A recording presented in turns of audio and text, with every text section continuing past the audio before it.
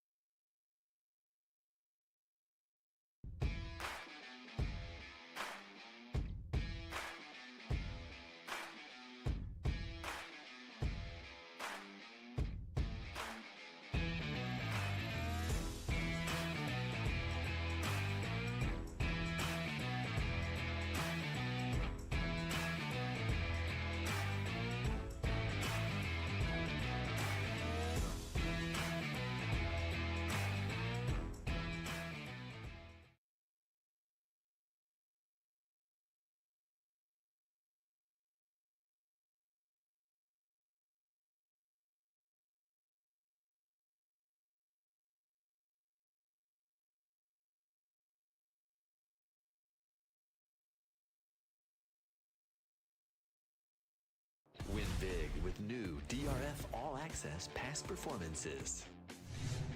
With one best-in-class product, you now get all three past performance formats. Easily switch between views. Access the most trusted information in horse racing with DRF All Access past performances. Go to drf.com and use coupon code 1FREEPP for a free single card today.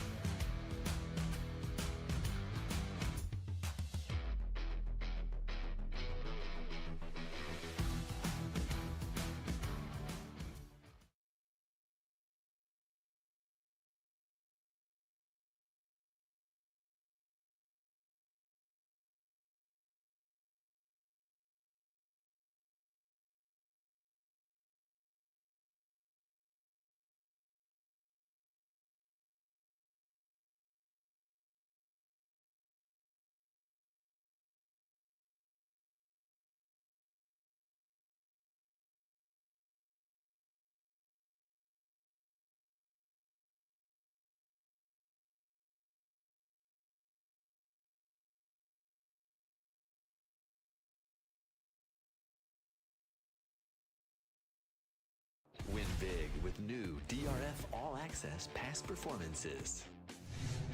With one best-in-class product, you now get all three past performance formats. Easily switch between views. Access the most trusted information in horse racing with DRF All Access past performances. Go to drf.com and use coupon code ONEFREEPP for a free single card today.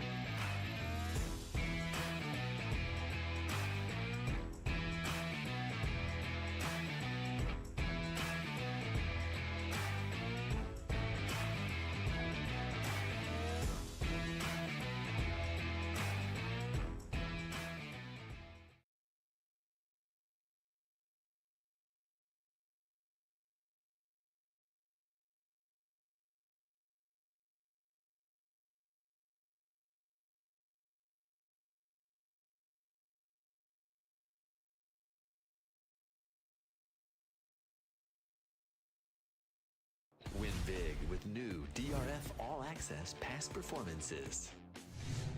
With one best-in-class product, you now get all three past performance formats. Easily switch between views. Access the most trusted information in horse racing with DRF All Access past performances. Go to DRF.com and use coupon code ONEFREEPP for a free single card today.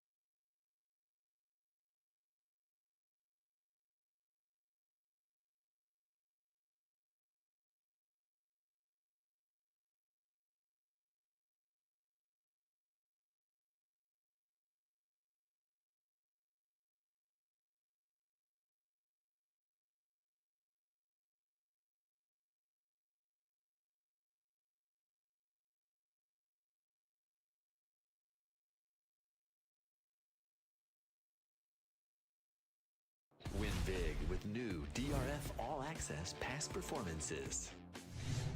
With one best-in-class product, you now get all three past performance formats. Easily switch between views. Access the most trusted information in horse racing with DRF All Access past performances. Go to DRF.com and use coupon code ONEFREEPP for a free single card today.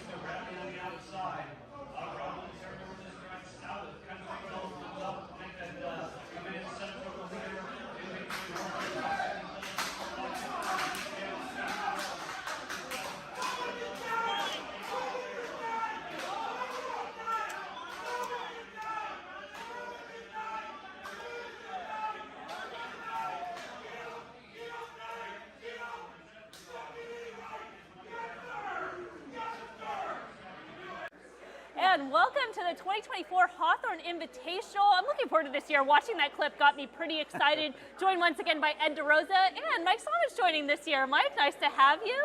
And both of you guys played the tournament yesterday. There's so much tournament action. Not only do we have the Hawthorne Invitational, but the standalone $500 live money tournaments, which are some of the best in the country. There's no takeout. Play you win. Lots of seats on the line. How's this weekend going for you? Well, I'm glad to be here.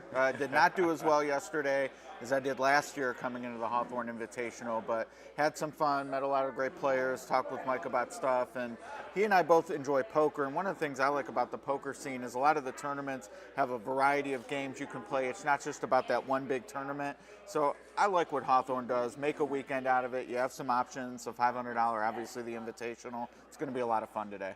Yeah, Mike, and then how's your experience so far coming out here? It's been great. I mean, the tournament is awesome, phenomenal yesterday. Love the structure, like Ed's point around poker. It's kind of like a mixed game today because we've got these $250 maximums in 8 different races, and then the no max in the last race with a minimum of 500. So you're switching up your styles throughout the day to try and make sure you're able to get to the front. Yesterday, I zigged when I was supposed to zag, but at least we handicapped well. We just bet poorly. And it's funny because betting is the most important part of these tournaments. You've got to bet well and handicap okay, and you can still win these things. So hopefully we can get off to a little better start today and hit these mandatory races we got coming up. I was just wrong, by the way. You were just wrong. Yeah, I mean, that happens too. Sometimes you feel better about that. Yeah, exactly. You're like, I can't really bet wrong if my opinion's wrong. It's just going to be wrong, right? Maybe you can get away with one or the other. You miss punch or something. But that's one of the things we're going to be discussing today with the room of players. There's 61 players in the room today. A couple people qualified yesterday. A lot of invites, some returnees, some new faces. But you get to hear that strategy, the separation of the betting from the handicapping. And as you mentioned, the format today, and we'll talk about the Hawthorne Invitational because it is a little bit more structured. We have those 8 races. There's 4 optionals. We'll talk to some of the players that have already moved up the leaderboard. There's already been some action early on in the day, and we're heading into our first mandatory race. But just as a reminder, there is the 4 optionals, 4 mandatories, and then the finale. And in each of those races, it's a $250 bet, no more, no less. It has to be exactly $250 as part of the rules in those 4 mandatories and the 4 optionals. And then the final race of the tournament will be Hawthorne Race 9, and that's your $500 that's left on your bankroll, but as a minimum. So everything that you've accumulated. So a lot of the players are going to be trying to building up that bankroll leading into that finale. And you're never out of it. You're never out of it, correct? Even if you're Until completely they cross wrong. the finish line in the 9th at Hawthorne, you are not out of this tournament.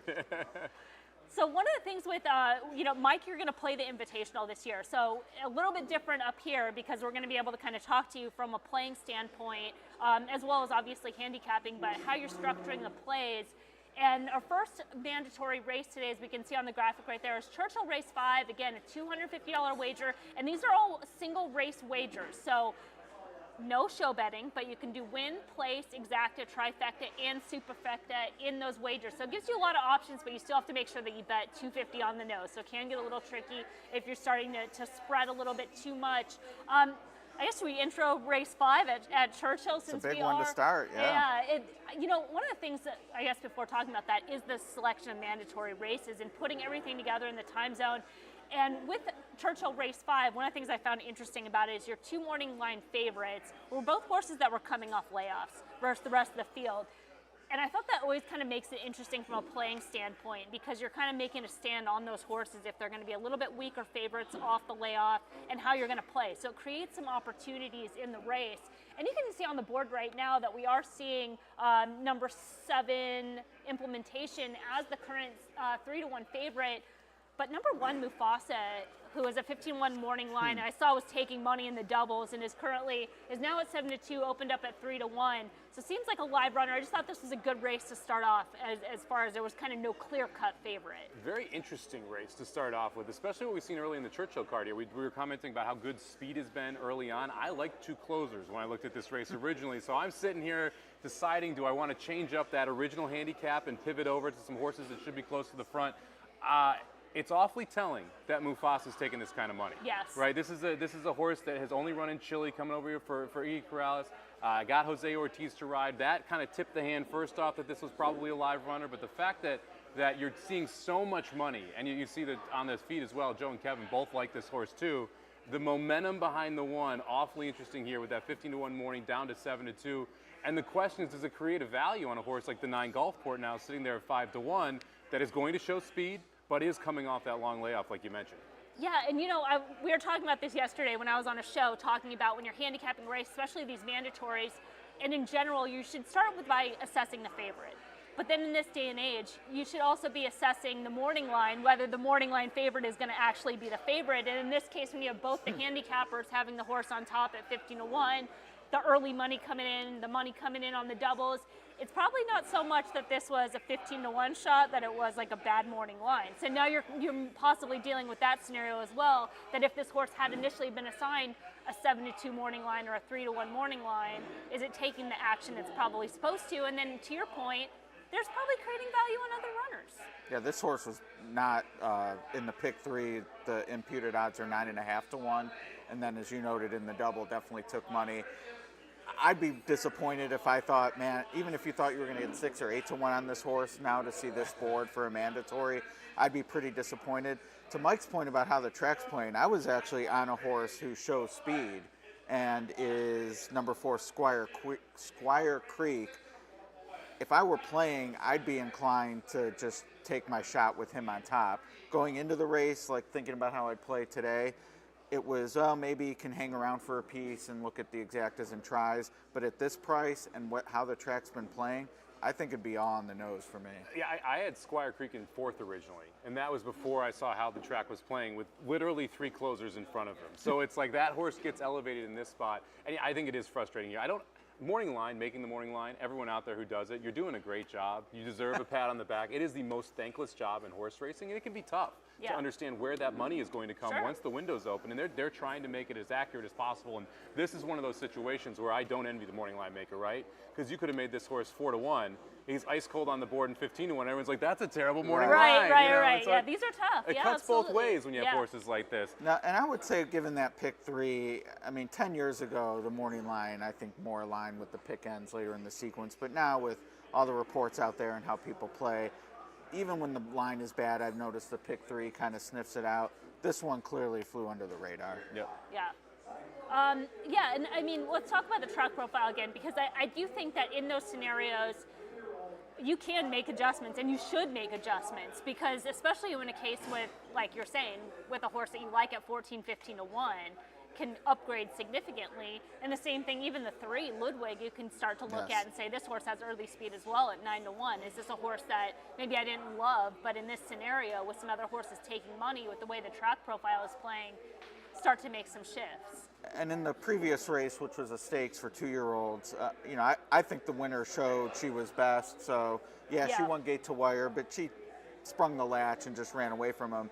The runner-up, who was well-backed, I thought had no reason to stay on for second based on how the race unfolded, turning for home, and she did. So it's not so much about the winner. Like you would say, oh, gate to wire must be a bias. To me, the fact that the runner-up stayed on when she looked spent at the quarter pole is where I get some more confidence about the front runner. The second race as well, which is the other dirt race we saw, 10 takes the field gate to wire. That 14 hangs on well. There's no one besides the 4 that really makes up any ground in the stretch, as you pointed out, Emily. And so you've got 2 examples now where it's not just the front. Right. It's the horses that are quitting, aren't getting that caught. Now they're looking like they're going to back up around the turn because they're sitting in the pocket, and they're like, oh, that horse is going to drift back. And then they just kind of stay there, and they stay there, and no one's really closing ground. You start to think, okay, that could be a little bit tougher. Now it is starting to dry out, so maybe things change throughout the day. And I think the track superintendents too also notice that, like, hey, maybe nobody's closing. Let's change things up a little bit. Let's make it more even when they're expecting it to now play unfair, and it always throws a loop in there. But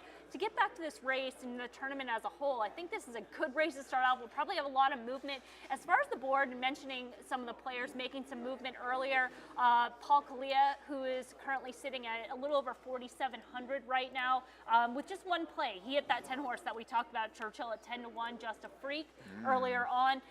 AJ Benton, who I know you're going to talk to in a little bit, because I'm curious to see what AJ played, moved into a little over 4,000 as we're looking at the leaderboard right now. And then there's not much movement after that. You see the scores that have 2,500. Those are all players that haven't made an optional play. Now that'll all drop down $250 or move up regardless of what that action is. But there's also some players that have made some of those optional plays, but there's still plenty of time. And it looks like actually Paul has made two of his optional plays based on that. So yeah, I think that's kind of a good plan too, especially when you lead, strike early, especially if everybody's kind of holding their cards. And I mean, to be double already is not insignificant, I don't think. And as we talked about on the spaces, you are now guaranteed to go into the last race with however many optionals and mandatories left with what, 3,000 then? Well, you're max betting $2,000. Right. So if you cash $2,000 over those 8 races, you're walking in with $2,500 to that last race. Yeah. Right. And so you're able to set yourself up well. And if you get on the board early, all of a sudden you can start going for the throat in a big way. You can play $250 tries. You can play one race scores that shuts the door for the rest of the room. And so it gives you a huge edge knowing where you can be. Or at least takes everyone out of their game plan. Well, yes, forces everyone in chase mode, I should say. And there's so much strategy into it, because there can be, if you're sitting in that position like Paul and you're saying, hey, I like some horses coming up, I'm going to be aggressive, I'm going to try to really jump out there, versus if maybe he played his 2 opinions of the day and now he's saying, okay, I have to make 2 more, but I'm going to try to conserve my bankroll, use that 250 to maybe do a place bet or whatever, just to kind of conserve that money to have 4,700 going into that last race. So there's so many ways that you can play it, but yeah, I think there is a lot of advantage of having a bankroll going into that last race. I certainly would like a bigger bankroll going into the last race. Yeah, but at the same time, I mean, I've been in spots where you are down to sort of what's your last play, and given the depth of the last race, especially, I mean, $500 can make a move. Sure. You have to be dead right, of course. Like, there's no margin for error chasing someone who has 7, 8, 9,000, but everyone's in the game, so. Yeah, with those multi-race stagers and still good size field. I think it's a 10. There's 1 scratch in the Hawthorne 9th race, okay. so it still gives a field of 10 in there. A lot of options, especially when you can bet supers and tries and leverage your bankroll. But you're not going to be able to get away with a $500 win bet on a 5-2 Right. at that point if you're down. We talked a little bit on the spaces as far as what we thought what it would take to win this tournament. Has anything kind of changed since then? Should we just kind of review what we think is going to be the final? I'll stand pat with my 16,000. I think we're under 10. Under Wow. 10, yeah. I think it's going to be under 10. Okay. The more you look at it, in the last race specifically, the 7's now out. I think the 4 is going to be a heavier favorite in that finale at Hawthorne. To me, it's handicapping the last race and working backward. Right. And if you feel like Fair. you can see a bomb there, I think all of a sudden the scores blow up. If you feel like it's going to be a little bit more chalky, I think they wind down a little bit. So I think that last race is really going to decide it. I've got to go make my mandatory here. Oh, yeah, that's right, let's yeah. talk So- about this, yes. I am looking at 3 horses. I'm looking at the 4-horse Squire Creek, which we talked about, which is the horse I like the most from a speed perspective. The 2-horse Wake Surf, or Irad Ortiz picks up the mount there. And then because of the way the track's playing, I like Gulfport a little more than I did prior. You just Gulfport clicked to favorite. getting bet down right now Barely. at 3-1. Well, they don't mess around here, so we better No. let you go. All Yeah, right, so yeah. Jump out. I'm going to play an exacta involving though, and I'm going to decide as I walk up Okay, here. So I'll be right back. Yes, the horses are walking to the gate as Mike walks to the gate right now to punch Right. those bets in. Yeah, we're looking at the board, and it has jumped around a little bit. It looks like the favoritism just moved to the 1, the horse that's Sure did. taking that steam and getting some attention from the public handicappers. But yeah, I think this is an extremely interesting race. I'm definitely interested to see how the room reacts, what type of plays. Now, for those that are following on the live stream, you can go to hawthorneracecourse.com/leaderboard, and that's where our leaderboard is. We're using the same type of leaderboard as BCBC. So when people put their wagers in, you'll be able to click that drop down and see what people plays, and I'm looking forward to that because get some information, especially when we're talking to players. Yeah, seeing or the plays is. yeah, good or bad, you just get to see, what people are at, how they're approaching this type of tournament with that $250, which is different than the BCBC, because in the BCBC you could push all in if you love something here. Right. Yeah, you could be out. Yeah. Or you could be way ahead. Right. And to the similar point about, we know that the leaders here are going to have a minimum of 3,000 or whatever it is left. You can also press your wins as you go, and that's not an option here. It's the flat 250. So, the board hasn't gotten away from anyone at this point. So, for me personally, liking the 4, the win bet is enough. But, you know, as we get later in the day and people might feel like, man, I need a score, that's where you start looking at, okay, how do I key this with something? But Mike is back. I take it that means you got in? I did get in. All right. I ended up keying the 4 in exactas top and bottom with the 2 and the 9, and then I played a triple 9 over 4-2-4-2 to try and get a little bit bigger of a score.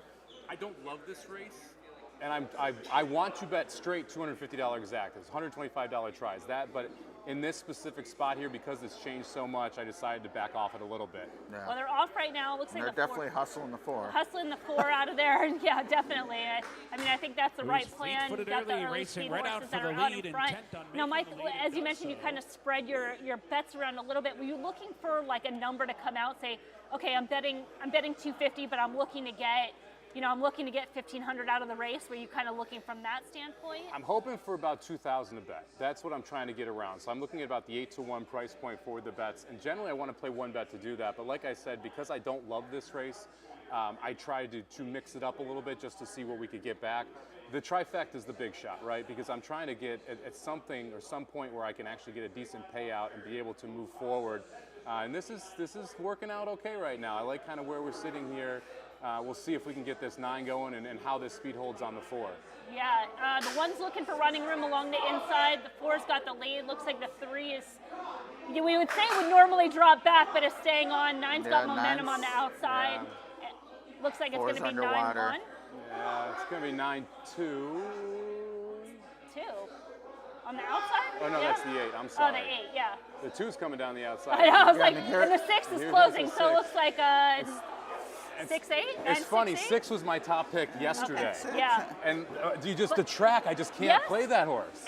But that's the thing about being a horse player is you have to be able to make those adjustments, right? And say, hey, the track is doing this. I can't play a closer. Yeah. But you'd arguably make the assessment that 6 was best making a close over this type of race course. Even the 9 an assertive ride on the outside, putting the horse in the race, recognizing I've got to be a little bit closer even though I'm outside. I'm not sure what the excuse is on Mufasa there, but I would say this might be an example of, and unfortunately it was such a wide race, so you couldn't be narrow past him or her, past Mufasa. But man, I mean, 5-2 is an underlay. Absolutely, like, yeah. You know, you had the public on the public 7-2 fell short. Right, That was yeah. great. Then to click down to 5-2 though, and you know, if there was an opportunity to have some opinion where you just had to get that one out of the number, you could have done all right. I did not have that opinion here, so couldn't hook it up with. But didn't sound like a lot of eruption though. I mean, obviously in a room of 60, someone probably did something with a 4-1. Well, here's the thing: when you think about them, I think a lot of people may have tagged the 1. So there's a 15-to-1 morning line horse, but then you get up to the race and you're like, do I like this horse more than Gulfport? Right? Because you're sitting at 4-1 and 7-2. At 15-to-1 and 3-to-1, yeah, I do. But when you flip those odds, your opinion flips there. And so I wouldn't be shocked if we saw people change their opinion in this race and move off a horse like the 1, which was logically popular at 15-to-1, but almost unplayable at 5-2.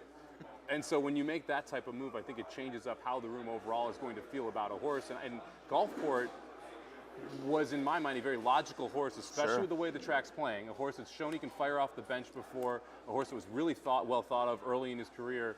And so 4-to-1 is not a bad price at all here. And if it's 4.96, I'm going to be a little mad at myself. But we'll worry about that later. What was it? It's going to be close. I thought it was between 9.86. Yeah, I think the 8. I hope you're right, Ed. But, yeah, makes you feel a little bit I'm better. glad it wasn't part of the pick 6 because that would have. I don't want to say I'd be dead, but it would have shaved a lot of my tickets for sure. So. I will say the interesting part about these Hawthorne tournaments, Ed and I both playing the 500 today, and I am playing it simply because if you're out there watching and you're betting $500 today, you should be at an OTB here at Club Hawthorne. Absolutely, Because I was going to play the pick 6 carryover anyway. Why not win a free NHC seat if you hit it, right? Yeah. You might as well take a shot in those type of things Some because good prizes. it's essentially free prizes. And even if you weren't planning on spending the $500 bankroll, like if you're like, oh, I'm going to play the pick 6 and my budget's $100, you could buy into the tournament, play the $100 ticket. If it hits, Then quickly Right, you're get good. absolutely. Like you don't even have, you don't have to Absolutely. bet the whole No, 500. yeah. You know, like to your point, just go in and play what you wanted to play, and if it works out in your favor, you're gold. Good call, Ed. Yeah. There we go. Yeah, 9-8. all right. The home All track right. angle. And then WW Candy, just a preview for Hawthorne, one of our old-time Hawthorne horses, WW Candy. Familiar name around here. Ran very well against 9-8 that was Absolutely. 35 to 1 exacta. So if someone was found gettable. it for the right volume, Yeah. they'll jump up a little bit. 8 was playable. I mean, I could see people just going 9 over 3 or 4 horses there too, and trying to move their money around in that. Yeah, I'm disappointed I couldn't figure out what to do just pari-mutually, because I had 8 horses like that I fair odds, so to speak, where I thought, okay, these are the contenders. Here's where I would kind of want to play them. The one wasn't anywhere among the 8, so like that's an opportunity. You know, you're against the 5 to 2 very clearly, but I just didn't have a strong enough opinion. I leaned on That's the a 4. tough race. Yeah. It's a very tough race to start off. And I mean, the other thing is too is, you know, you're talking about how tough it is to figure out how to make a pari-mutuel bet. And that's a different thing about different tournaments and shifting to that live money, right? At the NHC, it's like kind of a no-brainer. Like, oh, I like the 4 at 19 to 1. Right. $2 win That's place. it. Like you live and die, or you're splitting between, oh, I thought the 1 was live, but maybe not. I can't take 5 to 2, and you either just stab at something else. But when you're betting, Yeah. it makes it even more crazy because you can start using those horses. The number of decisions you need to make in a live bankroll contest versus the number of decisions you make in a win place like NHC it's exponential in a live bankroll contest. Because in NHC, yes, you're deciding between The board races. decides for you. But you are like, hey, I'm probably playing a 10 to 1 plus shot. Right. Is it 10 to 1 plus? Yes or no? Do I want to play it as one of my options? Yes or no? Those are your decisions. Here it's, okay, I'm going to play this race. How am I going to play this race? How does the board affect how I play this race? Where am I in the tournament to understand where I need to get to make sure I'm getting the correct payout to play this race? It just forces you to make so many more decisions, and you have to be right about them, or else everything kind of crumbles from a tournament perspective. Well, on that note, since we have a room of 61 players exactly, well, we have 60 because we've got one sitting at this table, but 60 players throughout the room, let's get some conversations with them and talk about that exact point as far as those decision-making process. So we'll take a quick break and we'll be right back with some of the players. Win big with new DRF All Access past performances. With one best-in-class product, you now get all 3 past performance formats. Easily switch between views. Access the most trusted information in horse racing with DRF All Access past performances. Go to DRF.com and use coupon code 1FREEPP for a free single card today.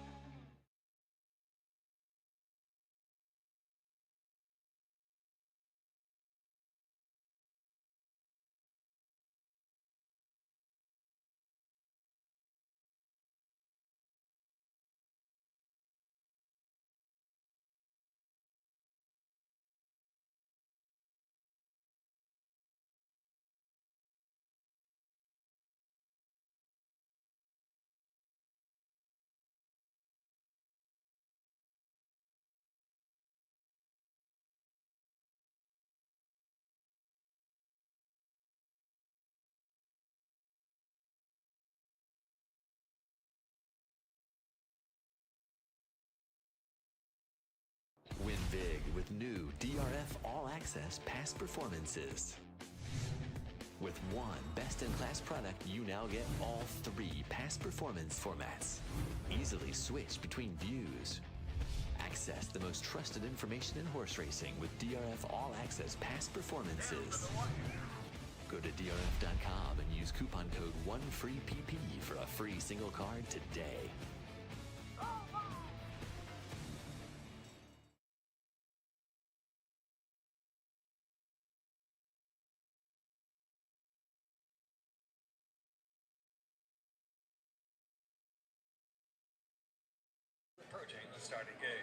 Ed DeRosa here with Brad Anderson back at the Hawthorne Invitational. I got my lounge set up back from last year. Good place to have a fireside chat with some of the best players in the game. Brad, you won the 2019 Breeders' Cup Betting Challenge Championship. Yep. You won it. That's the important thing. Now you're here at the Hawthorne Invitational. What is it about the live tournament setting that keeps you coming back to these types of contests?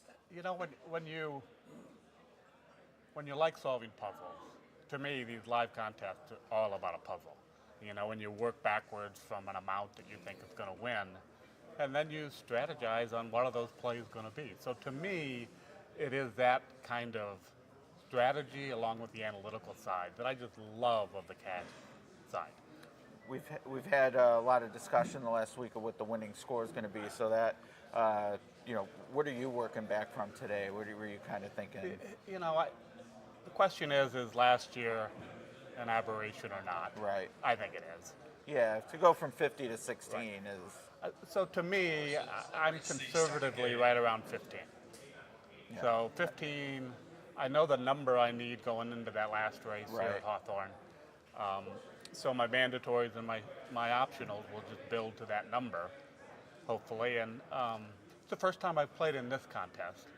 I've been invited, but I just haven't been able to make it.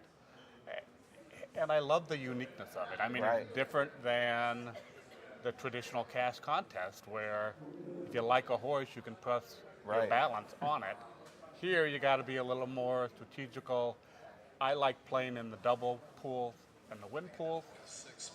So I think this has forced me a little bit. I got to go at least into the exacta pool to try to find the value to get that number that I want going into that last race. And one thing I don't want to say struggle with, I haven't played a ton of contests, but one thing that I think maybe I overemphasize, I'm not sure, curious your take, but scoreboard watching, so to speak, how much are you massaging your strategy based on seeing where the leaders are?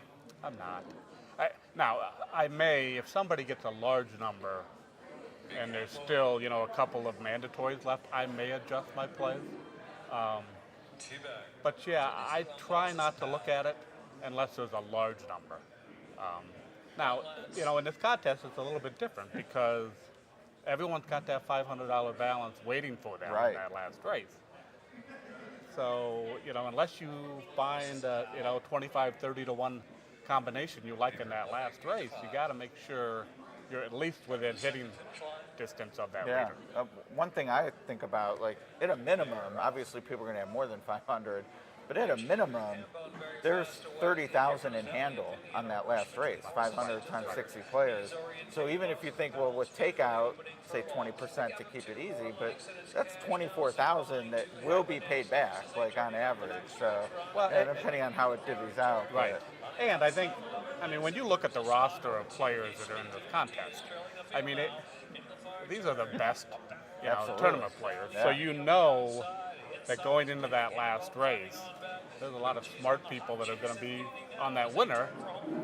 The question is how much value can you extract by maybe your lesser opinions to deliver on that. But, I mean, that's what makes this type of contest, is you know you're going against very smart, seasoned players, and it's going to take your best and a little bit of luck to end up on top. Two more questions before we send it over to the next one. Do you approach optionals and mandatories differently? Are you thinking about, okay, with everyone in this particular race, are you sort of playing the field a little more than you would with an optional? Yeah, I am. I've got my return targets on optionals a little higher than on the mandatories. Okay. Yeah, that makes sense. You know, it's just, I feel like if you find an opinion outside of the mandatories, the likelihood that there's going to be a lot of people in this room on that race, if you can find the right race, that really could be a differentiator. Where the mandatories are going to play out, and everyone's going to try to find that magic number in terms of combinations to deliver the value that they need. And tell everyone what your big opinion was in the Breeders' Cup that you won it. It's a funny story. So in 19, I had 2 entries. And going into that last race, I had a double that was alive to 3 horses. And my main opinion was I was going to go all in on McKenzie. But talk about leaderboard watching. I knew where the leader was. And the odds, I had about $27,000. The odds, I think, were 5-2, wasn't going to give me enough to win. And this, the strategy that I play in those contests is I'm there to win because the value is in that prize pool. Right. So I pivoted off of McKenzie and did a single win bet on DeRosa for about $27,000. There you go. And he delivered about, I think it was 9-2. And then you throw in the prize pool money, and all of a sudden you're up to 17-1. Yeah, very nice. So that's where the leverage is, and Yep. that's why I made that switch, because I wanted to win the tournament because of the top-heavy prize structure. All right, Brad Anderson, he's number 1 alphabetically. We'll see if he's number 1 at the end of this. Thanks for the time. Thanks. All right, on to our next interview. Mike Somich, we're here with Paul Coley, our current leader right now in the clubhouse, sitting on the board at $4,500. Paul, a previous winner of NHC. What do you think about the structure here for this Hawthorne tournament? I think it's an excellent tournament. They give you the races to play. They give you the amounts. So it's they take a lot of the. They tell you it's. I like the format. It's different than the NHC obviously, but it's really cool. I like it. It's an interesting hybrid, right? Yeah. Because it's not like a cash tournament where you can just shove in 4 or 5 different places. It has parameters, so which is everybody knows what you have to do. Mm-hmm. So. Ready? And now, so you've played NHC. You've successfully played NHC.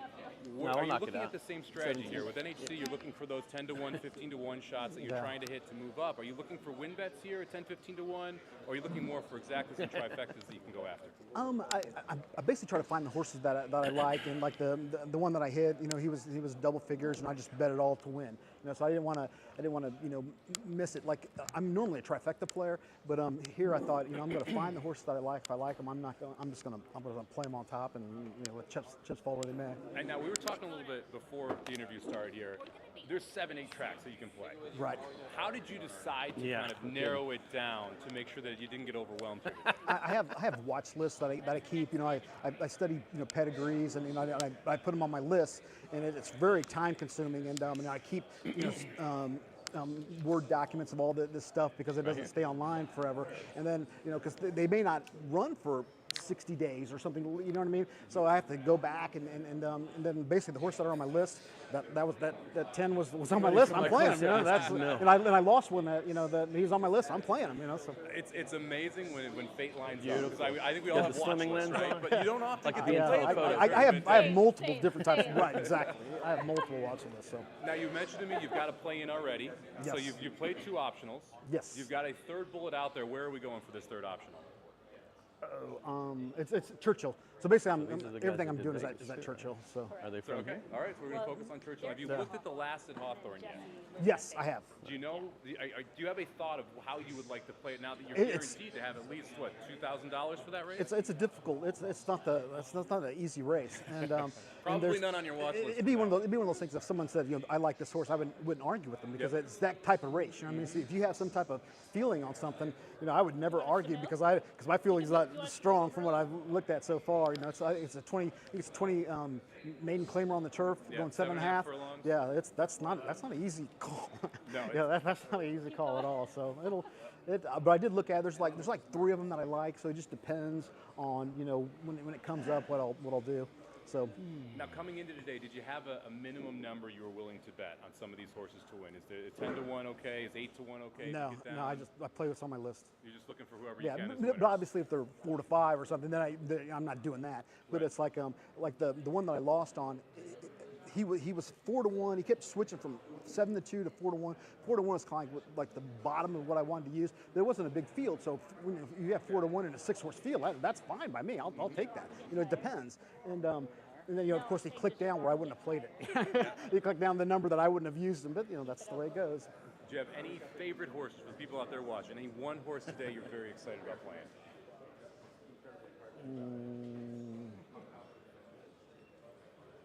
No, but I'm excited about my horse that I own, Irish Aces. That runs next week in Indiana. There we go. So Irish Aces next week in Indiana. In the Schuster, I'll know tomorrow. Okay. There's 50 nominations, so I don't know if he's going to draw in, but he should, based on what the parameters are for the race. So I'm really pumped about that. I'm real excited about that. So if you're out there watching, make sure you start a stable, right? If you don't already have one, and make sure you're at Irish Aces policy. Thank you very much for the time, man. Appreciate it. Past NHC winner, current leader right now in the Hawthorne Invitational. We're going to send it over to Emily. And Emily here with Matthew Bickey. And Matthew, I'm so glad we get to talk because last year you finished second, and we kind of closed early, and we didn't get a chance to talk to you because Eddie Olczyk hitting the big 80-1 was a lot of the excitement, and you just kind of got swept aside. But talk a little bit about last year's tournament and then coming into this year. I didn't know. Well, last year I had a really good run. But actually whiffed until the optional I had, and I also had that 81 to 1 and a back, but not as many times as Eddie. I have no idea. It was fun though, pretty thrilling. I was in the back cheering similarly, but not as amped as Eddie. Yeah, it was a pretty exciting finale. Now, you mentioned that because you only hit you said last optional and then the finale. Because this year I'm looking up and you haven't played an optional yet. Now is that by design? And last year's 52,000. It's like what? Like okay. Is the mic okay? Monmouth 3 actually. I was thinking about it, and I'm glad I skipped because the 1-5 won. Okay. So that was handy. The internet was not working. It kept me out of the race and saved me. Okay. Well, sometimes things, Sometimes you know what? work. Sometimes you need that type of luck. Sometimes passing a race or skipping a race, something like that works in your favor. Now, as far as holding off into those later mandatory races, is that because those are races you picked out, or is that sort of like you just wanted to wait and come to that time, or did it all kind of come together? Well, as we spoke in Vegas, race selection is my personal holy grail, and I haven't solved it yet. But there's some methods that I've been trying to use to winnow races out of huge, selections. Like, there's just too many tracks to look at everything. So you've got to have some sort of way to parse them down. So are you following a circuit this time of year, or is it a select type of races? Do you prefer maiden races? Are you looking for big fields? What are some of those angles that you feel give you an advantage in this type of tournament, or just horseplay in general? Well, I'm pretty dedicated to the software system that I use, and there's something that they've come up with called a long shot score, which I'm trying to help them perfect. It's still off, but someday that is my hope. Like, my dream is there's a scale from 0 to 100. 100 means bomb, 0 means forget about it, it's the chalk. Okay. And I would like for that to 51 means better than a coin flip, not coin flip. Coin flip. Not right. favorite. Yeah, so much of the play, just in general, and as far as tournaments, and you're talking about in the race that had the 1-5, is being able to assess that 1-5 favorite and say, if this horse is vulnerable, this race is a play, and you have to be able to do that so accurately that it's not even so much picking the exact horse, but finding the races where there are a vulnerable favorite. Like, for example, let's talk about Churchill 5, which was the first mandatory race. How did you approach that race, and then how did you end up playing that race, just in terms of both your handicapping process and then how you ended up playing it? Well, in mandatories, I firmly believe that you should, unless a favorite just lays over the field, I never take them. So hold on before we go further. Is that just in terms of playing live money as well as fictitious bets, because it could be different, right? It can be different, but generally, in the way I play Win Place Mythical, I'm never going to get beat by $6. Right. It just doesn't usually happen. Okay. We're good. Yep. I'm never going to get beat by $6, so even in a race where a favorite looks dominant, I'm still trying to cap second. Right. So in live money especially, I was key to the 4 there, who ran a nice race, and then a wall of horses swallowed him at the end. But, I was swinging for the fences there with like an exacta like last year. I mean, had that 4 come in, I'd have been in the 18,000. So you ended up keying the 4. Did you have like a win bet and then as well as your exactas, or did you have the horse only keyed in exactas? On win bet, exacta, I do use a 4-horse box. Jorge likes to argue with me about that, but I think you got to be good on the day. Generally, I don't agree with boxing, but in a tournament, I do, because I don't want to be sitting over there like if I had only, So I do about 25% to a box, and then I have some skinny drops. Yeah, but always have that win bet, especially when the horse is 19-1. The 4-horse that we're talking about in the mandatory was, I think, 19-1. I never issue the win bet. Yeah. I mean, because if you're right about something, you got to get something. Correct. Right.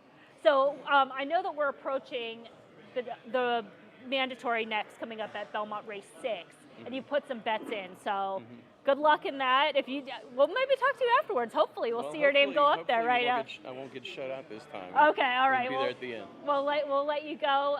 We'll be back at the desk. Take a quick break. Win big with new DRF All Access past performances.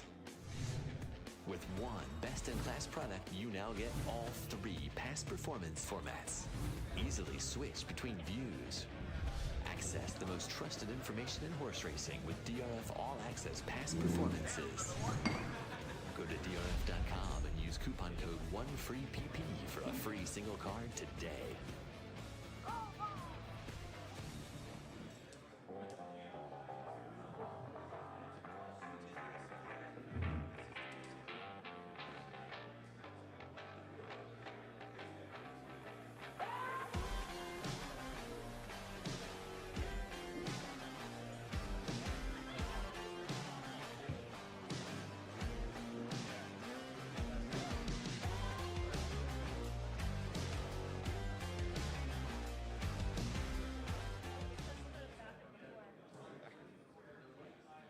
Before the car wreck.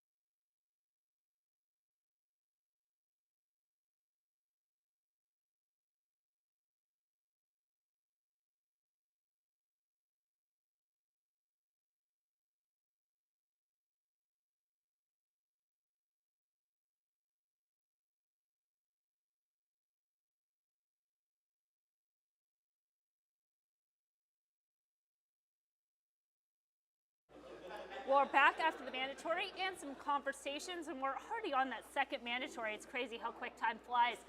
Race 6 here at Belmont as the horses are on the track. A pretty solid field here of 10 horses and an 8-5 favorite, and then there's prices throughout. How did you guys see Belmont Race 6? Well, this is one of my first bigger opinions. I like a horse quite a bit here. I like the 5-horse at 9-2. This is a horse that switched barns a couple races back. First off the layoff, we saw the surface switch here, so went from the turf to the dirt, wasn't able to draw into a turf race. They wanted to get this horse on turf. Now second off the layoff, second out as a 4-year-old, which are 2 big-time improved angles for me. We're getting back to the surface that this horse wants to get to. Lisa Lewis, a former Chad Brown trainer, takes the horse over. I like that as well. She's very good with turf horses. So to me, all systems go here on the 5-horse Clear Conscience. Getting 9-2, not enough for me to bet a win bet in the tournament. No? So I'm gonna. Oh no, we're trying to win this. So That's 1,500. I was gonna say you're chipping away. No? We don't chip here. I told you. I realized the last race. The last race we were trying to chip a little bit, but at least we were chipping with prices. Right. I like the 2 horse who's the favorite. 9-5 right now. I'm going to play $250 cold exact of 5-2. Just try and sting this thing. It's 20-1 right now. That pays a lot more than $1,500. So we're gonna try and pick up about $5,000 on this race and set ourselves up well for the future. I feel like this breaks my fundamental heart of like, I love a horse, but I have no win money on them. So it's interesting because like we can talk about at some point we should talk about tournaments, right? Yesterday I liked the 7-5 shot. I should have bet it to win, but I didn't, and I never would bet win money on that horse. And this is a situation where outside of a tournament, I would bet the 5 to win. Inside of the tournament, I won't. In both situations, it's because you have to know what you need, right? And yesterday, betting that 7-5 shot for $500 to win got me at $1,200. I needed that other $700 to be able to play the way I wanted to later in the tournament. Here, yes, winning, $1,200 would be great. I want to win the tournament. You got to go for the throat when you have the opportunity for it. And this is one of those races, one of the few mandatories I have a bigger opinion in. So I'm willing to take a shot trying to get 20-1, try and put me at the top of the leaderboard, hopefully until the last race if I'm right in one of these races. I think there is something to be said about that aggressive play and taking a shot and knowing that even though 5-1 is a square win bet, all things considered. Yeah, I would. Not in this scenario, not for what you need. Okay. I actually do like the favorite, but 3 it's like, okay, where's your line? That is definitely a situation, a win bet here where you're only limited to the 250. I'm not saying I have this strong of an opinion on this, but I mean, let's just say like, man, I love this horse. 3-2 is fair value. You're getting 8-5. In like a BC type tournament, you can maybe it's not an all in, but you can certainly make a significant stake. I thought the 8 at 18-1 had some numbers that aren't terrible. And can move forward off that race at Saratoga. So personally, that's how I'd be looking to, can we sneak the 8 in there? And then beyond the 2, I had 3, 4, 5, all very logical. Yep. So in my mind, the 8 is sort of the wild card if I were playing. I thought this was a tough race to price on. I think it's 2, 3, 4, 5. Those are the 4 horses, and they're the logical horses. They're the prices, and because of that, this is the style of race that I'm looking to just hammer cold then. Yeah, I disagree. Yeah, I mean, I thought this race was kind of one of those tricky races too, because we're kind of expecting maybe it would come off the turf. And so looking at this field, you think, okay, well, there's a lot of horses in here that are dirt horses. So if this stayed on the dirt, it could still, be pretty decent of a race. And I mean, from a handicapping perspective, I agree on the 5 for all the reasons that Mike mentioned, had some excuses going back. And Ed's point as far as the 8 has those numbers of the turf class is probably a little bit weak. But I also feel like the 2 has some class questions, but it is one of those horses that is a turf horse, does have the good connections, which is part of the reason why that number's coming down. And the 5 checks all the same boxes a little bit better. So kind of surrounding that, the 3 is probably the one horse that you probably wanted to have last time at 26-1. Now it's stepping up in class against winners, and you're just getting 7-2. Yeah, 7-2. We talk about it. I mentioned the wedding funeral all the time. Look, that was the wedding. If you miss the wedding, don't go to the funeral, right? This is just dress like you're at a funeral. Yeah, there you go. You got some colors in there. I like it. It's a little pizzazz for that funeral.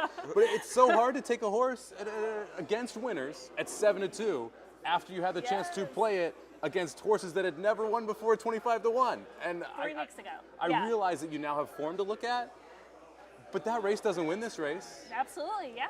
And so it's tough for me to swallow anything around that 7-2. I got to run and bet. I will be right back. Who's the plot? What's the flow here? Because I had a hard time. Like, you look at the running lines and you may think one thing, but like Briss, for instance, has Miracle Mike as a sustain, which is sort of a closer profile. But the pace ratings say if they wanted, he's capable of being up front. So yeah, this is. I mean, when you're handicapping a race, right? You're looking at pace, class, speed, and form. There's sometimes where you're going to upgrade 1 or 2 of those. Sometimes it's an equal assessment of handicapping factors.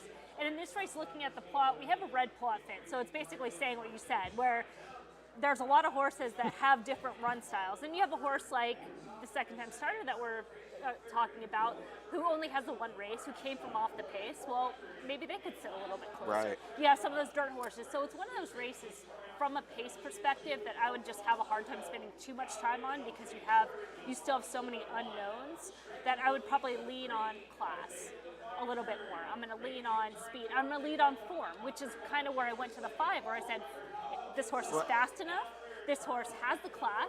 It's in form. It's second off a layoff. Run style. It's not a deep closer. Not a horse that misses the break every single time. Doesn't need the lead. Can work a trip. And it's a 9 furlong turf race at New York, so it could be 116. Absolutely. Leading to they crawl. So we're heading at the gate, but we are hearing the call from Churchill right now. It's quiet because not only, I mean, maybe someone used an optional, but also the start of the pick 6. And to quote John G. Dooley, the favorite obliged.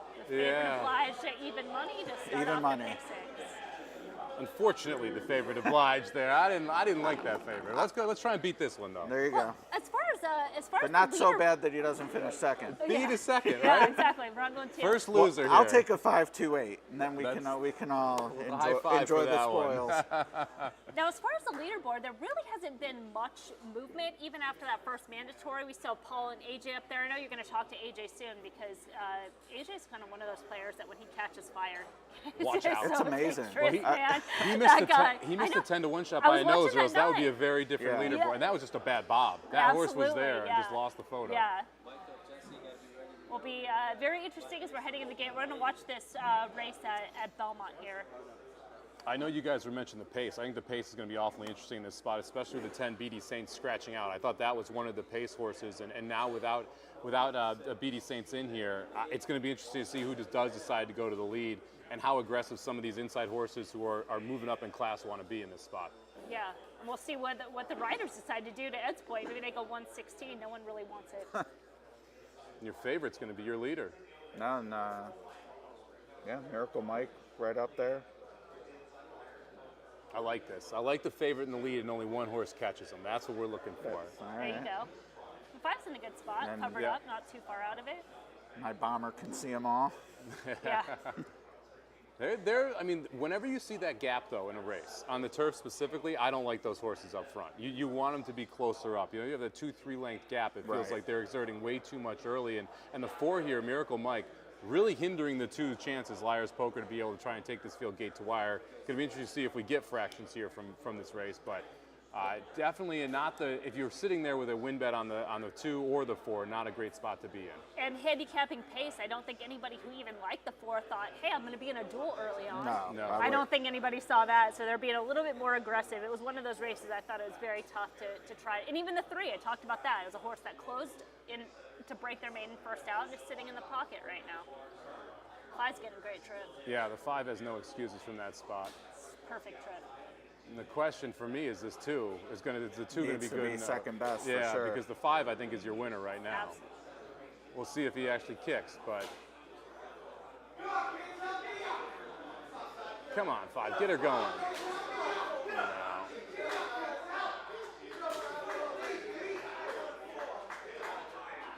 Come on, kick now. Get up. Get up. He doesn't want to quit. Get up. Oh, this is going to be close. Get it's up. going to go the opposite. No. Oh, it's going to be tight. Wow. That's tough. Did you, No, I never considered wheeling it, never I was considered going to say, boxing did it. you No, box? and I will say the one thing we thought, why you bet to win, that wouldn't have worked out either. No. So Yeah. So No. not that we'd ever crow about not our money, but yeah, I mean We talked about it on the spaces, talked about it before this race, talked about it before. I'm going to try and take shots to win, right? And that's the difference. If he wins the race, I get $1,500. If he wins the race and the 2 runs second, I'm at $5,000. yeah. Right. All right. So it's going to be my style. I hope everyone watching boxed it, but yeah, I'm going to play these cold and hopefully I get it right. And we got a great trip there, and the 5 just didn't right here, that little in and out and not wanting to just go really cost us the race in the end. It didn't have that final kick to get by the 2. But speed held pretty well, all things considered there. Yeah, we never saw fractions. I mean, I didn't get the impression they were Going very fast, Right. but yeah, a little too much too late. It might have been the inside good too, because that 9 kind of came from the inside to kind of get up for third. But well, this is actually we talked about to close out the first mandatory was opinion versus betting, and sometimes it just doesn't work out. But you made the right call, which I think you bet. Yeah. The way that you wanted to with the expected outcome, so no mistakes there. Just need a little bit more racing luck. Yeah, rarely you're happy with losing $250, but I'm happy with losing $250 because I did everything right, just didn't hit the way I wanted it to. You know, we've all been there. You know, people maybe unknowing or they just play inefficiently, whatever. I mean, I could see the text now. Oh, why don't you just box it? And a 2.5 is only coming back $1,000. Yeah. And that was not your target. No. You had no interest in taking that kind of money out of the race. So why would you make a play that doesn't give you what you think you need to get out of the race? So for those wondering that, it's not just that. The 2.5 pays $1,000. It also cuts my 5.2 in half.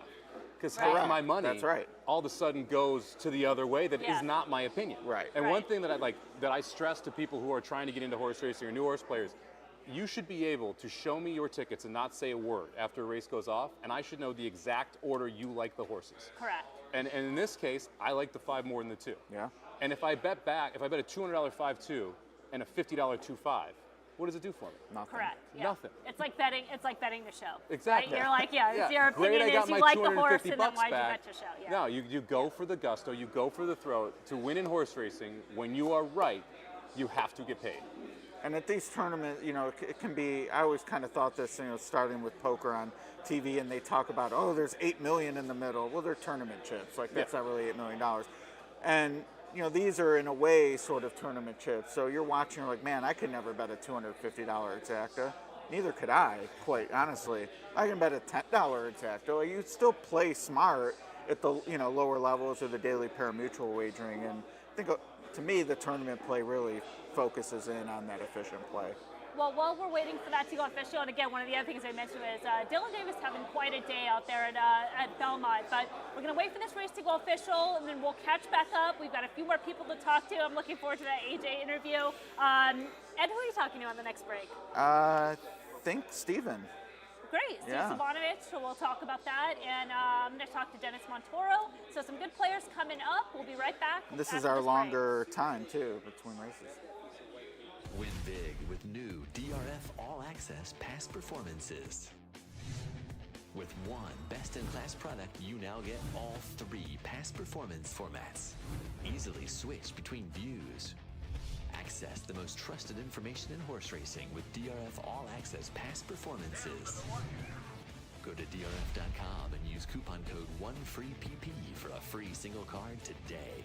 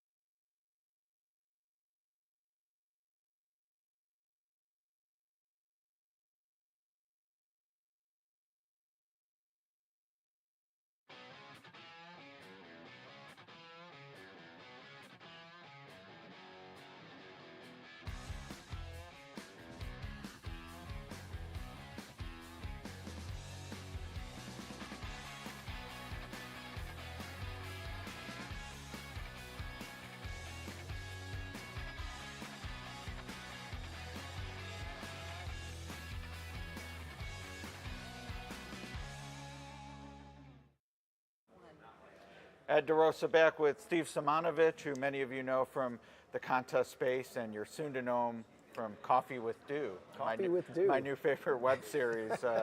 Good conversations always with Justin. Hopefully he's enjoying his cruise. You unfortunately did not enjoy that last mandatory as much as you would have liked. You got a route, but we're looking to cash tickets. Yeah, I'm playing win bets.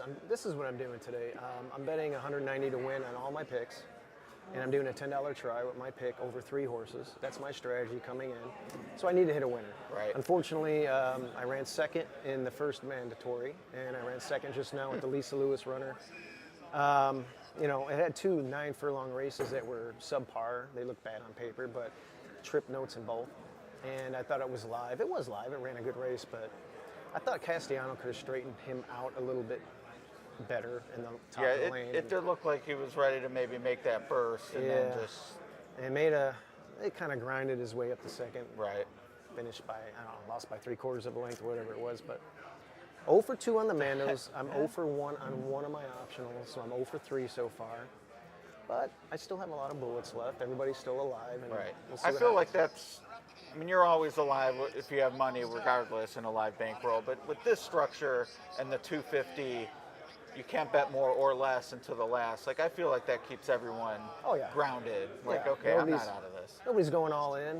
You can't do it. You got to bet 250. You're going to have $500 no matter what in the last race. I mean, look what Eddie O did last year. That's right. I mean, so it's a cool contest, and it's a different format that is needed. You know, you can't have the same betting format in every one. We have the BCBC, we have our $2 win place mythical stuff, and we have the Hawthorne Invitational. You were very forthcoming with your strategy, 190 to win, some tries with the rest. Yep.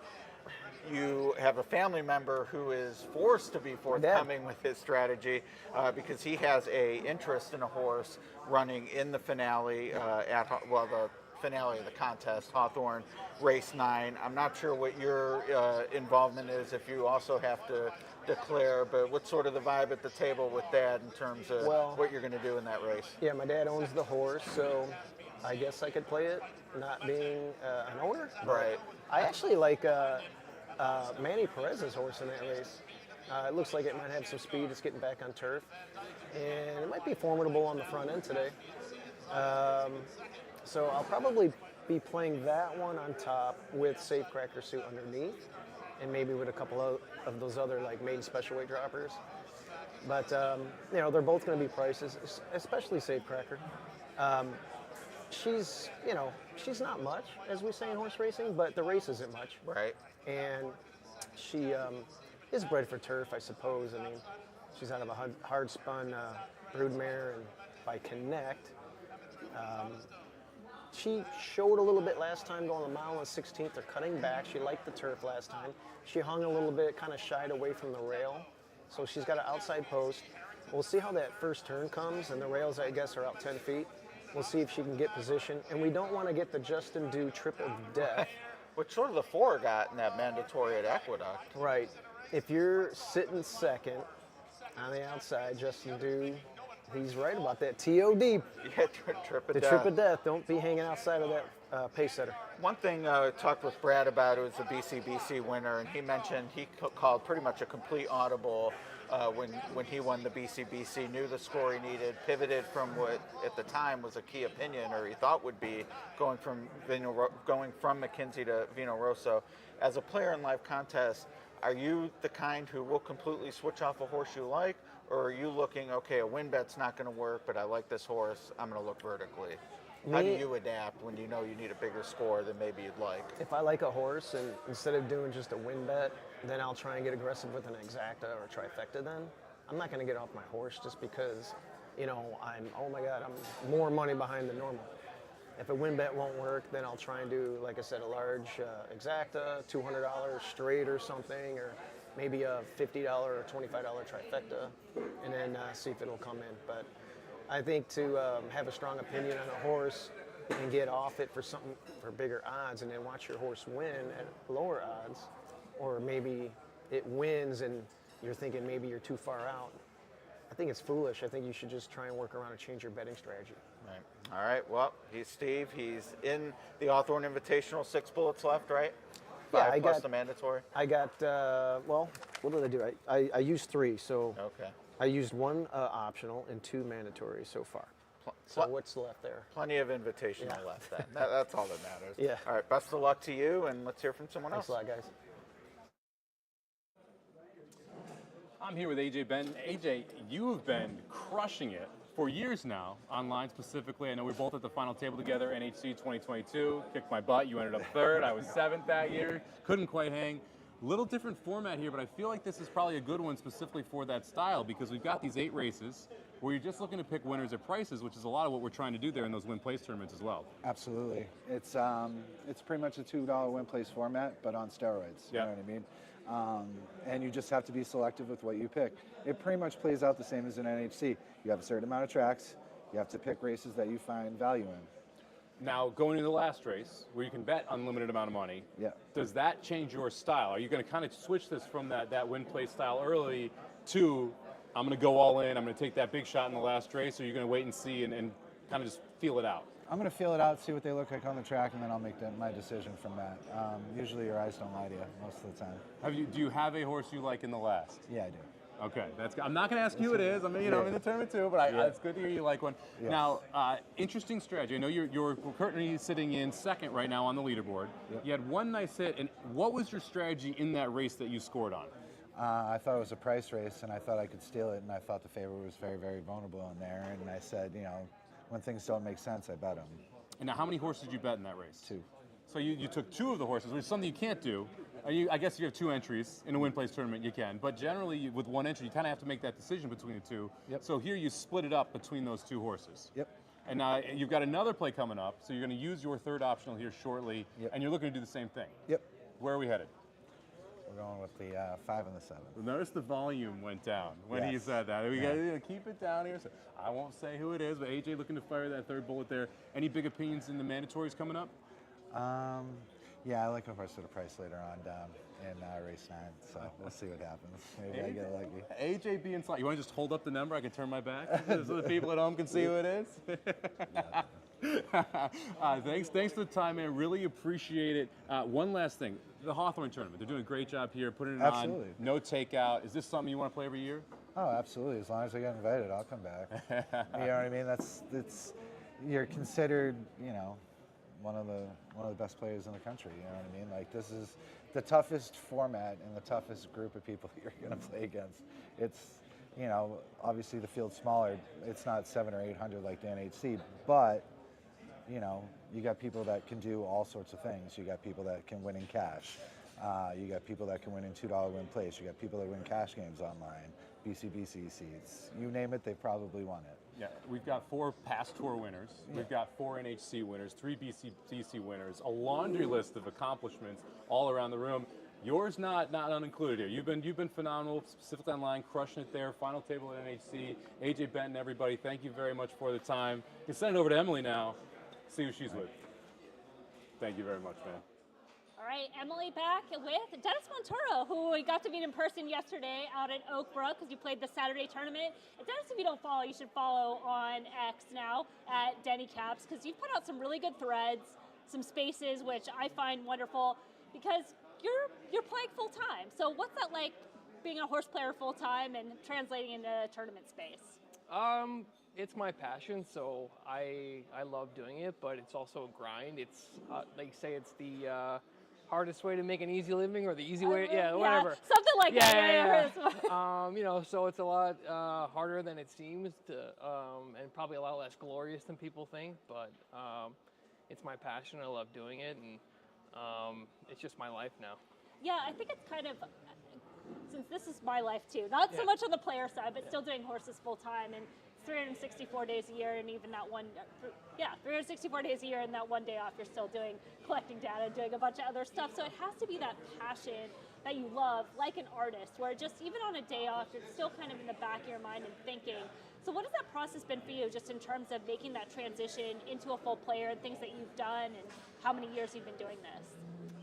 It's been a journey. I've always been involved with gambling, from like a younger age, I guess. But, I was involved with poker and sports betting and some of the other gambling avenues like blackjack, and basically just found horses as a child, but just continued to kind of always keep it in the back of my mind of it's another gambling avenue, but really found a home with it just because of how much data there is in this game, and compared to other types of gambling, and just kind of fell in love with that aspect, and some other reasons as well. But it's also a sport that's very scalable. Like there's races like every two seconds here in this country and other jurisdictions. So it's just a game I fell in love with over time, just based on how much data there is. Yeah, and from the gambling standpoint, the poker standpoint, and while we were just chatting here, and after the most recent mandatory at Belmont Race 6, we've had a jump in the leaderboard,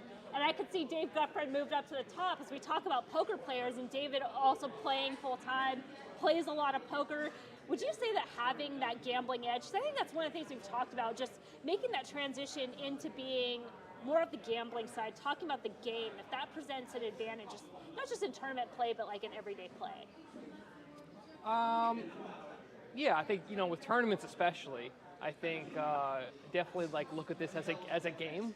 And, every game there's an appropriate format and strategy you have to kind of abide by. And, I think there's ways to intertwine your day-to-day play when you're actually playing tournaments, something that I kind of do. I know other guys here might do as well, like either betting cash into the pools or playing other tournaments at the same time and covering different, probabilistic scenarios. And, so it could be very complex. It could be very straightforward. It's just depending on, what your appropriate strategy is. So we talked about that a little bit earlier with the earlier mandatory at Churchill, because you're also playing the other tournament, the $500 tournament that lets you bet open. So in the $500, and correct me because I'm just trying to go off memory of a conversation we had 20 minutes ago, but where you ended up playing the 9-horse Gulfport in the $500, and then what did you do here? What was kind of that thought process and how you kind of hedged those two tournaments? Sure. Just from like a race perception, the data was kind of telling me for an allowance race it was pretty wide open. So I wanted to cover different horses, and I was able to do that with the two different tournaments that I'm playing. One entry in the Invitational, 2 entries in the $500 tournament. So I had an opinion on the 9. I had an opinion on some other horses. The 9 ended up winning. I actually had him double to the next race, and I actually hit it. So I think I was actually checking the leaderboard right before you grabbed me, but I assume, I think I have like $3,000 on that right now. Okay. So, a lot of time to go left with that. But I was able to leverage my opinion into kind of, a score in the other tournament, not the Invitational. So now how do you, since you have kind of those 3 entries that are live, how do you prioritize them and kind of decide if they're sort of hedging each other, but then also trying to prioritize each one? Do you move like into an 8 ticket, or do you try to move 2? Like how does that work as far as playing those 3? Yeah, I think like the Invitational would be like your 8 ticket, like just based on like the top heavy prize structure and the better prizes there, bigger entry tournament, more glory as well. So there is a belt now. Oh yeah, there is a belt. So I guess that would be like the 8 ticket right there. But like if I go home with anything today, it's just great. So. In that regard, I would say the Invitational is your 8 ticket. Awesome. Well, thank you so much for talking. Hopefully we'll talk to you again. We'll see you up there. Still a lot of action. How many mandatories do you have? How many optionals do you have left? 3. Okay. Yeah. And it looks like Paul and AJ are done on their optionals. So. Oh yeah, they added that. Okay. Yeah, I didn't see that. Can move around a little bit. So it's updating. Dennis Montoro again. Follow on X. Great follow. A lot of good content. Awesome to talk to you. I know we'll talk a little bit more.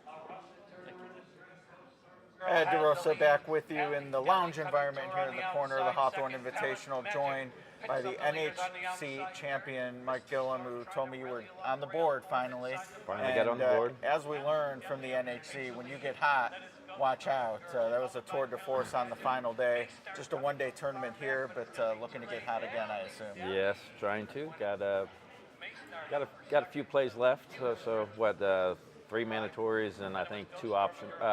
I think just 1 optional. No. So yeah, I have, and not too good so far, but I finally got on board. I thought I hit a $20 try. It would have been nice, and I changed at the last minute. Played a $20 super and not a $20 try, and would have hit the $20 try. But anyway, I still had 130 on a, to win on a 5-2 shot, so at least I'm on the board. Something, on the board. A little extra on the last race. And not sure how current exactly the leaderboard, but it did flash while we were waiting to come on, and we do have a new leader, David. Well, actually, he's based on the score, he's 50 behind number 2, but David Gutfrein did jump at least toward the, there we go, 46-12, sorry. There it is right there. What a production staff here to pop that up as we're talking about it. But I bring this up, A, to applaud Maven on making it to the top, and Paul and AJ doing very well, and Bill Sherman, but no one has yet to separate. Like, this is a board that you can still play your strategy. Oh yeah, absolutely. It's still, everybody's still in the game. I love the format structured, where you can't bust out first race like I've done before, but it keeps you in the game, and you just try to build on it and hope to have a little more, to put on the last race. So just hope to get a few more scores in, and you never know. That's all right. Well, no matter what happens, you get to celebrate next week at Indiana Derby at Horseshoe Indianapolis. We're going to present to you at the Eclipse Award. There's also a tournament that day you'll be playing. Maybe a little bit more to celebrate today, but what have these last few months been like as an NHC champion? Oh, it's just been just incredible.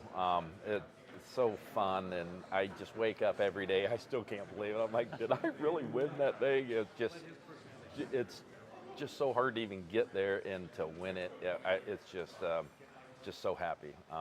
It's been a real life changer for me.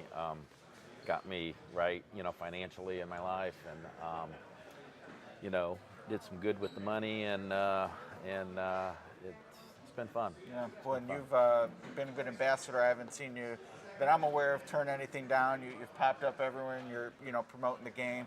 And you're here at the Hawthorne Invitational, which from what other players have said, they love just the atmosphere and being around these players. A little quieter setting than NHC. What makes you take the time to come up here and support this tournament? Well, 65 or 61 of the best players in the in the country or the world. These are all the best. You guys have picked the best, and for me to to get invited is just a real honor, and I couldn't pass it up, really. Now I know winning the NHC, you get one berth into next year. You double qualified yet, or is that? I am. Okay. So yeah, for the Illinois Derby or the Illinois Derby contest, I got second. So I got a second seat there. So I'm double qualified. So the Midwestern region, that's your honeypot to Las Vegas. Yeah. Yeah, so far. All right, we like it. Well, we have. You only have one optional left. Any changes to thoughts there with only one left? No, just trying to get a little more money to add to the bankroll to fire on the last race. So no changes. It's nobody's running away with it. It just takes one good hit on the last race, and anything can happen. Yeah, and a note about the prizes here, Mike being double qualified wouldn't necessarily get the NHC berth per se, but if he is the winner, that would still qualify him for the $1 million bonus. Yes. So plenty to play for in that regard, obviously in addition to all the cash prizes and everything else. When I got second in the Illinois Derby, there was that $1 million bonus for second place, but since the first place guy, Darren Schweiger, was double qualified, he got to keep that $1 million bonus. So I didn't get it. Okay, I thought I had it for a minute, but he did. Since he was double qualified. So if that would happen today, I would have that chance to get the $1 million bonus. That'd be quite a back-to-back. Or win it and then get the $1 million bonus the next year. But appreciate the time. Best of luck the rest of the way. Thanks. And I'll see you next week. Yep. At the Indiana Derby. All right, that's it from here. On to our next. Thank you. I'm here now with Eddie Olchuk, our reigning champion, back again to try and defend the belt. Eddie, doing well. How are you doing? I'm doing well. Nice to be back, and I'd like to know where in the hell a year has gone. Yeah, right. It's been a quick year. Yeah. You just came off the Stanley Cup Finals, able to check that out. Being in Edmonton obviously must have been a phenomenal experience for that, and then Florida wraps it up down there. And now right into the horse racing world. Of course, yeah, right. Hockey was getting in the way of horse racing the last little while, but it was a great playoff, and thought we were going to have a little bit of history there with the Panthers up 3-0, and then all of a sudden it's 3-3, and you're in a game 7. But I think for Edmonton is that it worked so hard, obviously, to get back into it, and it looked at times like they were spent in that game. But then at the end, they kind of found that second wave and eventually almost got that thing into overtime. But I thought it was good for the game, great for the league to have Connor McDavid in the Stanley Cup Final. So it was a lot of fun to watch, and it was a great playoff. And now it's vacation time, and that means horse racing is front and center. We get to play little ponies now. Yeah, There was almost as much buzz for that Game 7 as there is for this Hawthorne Invitational. I'd say pretty close here. Yeah. Now, you mentioned you had a play. What did you end up going with here at Belmont? Well, I thought when we were talking, the one that I hit a little bit earlier was at Belmont. My next play is going to be at Woodbine. My next play is going to be at Woodbine. I like the longest shot on the board. I like the 7-horse. Not overly proven on the turf course, but I think can maybe sit a nice stock and trip and try to. Should have had the 7 here, I think, because the 7 at Belmont ended up winning the 7th race. So yeah. 7s might be lucky, but I think right now I was goose egg for the first couple of plays, and then I got back into it with my pop a couple of races ago at Belmont on the turf. So, and everybody's philosophies are different and whatever. I mean, like today, had a feel for a couple of races, but you got to pick your spots. Like you know what it's like. You got to, when you feel like the iron is hot, you got to go ahead and press down, and hopefully we'll be able to put a little bit more money into the bankroll. Momentum is a funny thing, even in horse racing. Oh, you got to feel like you're going well. Yeah. AJ Benton, we just interviewed him. He had that 7 there for $125 to win, so Perfect. he's going to move on up the leaderboard as well. Now, last year you did win this tournament, and you struck gold on the end of it. $52,000 cash with an 80-1 on top. Hell of a pick there. Yeah. How much did you have headed into that last race to be able to turn it into that $52,000? Well, I think I was sitting. I think it was like in 4th or 5th at the particular time. And honestly, my strongest play of the day was that horse. Out of all the races that I handicapped, and it happened to be a mandatory race at Hawthorne, and I think I invested like $790 ish into that race. Wow. And, like I said, everybody gets lucky every once in a while, and. I grew up about 2.5 miles from here, so this is my old stomping grounds, and it's great to be here with the people at Hawthorne and Crestwood. And but yeah, like I said, when you have an opinion, I feel like you lose more than you win, but if you really feel, and look at, somebody once told me the horses don't know their odds. No, they don't. I never thought in a million years the horse would be 81-1, but it was an awfully good feeling to be able to know that when the horse crossed the wire, I had a pretty good sense that I was going to win the tournament. Oh yeah, I think you probably were the only one in the room, especially with the route. If you haven't seen the route video, look at his numbers. This is going to be bombs away here with the 5 elephants here. I think it was 47-1.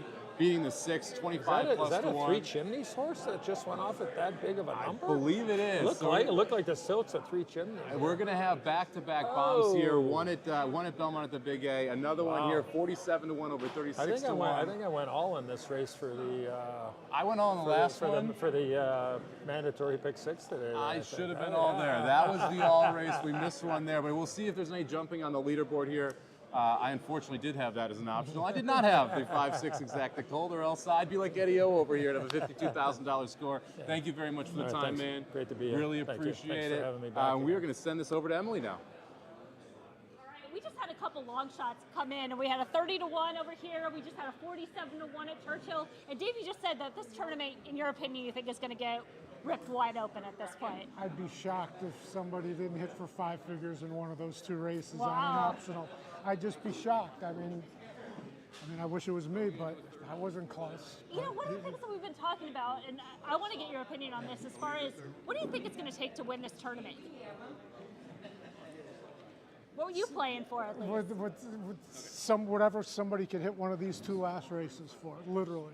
I mean, I thought somebody would have 5 figures going into the last race. Okay. I mean, whatever lead I had or have is not even tenuous. It's non-existent. It's just a blip, a temporary blip on the leaderboard. Well, yeah, I think that's what's so interesting about this tournament too, right? Is going into those, before those 2 races, we're going to get an update here pretty soon. But you're at 4,600, and in this tournament, you can only bet the 250. So it's not like somebody can make that, an all-in type move at that point. So you still have, 4,000 at least going into that last race at this point? You would think conceptually the Frank Mistaris of the world are trying to turn 250 into 10 or 15,000 in some of these races. And I realize there's only 50-something people in the room, but Eddie ran into something in the last race last year that nobody would have thought he ran into, and I really do think somebody hit something big here, but it is what it is. Well, we're still waiting for a couple to go official before it to update. But I know you're saying you had a story to talk about. Well, I owe you a big thank you, Emily. You gave me a heads up about this tournament a little while ago, and I was able to make my plane arrangements early. Okay. And earlier this month, I got called in for jury duty. Okay. And the trial was supposed to start for the potential jurors last week, or the questioning of it. And they said to the potential jurors, you know, if you have any travel plans or anything like that, you know, you're not going to be able to serve. And I whipped out my plane ticket from Las Vegas to Chicago for this contest, and this contest got me out of jury duty. How about that? You know, it's funny because I'm always the person that wants to get picked, and I never do.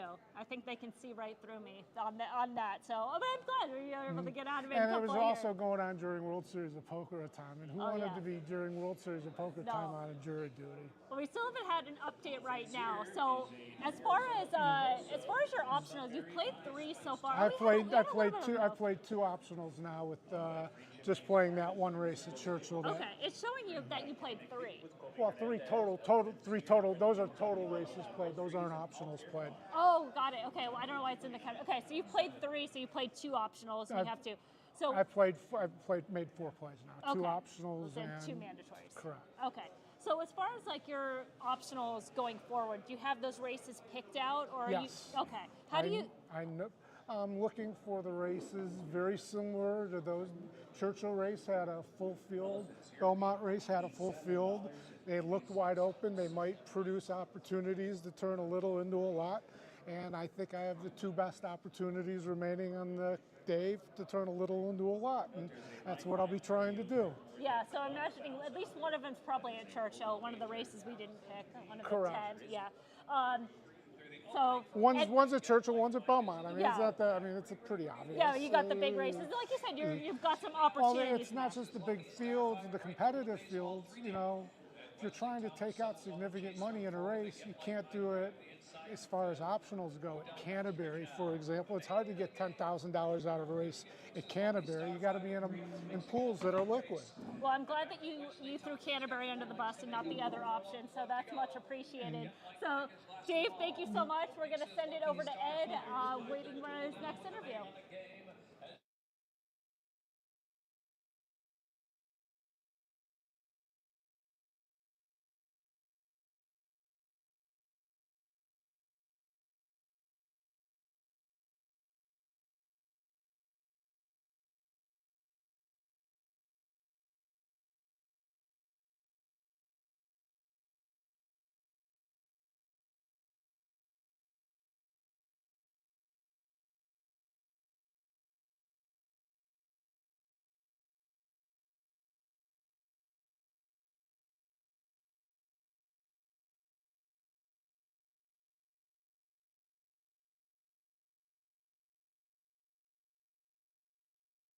Win big with new DRF All Access past performances. With one best-in-class product, you now get all 3 past performance formats. Easily switch between views. Access the most trusted information in horse racing with DRF All Access past performances. Go to DRF.com and use coupon code 1FREEPP for a free single card today.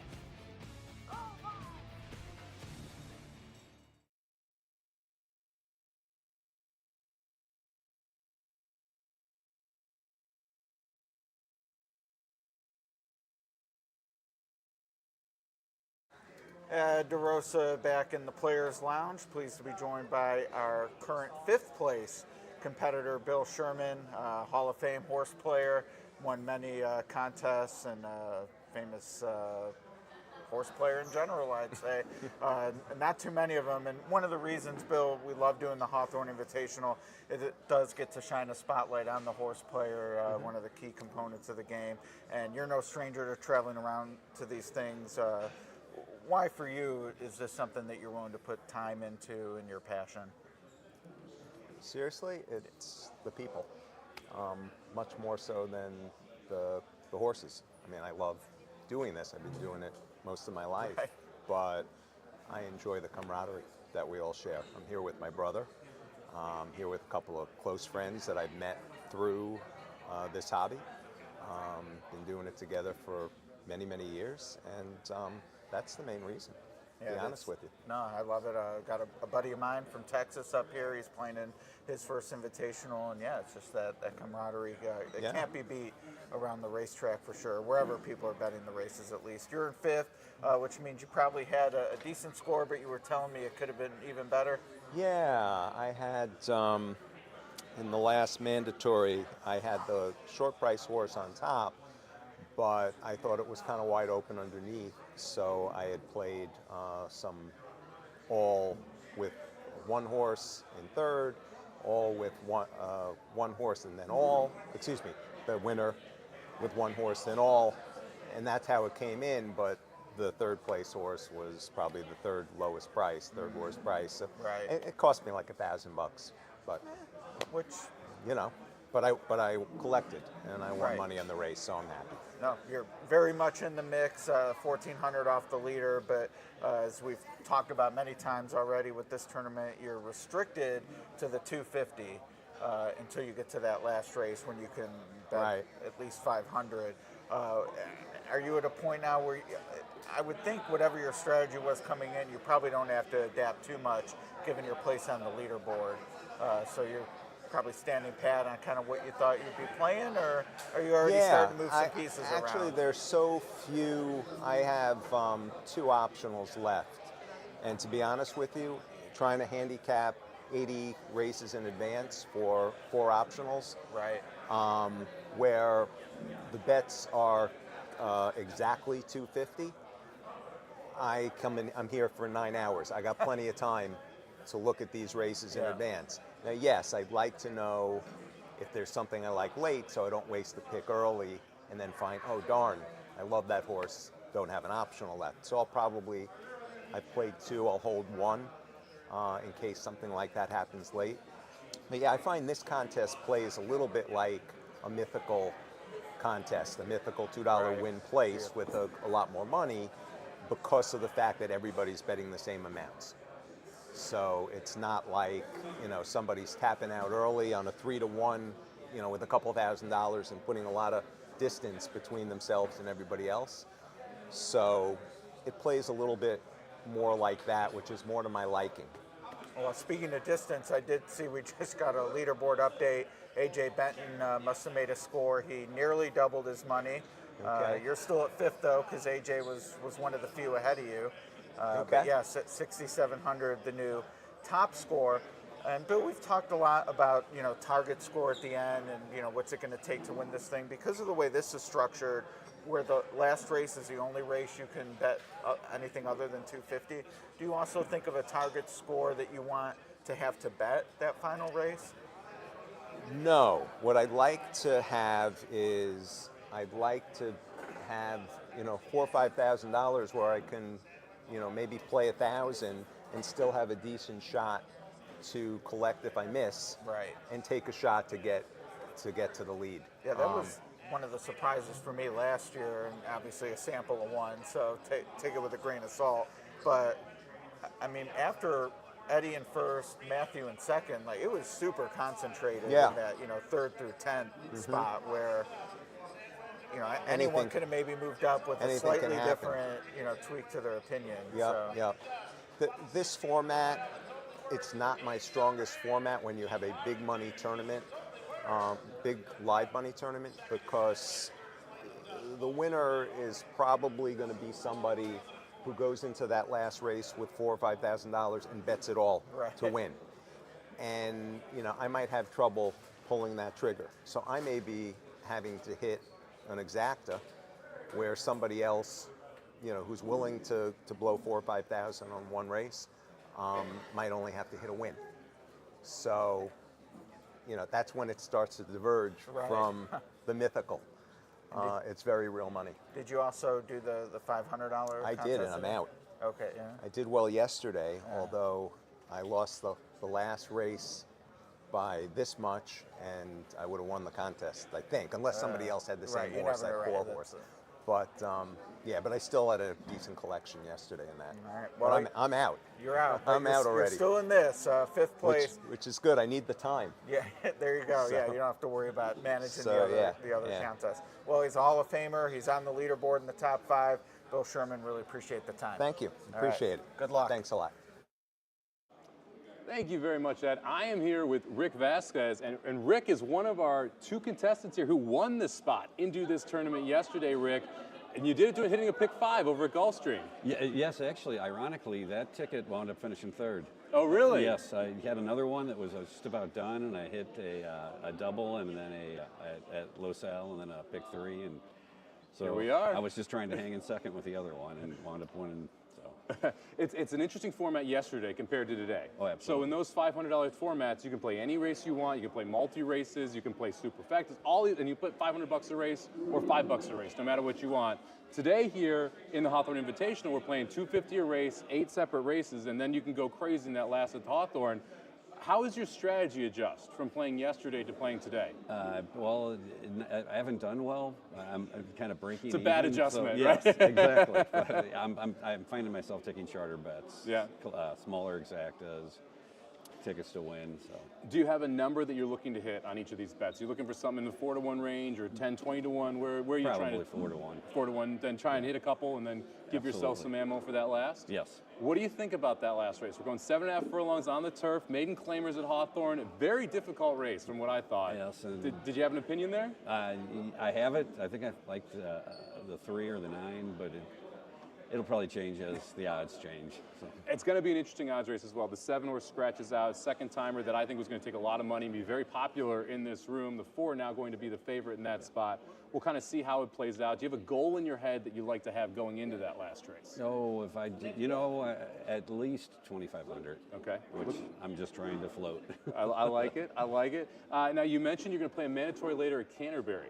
Yes. How many tracks did you look at for today's tournament? Actually, I only looked at a couple races at Canterbury. Pretty much Aqueduct, Churchill, and I looked at Gulfstream, and then it started raining. Kind of messes with it a little bit there at Gulfstream. Now, you mentioned you're from Springfield, Missouri, yes. So you made the trek here to be able to check this out. It's a live tournament only, so you got to be here in person to be able to play. Was there something that specifically drew you to playing these tournaments here at Hawthorne? This is the first time I've been here for this one. I've played in the Arlington tournament previously. I've probably been to, I went to Northwestern for a few months, and I've probably been to Chicago 100 times. So. Very cool. Yeah, it's a phenomenal tournament. Well set up for the players as well. Nice to not have that takeout there. Live tournament-wise, is this something that you're used to playing? Do you generally like to play these type of live tournaments? Are you more in that pick and pray or the win play style? It's funny because traditionally I think I do much better in pick and praise, except for this last year I'm doing much better in live money. So, and I've been on a slump for the NHC. And I got that yesterday in a live tournament, and I mean I've been playing pick and pray after pick and pray to get it, and so I don't know. That's one of the best boxes to check. It's the day that you get your NHC seat for the following year. Yes. I know you qualified. Is it 8 times now, or is it? I think 7 or 8. 7 or 8 times now. What's your favorite part about that NHC experience? Just hanging out with the guys. Realistically, it's a long shot to ever win, but it's just a good time. Yeah, the camaraderie is phenomenal in that room. And Yes. then be able to go back and see all of your friends for 3 days, the 40, 50 people you only see one weekend a year. It's just exceptional. Thank you very much for the time, Rick. Really appreciate it. Rick Vasquez, one of the qualifiers from yesterday, able to get into the tournament today. Hopefully make a run, Rick. Thank you very much. Thanks a lot. Appreciate it. Emily, over to you. All right, Emily here with Nick Sievers, who Nick's been on many of the spaces talking, and we talked about tournaments quite a bit. But this is your first time here at Hawthorne and playing the Hawthorne tournaments. What's your experience so far? It's the best tournament ever, maybe? Yeah. Wait, So, wait, I didn't hear you. Can you say that again? It's the best. So I went to NHC once, and it was fun because you have a big room full of people that, love horse racing. This is a small room of people that love horse racing, and everybody here is really, really smart. So it's like, yeah, I made the NHC one time, so it's not that hard. Getting here is somewhat difficult. And you're sitting at a table with last year's winner, and you have a pretty good table right there, pretty competitive, and you're right by the big screen, and doing well so far. We're currently sitting in co-10, dead heat for 10th right now. Talk about your approach coming into today. where you're at and where you're trying to go. My thought is I hate the last race, the mandatory race, so I'm going to try and get to the number I want to get to before. Okay, let's pause. What about it? Do you just not have an opinion? I have very bad opinion. Okay. It's a maiden claiming turf race. I don't like turf races. So it's like nothing about that race would be something I'm like, oh, I have a strong opinion. Okay. So my goal was to get to the number I want to get to before that race, then see where the leaderboard is, and maybe fire more than the minimum. But if I just fire the minimum, then I just fire the minimum, and I can be okay with that and know that I did what I wanted to do. So let's talk about what you think that number is, because that's always kind of the biggest challenge. What it's going to take to win this tournament. I feel like talking to everybody, that number's all over the place. And This is something that you've talked about quite a bit. So what do you think it is, or at least for you, the number that you want to be into? My initial thought was like 15, or like 25, 30-ish. Okay. And then smart people told me that's way too high. Yeah. So I said, okay, that's too high, and I'll live with that. So probably 11 or 12,000. I'm shooting for 12 is the number. If I hit 12, I turn $2,500 into 12,000, and you know what? I did my job today, right? And if I lose, then I lose, and that's okay. Yeah, and also too, sometimes we talk about like not having an opinion going into that last race. But when it comes down to playing what you need, that can change an opinion a little bit, because now you're not thinking about it from a handicapping perspective. You're really thinking about it as the gambling game that it should be of, here's what I need to extract out of this. I'm going to bet this amount, which would still give me a number that I'm okay with. Maybe that's enough or something, and get yourself a little bit forward. And I think that's a little bit different as far as tournament strategy and play. Now, as far as the optionals, because the optionals are so key to this, how many optionals do you have left? I have 3 left. Okay, so you have 3 left. And I know you're kind of waiting. You just said you don't like turf racing, so you've been looking at Los Alamitos. So and Emerald Downs. Okay, and Emerald. Do you feel like you're kind of zigging and zagging because most people are playing Belmont and Churchill? Yeah, but I don't play Churchill that often. And when I do play Churchill, I play the dirt races. And one of those is a mandatory that's coming up, and then there's one beyond that. So maybe I'll play an optional there, and then it sort of comes down to what makes the most sense when we get to that point. I wanted to make sure I didn't spend all of my optionals before the mandatories are done, because at that point it's like, well, I'm just sitting here doing nothing. So I bought myself into the $500 contest so I can go over here and fire at things. I'm like, oh, I want to play this race, but instead of playing it for $250 and losing a spot, I play it for $50 and I lose anyway, so it's okay. Yeah, that's something I talked to Dennis about that, Dennis Montoro, about kind of hedging with the 2 tournaments. I know Miller's playing a few, and it's so great, like offering that. And to go to the poker analogy we've been using, that just gives you kind of those more opportunities to play.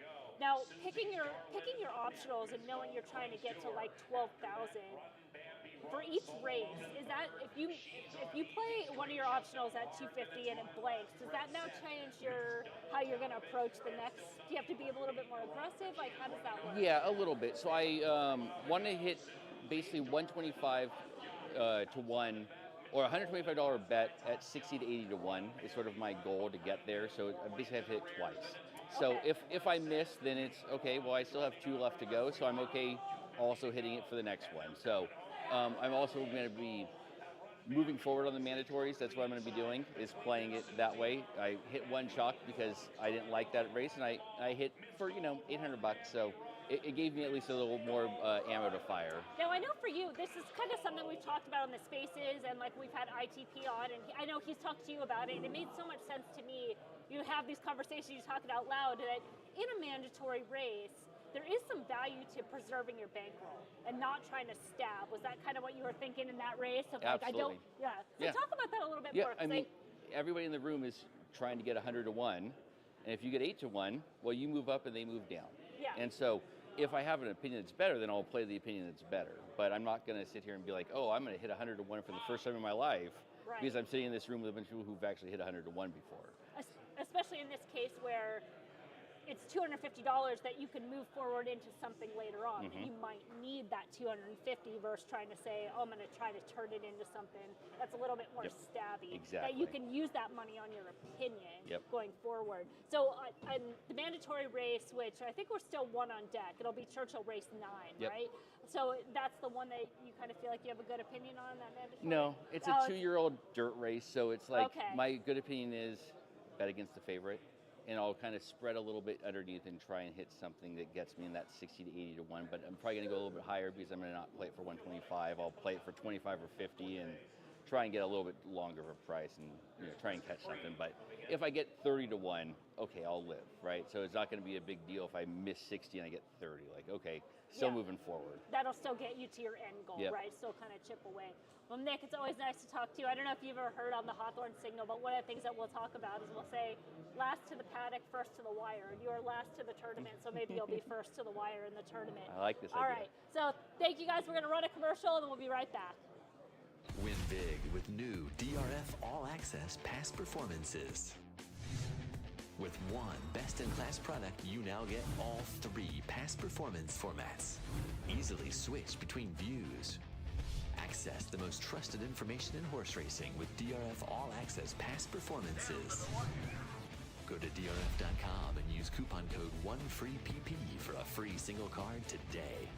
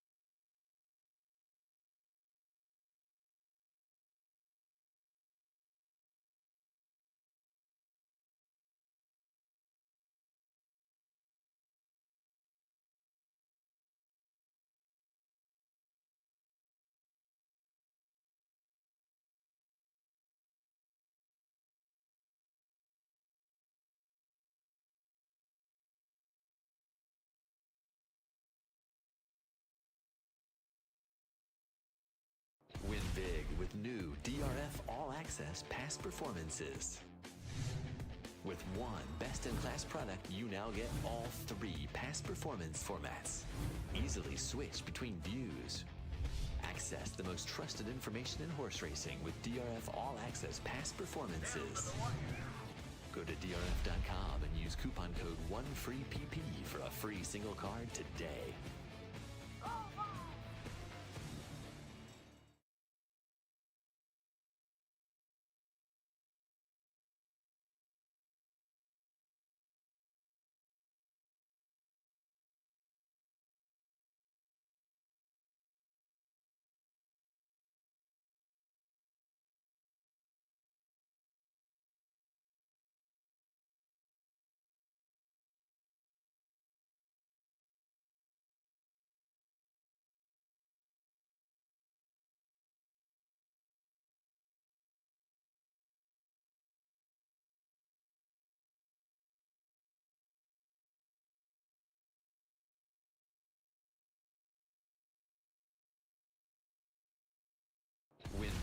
with new DRF All Access past performances. With one best-in-class product, you now get all 3 past performance formats. Easily switch between views. Access the most trusted information in horse racing with DRF All Access past performances. Go to drf.com and use coupon code 1FREEPP for a free single card today.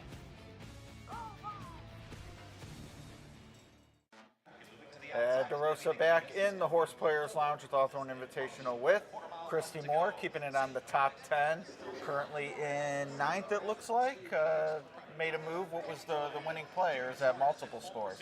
No, I've only played the 2 mandatory so far. I haven't played an opt. I know. I'm having a hard time finding a race that I like. So I hit the 2nd mandatory, but it was not a very narrow bet. Not that the try paid very well, but that's what I hit. Paid well enough in the top 10, and yeah, we are on top of a race at Aqueduct right now that you did not get involved in, and part of the tournament process, these live ones especially, is pick or pass. You decided to pass on that one. What to you signifies, hey, this is worth an optional bullet? What are you looking for? So I'm looking for a race that probably, number one, I have a good feeling about, where maybe there's one horse that I really like, maybe to win, or maybe that I think it'll get like 2nd or 3rd in an exact or a try, but enough that will give the race some value, but that I really like something in it. I don't really like it when I don't have a strong feeling on any horse in the race and I'm just trying to force a bet when otherwise I wouldn't, which occasionally happens. Right.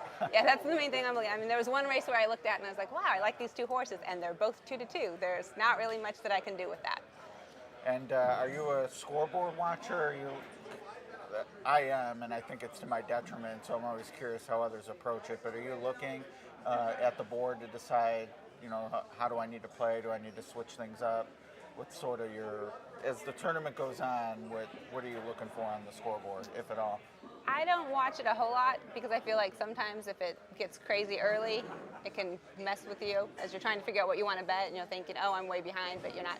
This one is different because everybody is going to have money at the end. Right. So that changes things, whereas normally, half of the field is gone by the time you get to the last race. But everybody's going to have a chance, and that everybody here knows how to bet, and they know how to handicap. Great group. So they're all good, yes, and they're all going to be good enough, even with $500 if the leader has 20 grand, to put something together to try and catch it. Absolutely. 61 players. You have something in common with only one of them, being a woman. How did you get into racing, and how can racing do better to sort of expand the demographic reach of its stereotypical clientele? Yeah. So I met Tim Yoler. And when we started dating, this was something that he liked to do. And we would go to some of the tracks, or we would combine like a different track with a vacation. And I was like, well, if I'm going to sit there with you, I want to know how to do this. Right. So he gave me a program and kind of taught me a little bit about how to read it. And I'd occasionally ask questions. And I started off playing Survivors on the Horse Tourneys website. Right. And then I think I lost in the first race and got really mad. So I switched to the Exacta box contest, but they kind of helps you just learn how to structure your bets and pick certain things. And then he kept talking about this stupid thing you have to go to in Vegas. And I was like, what? So I was like, well, you're not going without me. And I'm not going to go there and sit for 3 days. So then I started playing in some of the NHC feeders with him. And then it kind of snowballed from there. Right. And our first live money contest, I think my second was at Hawthorne. And it was really fun. Yeah. So that kind of helps too when you're like, oh, this is different, and it's kind of fun being at the track and having a little more freedom with the live money versus the mythicals. The live definitely gets the bug. I mean, I lived in Lexington for a while. And, I mean, you just see it with UK being there, and people who had never been to the track, but they come out to Keeneland, and I mean, it's just a difference from watching on TV only. So, I mean, is that your thought? To get people to the track more, is just sell that live experience?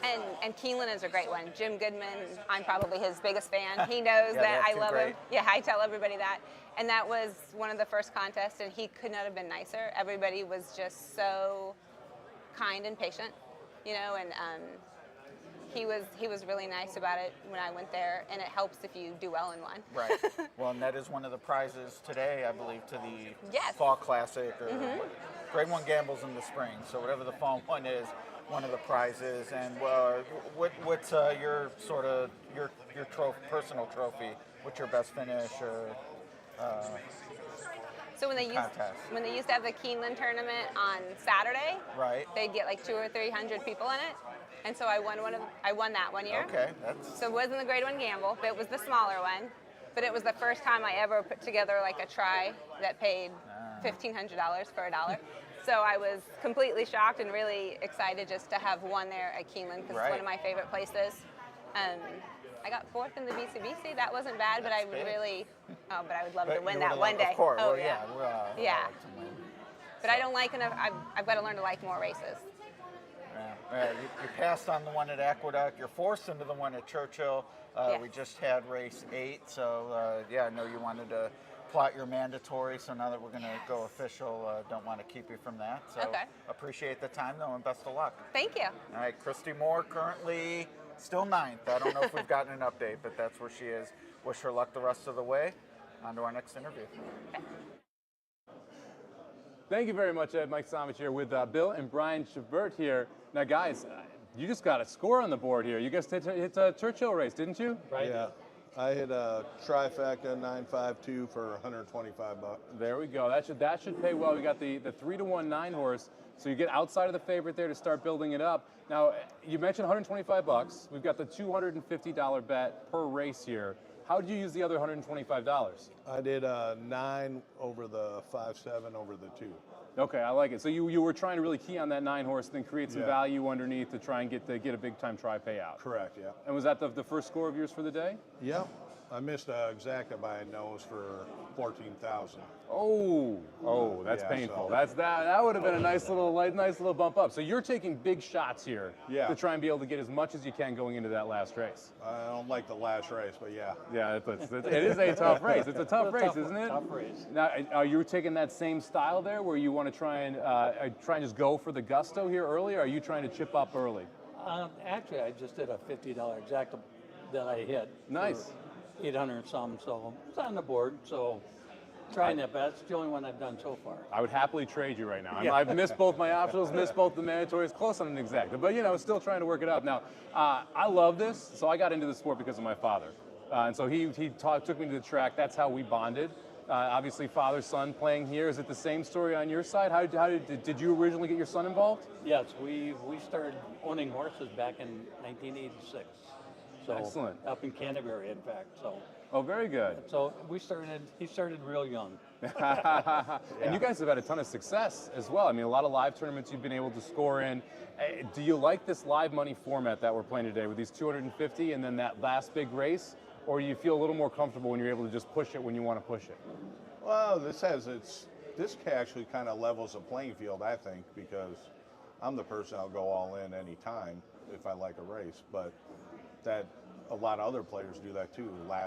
Wait till the last race, and I don't think they can do it here, but going all in on maiden claimers kind of tough at Hawthorne. I haven't done it yet, but it's a first for everything, right? Today may be the day. I might not need to though if this pays well now. Yeah, so. no, this is going to be interesting seeing this pay out here. I have a feeling you might be shooting to the top of the leaderboard right now. Our leader, AJ Benton, sitting there around 6,700. He's had a couple winners, and his strategy has been actually to play 2 wins in the same race, in just a race that he thinks is going to be a price. So it's interesting to see how people are attacking this. Now, Bill, did you have a strategy in that last race? Are you willing to just shove it? Are you going to try and play big tries? What do you think the goal is there for that last at Hawthorne? I think I want to get before I hit there. I don't want to go all in. It's just not a good race to end on. It's going to be interesting too. We haven't talked about this part of it, but the pool for those races is going to be largely dependent on this room, you'd think. You're going to have a lot of money bet in this room. That's true. It's going to be interesting to see how the pool and how the prices are affected, and if that changes how people kind of attack the race because of the percentage of money bet specifically in here on that race. Odds will be moving quickly. At the last second, too. So does that mean you're going to see every machine busy with 1 minute to post? Are we all going to wait so we can run up there and try and get in the right price? Or cancel. Yeah, or cancel. There you go. I like that as well. Well, thank you very much for the time, Bill, Brian. Really appreciate it. Love seeing a father-son here. Good luck today, and good luck moving forward. Hopefully we'll see you guys at the top of the leaderboard here at the end of the day. All right. Very good. Thank you much. Thank you very much, guys. And we are going to send it over to Emily now. Thank you. Thanks, Mike. Thanks, Mike. I'm joined by Darren Schweiger. Darren, now you won your way in playing the Illinois Derby contest. That's right. One of it, so got you into the Invitational, which is great. We talked a little bit on Spaces about that.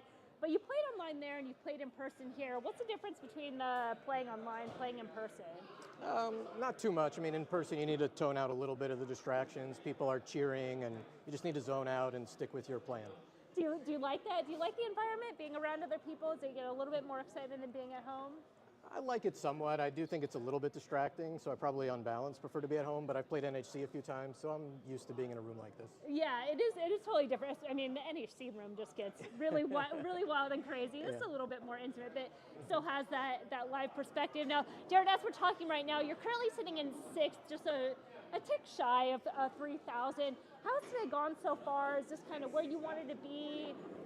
Yeah, more or less. Yeah, I mean, I've hit 1 out of 3 bets. I'm not going for huge bombs. I'm trying to semi-short prices, maybe hit them straight and win bets, or hit small exactas or big exactas on short prices. Okay.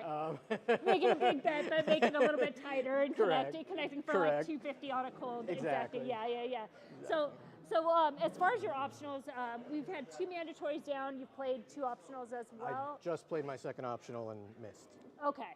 So 2 more optionals to go, and then we have Churchill Race 9, which will be our next mandatory. We're still about 26 minutes thereabouts. So I still need to get my bet in. You still have time. You still have time to look at the board. It should be. It's a big field, so yeah. Should be some opportunities in there.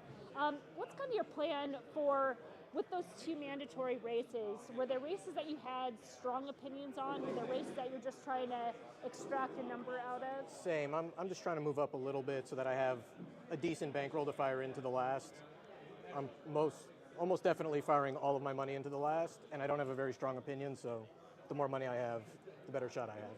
Yeah, and we talked about the Illinois Derby, so you've kind of been here before and played these live money tournaments. Yeah. So do you think that kind of works to your benefit sometimes when you don't have an opinion and you're just trying to hit a number? Like, because I know there's so many times, like from a handicapping standpoint, everyone wants to come in and feel like, oh, I love this horse in this race, and I'm going to do X, Y, and Z versus I need to play a number. Like, how is that for you?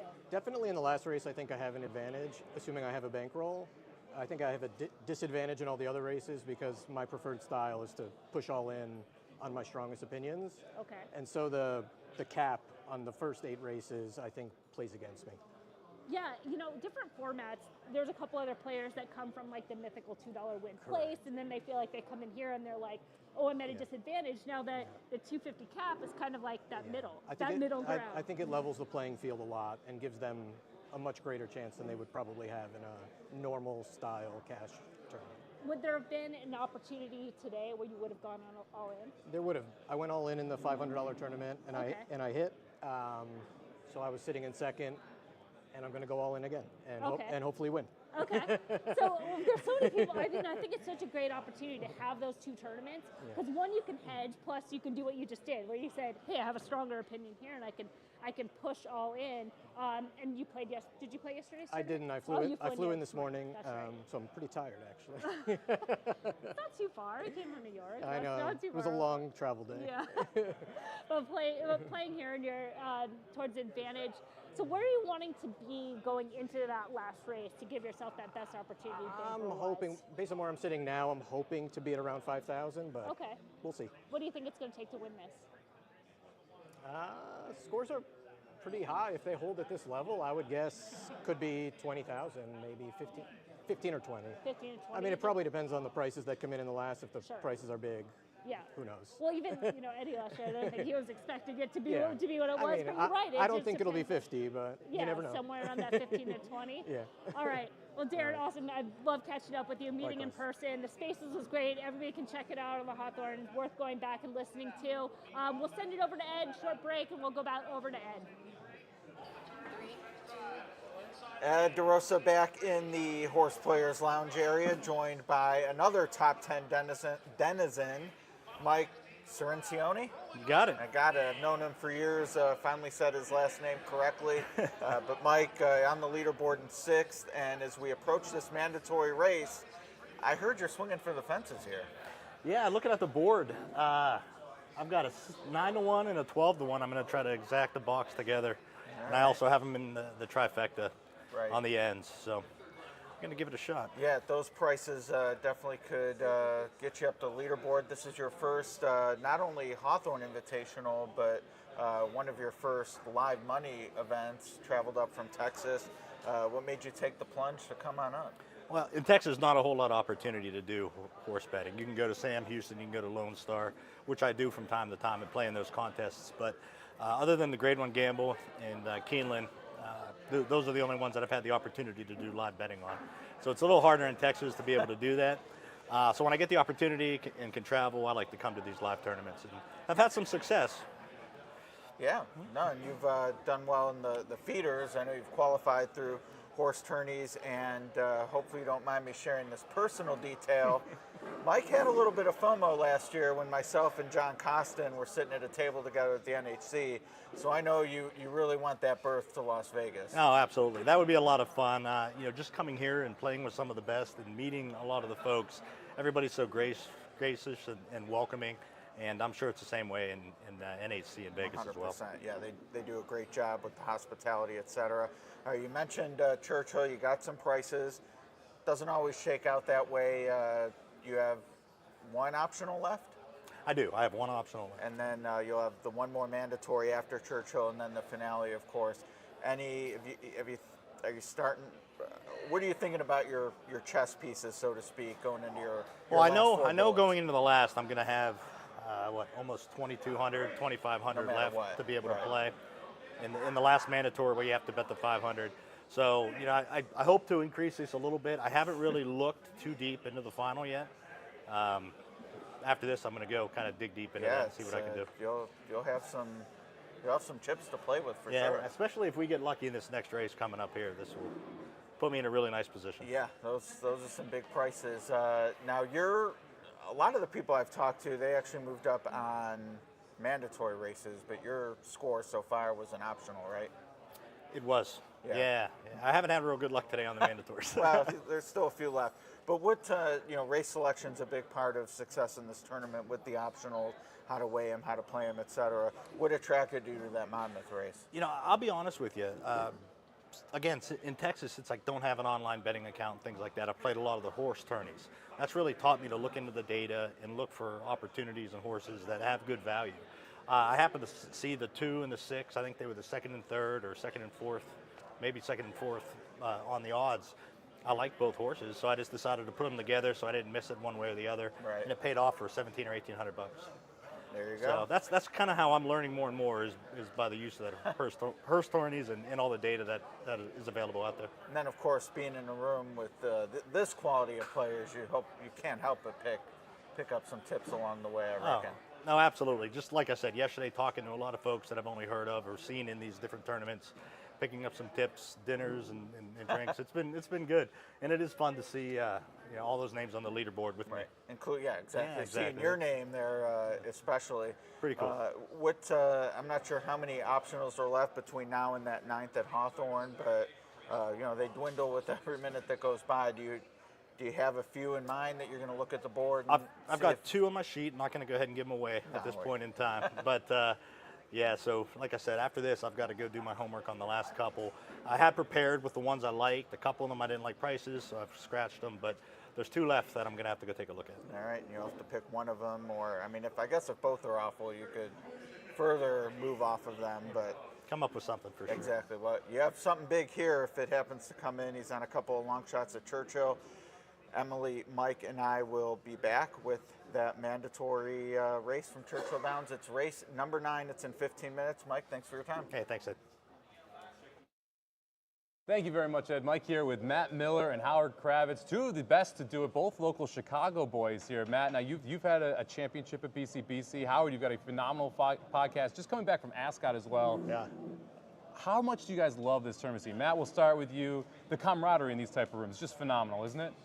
I would say from a camaraderie perspective, I'd probably put the NHC first because it just gets the most number.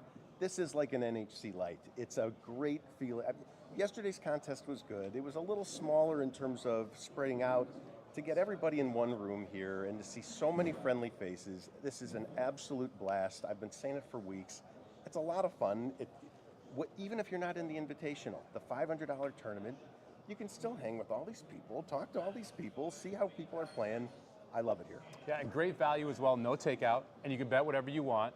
Now, I bet a $480 pick six at Churchill. It did not win, it's out, but at least you get a free roll there to an NHC seat, so you might as well come down and make sure you're going to play next year. Now, Howard, a lot of camaraderie, but you want to win, right? This would be a nice title to add to the list. Oh yeah, for sure. I mean, this is 60 plus the best handicappers in the world, literally. So this is quite a challenge, and I'm just humbled and honored to be here for my second year. And the cool thing is a bunch of people in this room we've had on my podcast interviewed to banter and talk about horse racing like yourself and other people. So it's a lot of fun. I mean, winning would be great, but just being here is really an honor in itself, and it's a great challenge. Yeah. And now Matt put out a book recently, A Better Way of Thinking Here. I love a little play on better there. Well done.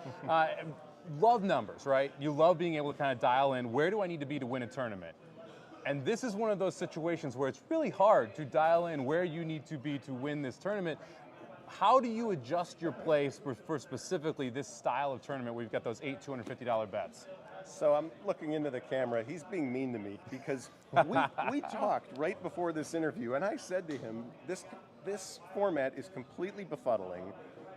Obviously, you'd love to go into the last race with more than the $500 minimum that you're going to have. Having more ammunition allows you to adjust the risk-reward, the risk side of the equation to a degree. So I walked in here thinking, all right, I'll try and hit a couple 2 to 3 to 1 shots, build up a little bankroll, and next thing you know, someone hits something for like $2,500. I get spooked too. Yeah. And so, okay, I adjust a little bit, and I managed to hit 1 bet so far. So I should be walking into the last race with at least 2,000. If I can hit one of the next 2 mandatories, that's a little more ammunition, but yeah, it's no secret in this room. Whatever I've got in front of me is getting shoved, and hopefully it's on a low-priced horse rather than trying for something crazy, but we'll see. Hey, crazy worked last year, and crazy worked so far this year. Right now, our leader, AJ Benton, had a 30 to 1 winner and a 12 to 1 winner. Second place, Brian Schenbert had a $125 cold trifecta. It's taken some big numbers to get it going. Howard, how's the day gone for you so far? Any big plays you have left? Well, I have no more optionals left. I've been really close. The first race that at Aqueduct was my first play of the day. I had a big exact 5-2, and the 5 came up just short. I know Matt needed the 5 also in some live money action. So I've had a bunch of near misses. I've had a few minor scores, but you talked about the format here, Mike. I mean, in all reality, we'd love to have a large amount going in the last race. But the bottom line is Hawthorne race 9, you have to crush it. Yes. No matter if you have $700 in your bankroll or $4,000, you do have to crush it. Now, obviously, if you have more money in your bankroll, that allows you to hedge more, play different horses, etc. But the bottom line is, as we saw last year with Eddie O, you got to crush the last race. So I'm not overly concerned on what I have going into the last race of the day, but it would be nice in the last 2 mandatories to boost up the bankroll a bit. Yeah, when I was preparing for this specific tournament, the first race I looked at was Hawthorne 9. Yep, absolutely. Figure out, okay, who's going to be the favorite? What's the price going to be? If I'm at 500, what do I do? If I'm at 5,000, what do I do? Sure. Is that the same style that you looked at, Matt, heading into this? Look, you're holding a book that talks about working backwards. It's the whole idea. I'm excited to read this. I like it. Where do you want to be? Where do you think you need to be? Yep. Right, again, in this tournament, we talked about it. It's a little hard to figure that out. It's much easier in a $300 Naira bets tournament. The results are very stable week to week. You got some of the best players in the country really unsure of what to be doing here, but I'm with you. Start from what you think is the winning total. Start with what you need to get there. And maybe in the case of Eddie O last year, maybe he knew all he needed was $500 because he was on some huge long shot. That's fine. So maybe he can afford to take a bunch of risks during the day because his big play is going to work. But otherwise, for me, it's a math equation. It's kind of working backwards, and with a couple grand going into the last, I'll be able to afford whatever I feel like having. We'll see if it's good enough. And we'll see if it is. We've got a lot of rooting going on here. Belmont race number 9. We got a 10 to 1 shot over another 10 to 1 shot. Like I said, Matt Miller here. A better way of thinking. Everyone getting a copy of this today, right, Matt? That's actually Hawthorne's generosity. Yeah, there we go. I've cut the price a bit, but Hawthorne's been unbelievably supportive and kind, and honestly, from the perspective of someone that never thought he'd be in this spot, to have a group of people like this reading this book feels amazing, and it's very humbling. So this is a fantastic book, and you don't have to be a horse player to enjoy this book. There's life stories in here about other sports betting, just money management in general. A better way of thinking, I've read it, I'm proud to be mentioning it for my good friend Matt. But even if he wasn't a good friend of mine, I would highly, highly recommend A Better Way of Thinking to everyone out there, Mike. It's really a fantastic book. Yeah, I've played poker, bet sports, bet horses. It's very interesting how many similarities there are across around money management, risk management, understanding when to get in at a specific number and when to sit on the bench, which is just as important in certain times. Matt, I'm excited to read this. Howard, really appreciate the time. We've got like 8 minutes before our next mandatory. All right, we got I it. haven't bet it yet. I don't know if you guys have.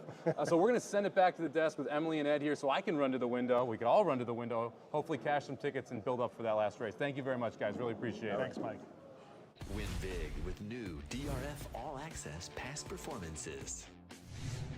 With one best-in-class product, you now get all 3 past performance formats. Easily switch between views. Access the most trusted information in horse racing with DRF All Access past performances. Go to DRF.com and use coupon code 1FREEPP for a free single card today.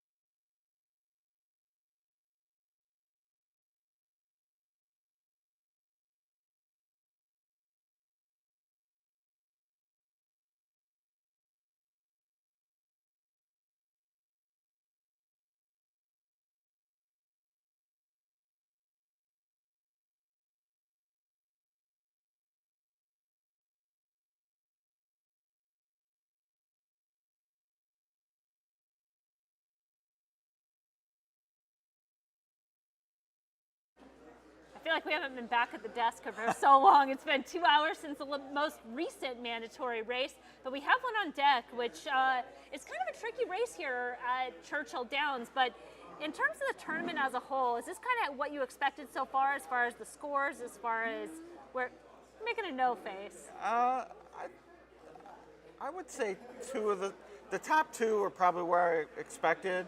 I thought there'd be a few more, like the third place is what, 4,300? 4,300, yeah. And AJ has a pretty sizable, well, I guess now Brian Chenberg just moved up to 6,000.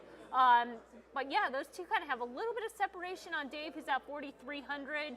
And then it seems like there's a gap back to pretty much most of the field that kind of has their starting bankroll, which in this tournament isn't necessarily a bad place to be, because having your starting bankroll going into the last race is pretty good. It gives you a cushion to play with. But I kind of thought the same thing as you. I thought it would be a little bit tighter at the top, but score's probably about the same number. Yeah, I definitely think just the way it's playing right now, and I'm not sure if this is the race to do it. What do we got, 12 after the scratch? Maybe the next mandatory, the penultimate word I like to say, but might be an opportunity. I mean, I would think if you have a thought where, man, if I play it this way and I actually like it this way, I can get to 10,000.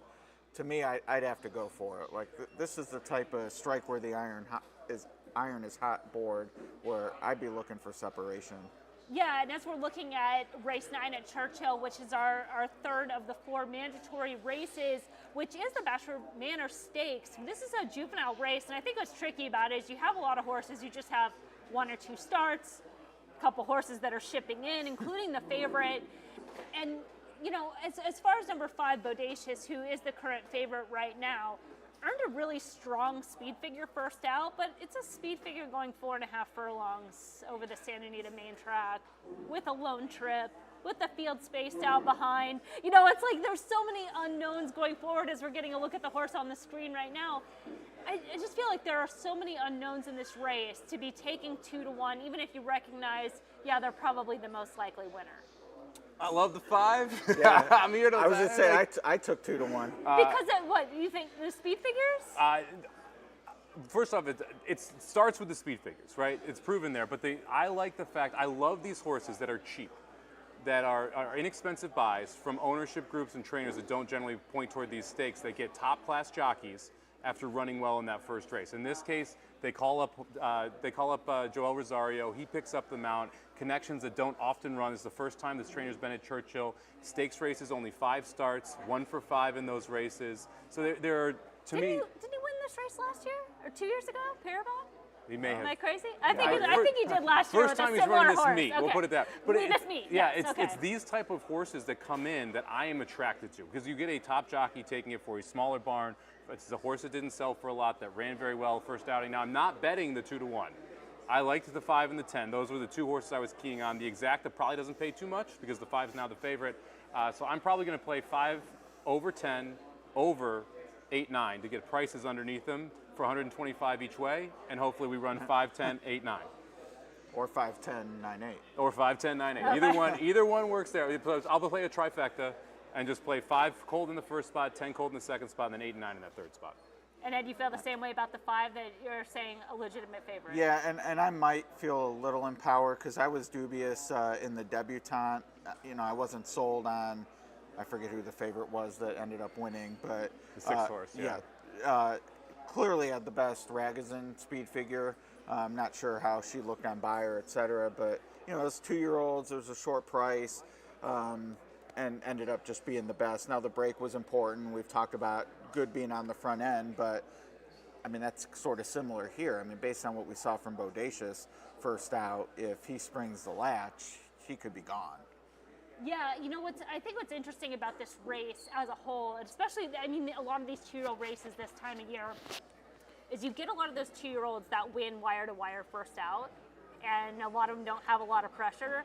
Well, now you're going to have a field where a lot of horses have had that similar trip in order to win. And there's unlikely to be a scenario where, I mean, maybe one scamper's clear and is kind of the speed of the speed, so to say. But they've all kind of won in that manner. I think that's what makes this race kind of tricky, and a place that I would be willing to take this horse on as the favorite because they're getting so much attention off the big figure, and it's a 4.5 furlong, race, which again, it's a lone trip. The field is spaced out at the wire. That there could be some horses that are coming up, or if there is a scenario where they do all try to go for the lead, maybe there's a closer in here that really hasn't shown that they're a closer yet.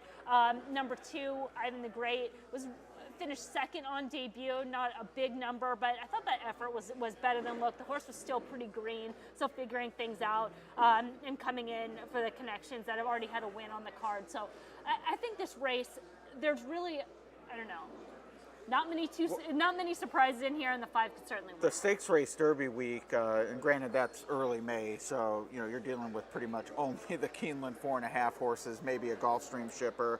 But we did see a closer win that race. I mean, it was exactly what you described. All the horses who had won gate to wire at Keeneland, they're 4 deep, and here comes West Saratoga, who had finished second, was a maiden when he won that stakes race. And to me, Heat maybe fits that profile because at least showed can press and pass at the end. Now that was Tapita, but being by Munnings and Cassie and Ortiz, they certainly know how to navigate main track dirt. Yeah, so. and I mean, following Woodbine, and Mark Cassie's just been on a tear, so pretty much everywhere, sending out live runners. So that one wouldn't surprise me, made a lot of sense. We're currently seeing 3-1, the second choice. It just ticked down as the horses are going into the gate. Mike, you already kind of discussed your play. How's your day going so far? Because we haven't really, I know we talked to you as far as the mandatories, but in terms of the optionals as well. Was close on one, completely whiffed on the other.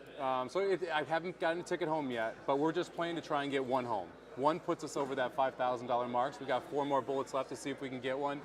Would have been nice if we could have got that 5-2 in the last mandatory to Aqueduct. Well, we'll see if we can make up for it here. And on your point of 2-year-olds that can pass, I love those horses. Yeah. It's the professionalism, the maturity that you want to see. And a lot of times you just don't have that level of maturity. If you get beat to the front, you're just done. Right. And so even that 10 horse, that last race, yes, it was on the Tapita, but at least we passed somebody. Because that's something that a lot of these 2-year-olds just don't like to do. I agree with you as well. The 2 horse Ivan the Great, able to pass a couple horses. We've seen O'Neill already win on this card. I thought that was a live player as well, but I don't love the draw.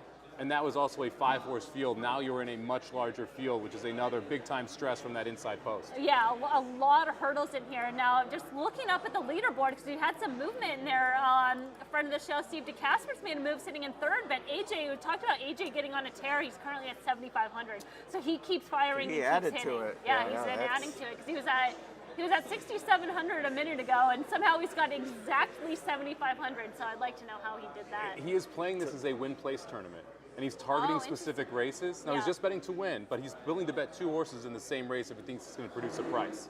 So that's how he's been attacking this tournament. That's what got to that 30-1 at Belmont. He had 2 horses in that race, as well as the 12-1 at Gulfstream earlier. So interesting strategy from someone who is an absolute win-place crusher. Yeah, that is interesting, and I think that you figure out how to play to your strengths, and especially when you're getting hot, and it's working. So very interesting. Mike Mulvihill also moving up, another dangerous player. That was a lot of big movement in that last race. Paul is still there. Dave is still there. Is that the Aqueduct Turf race? I believe so. Yeah. A lot of horses going for the lead, as expected. Yeah. That's a scrum. Yeah, it is. The 5 dueling between horses, but kind of poking through right there. 10 horse getting a nice trip there in 7th. We'll see if he's able to actually pass horses, but he's in the clear behind a lot of speed. Yeah.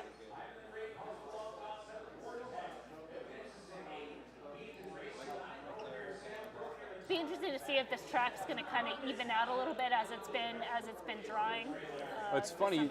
You also have the races where it's speed, and the jockeys know it's speed, and all of a sudden every jockey sends, and then that next race, then it absolutely collapses. Yeah.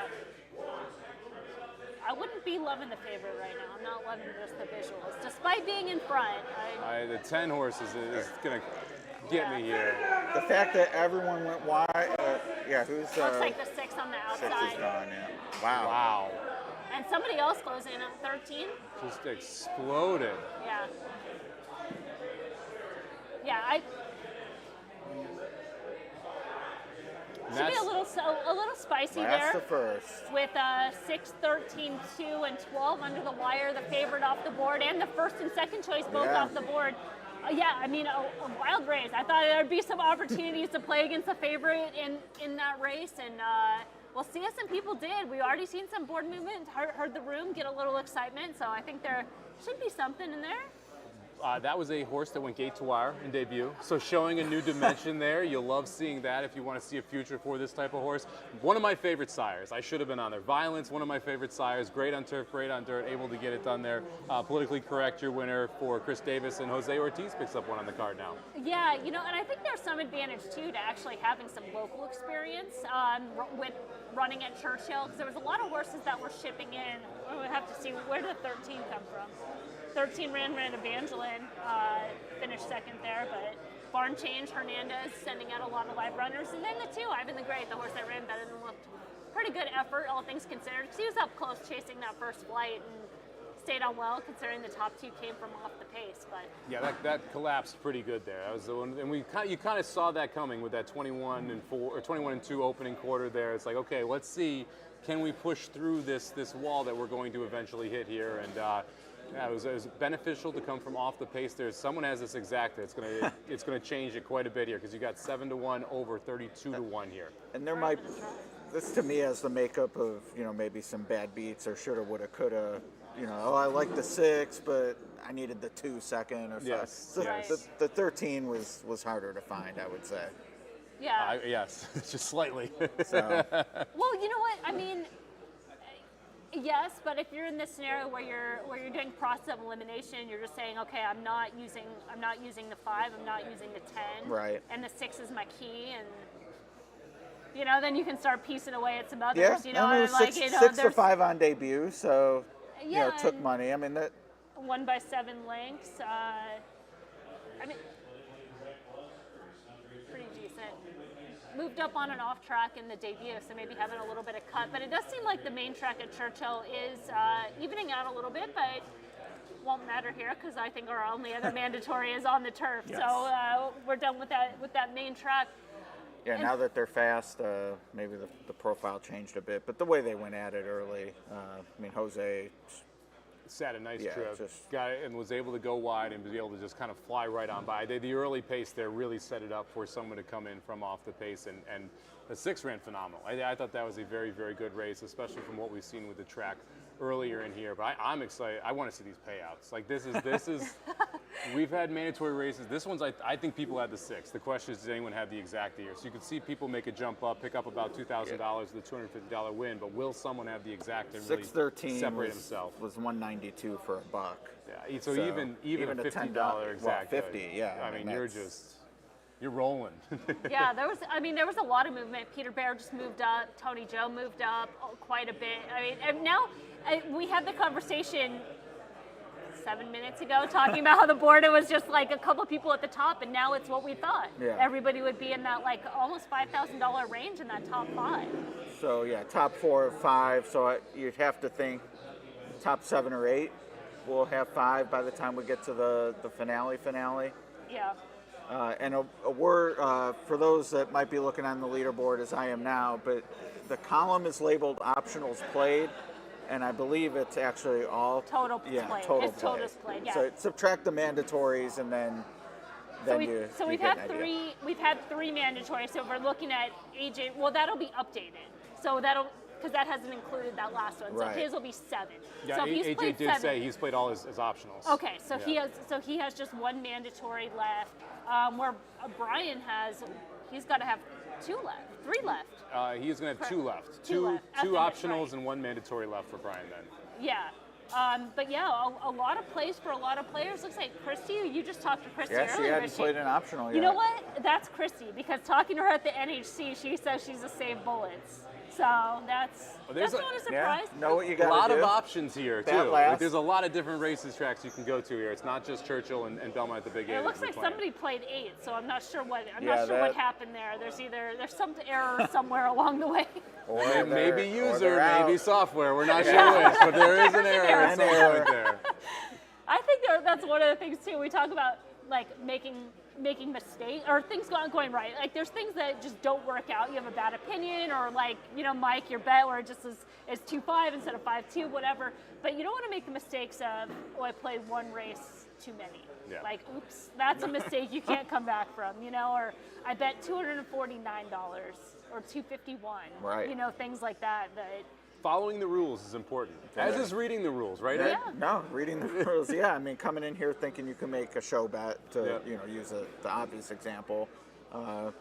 Yeah, I mean, that's part of the game, knowing the rules. Sign your scorecard. Yes, always sign your scorecard. And based on the rules, your strategy changes quite a bit too. It's been interesting. Sure. We've been separated for the interviews, so we get a chance to come back together. It's been interesting to talk to the players about how their strategy changes from this specific style where you have these 8 $250 bets versus something like BCBC or something like the Keeneland tournament where you can shove at any point and be able to really press hard on those couple opinions as you go through your day. This is much more of a challenge because you're really shifting from one style of a tournament to another style of the tournament midday with these early 250 bets, and then that final race where you can push it all into the middle. Yeah, and as you're talking about that, I think it'll be interesting to see how the players adjust to that too, because when I was talking to Darren Schweigert, who's one of those like push all in types, which he's done because he's playing the 500 as well and doing well in that, where he's kind of waiting for that opportunity and trying to build his bankroll. And then now AJ, who's been able to kind of divide and conquer, when he's going to get in that situation, let's say it was right now, how he's going to play that, that $7,500 bankroll to cover in the same type of strategy. It could just be different. One thing, we're still unofficial, so waiting to see what.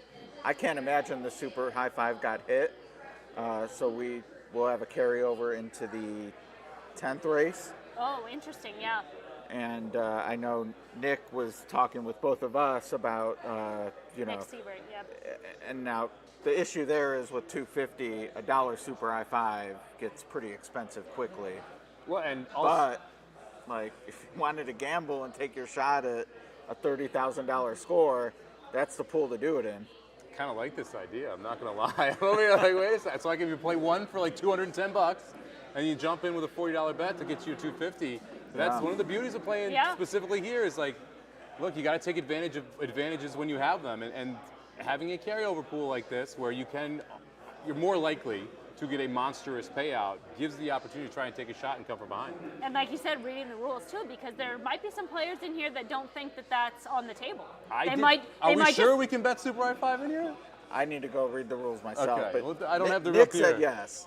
I don't know. I thought it ended at supers. I thought it ended at supers as well, but Nick seemed to say that it was all vertical bets except for show. So it'll be interesting. right. The payouts are up right now. Yeah, some good prices there. Exactly came back $385. Yeah, $190 essentially for $1 for that exact. The trifecta returns $2,000 for $1. I mean, so we could see some big movements there. Even if you had a couple bucks on that trifecta, a couple bucks on that exactly, you're going to jump. I mean, the superfecta is also in play, so that'll be interesting. Right. Yeah, 5,000 for a dime is no joke. Yep. Yeah. Super I-5 carryover 7,000 headed into the next race. Looks like you're just short of 7,000. All right, and that's an 11-horse field, the Hanshin. Yeah, so we have a couple more races before we go to our next mandatory race, which will be Churchill 11, the penultimate of the tournament of the mandatory races. So we're going to take a quick break, and we'll be right back. Win big with new DRF All Access past performances. With one best-in-class product, you now get all 3 past performance formats. Easily switch between views. Access the most trusted information in horse racing with DRF All Access past performances. Go to DRF.com and use coupon code 1FREEPP for a free single card today.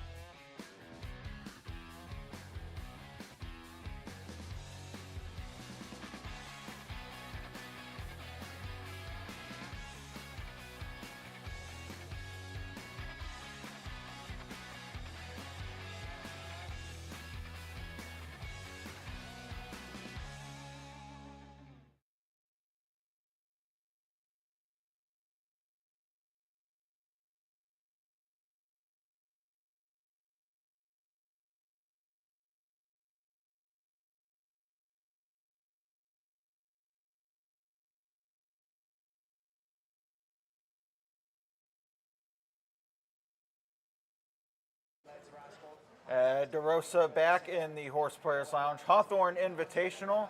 And we're back on the top 10 list. Top 5 right now. We'll see what happens when the mandatory gets scored. But Steve DeCasper is doing well. 5,000 plus. They have to be happy with that. I'm real pleased with that. Yeah, you know, you just have to have 1 or 2 good opinions on a day like today, and one of mine managed to come in. Which one was that? Yeah, so that was Monmouth Ninth. You know, I'm a big fan of forgiveness, Ed. My wife's watching. I'll just let you know I'm a big fan of forgiveness. And I thought that the 3-horse Alpine Thunder was worth forgiving last race. Had run against a lot tougher. And when I went to bet, I bet it, and it was 9-2, and I thought I was getting a great price. Some nut job came in and hammered the 10 at the very end. So the win price went up on Alpine Thunder to 12-1. And then I managed to have the exacta with the 10 in second.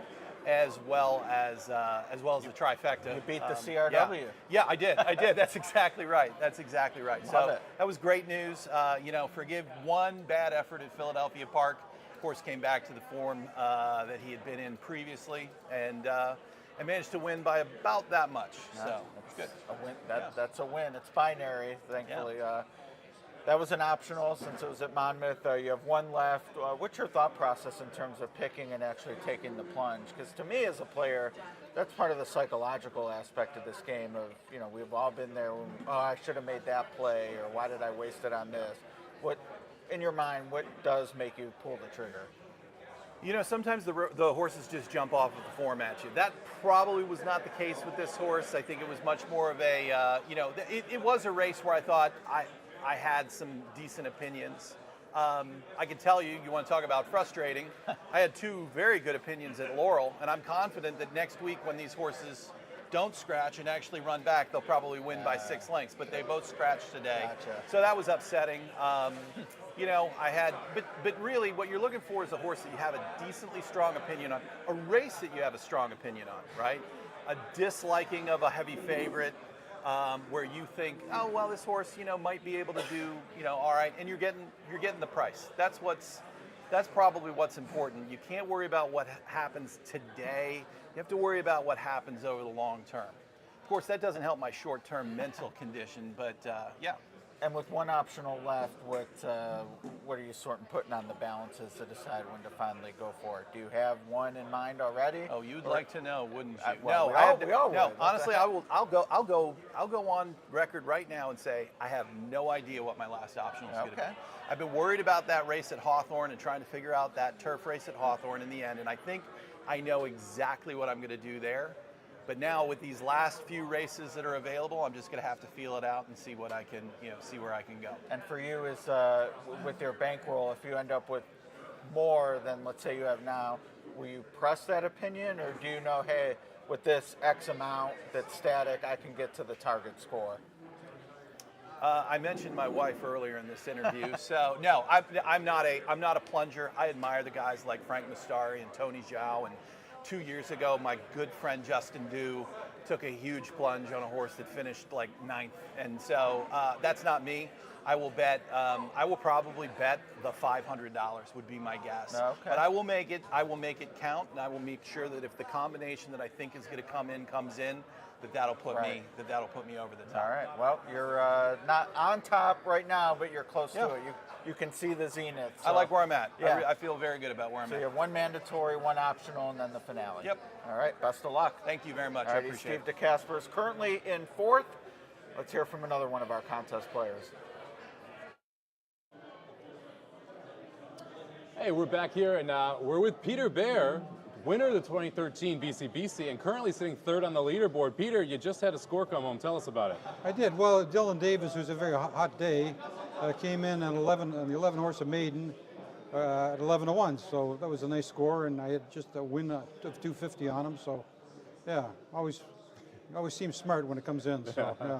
It's nice when you're cashing tickets for over 2,500, right? That's always a good day. Always a good day. Yeah. Now, we were talking about this a little right before we started the interview. A lot of options here, right? A lot of tracks we can go to. Yeah. How did you try and narrow it down so you had a little bit of a strategy coming in today, only playing 4 optionals? Yeah, generally like maiden and turf races, and you weren't sure about the turf staying on the turf today, so I sort of focused on maiden races. And, the nice thing about maidens is when they come in, often they come in at a good price because there's much information to go on for a lot of them, so I like playing maidens. I love hearing that. I'm a maiden player myself. It feels like people on them. Yeah, exactly. They want to have a little more data. Yeah. And it feels like the less data you have sometimes can mean the better prices that you're going to be able to get. And that's the case with that 11 horse. Exactly, yeah. I mean, a very, very good trainer with Brown, and I like maidens with a few starts. I think he only had 1 or 2 starts last year. He was just coming back from a layoff, so sort of a lot of things I liked. You always seem very smart when it comes in, so yeah. Improvement angles, right, where you can say, all right, he's going to be a little bit better this year than last year. Yeah. Now we're starting to get down to brass tacks here. You're sitting in a great spot there on the leaderboard. Now 4th, it looks like someone jumped up above you.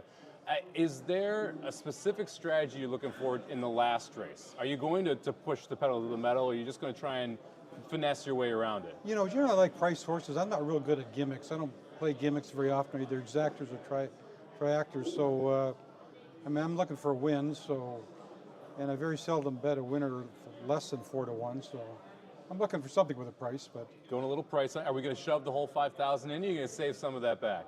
I think I'm going to save some of it back. Yeah. I don't blame you. These are maiden claimers. I mean, you know, can't fall in love with them. So. But it is maidens, though. It Right? is You maidens, got a little bit of an edge on the room there. But they're hopeless maidens. So, You know, some of them are career maidens, but we'll get through it. Any other optionals?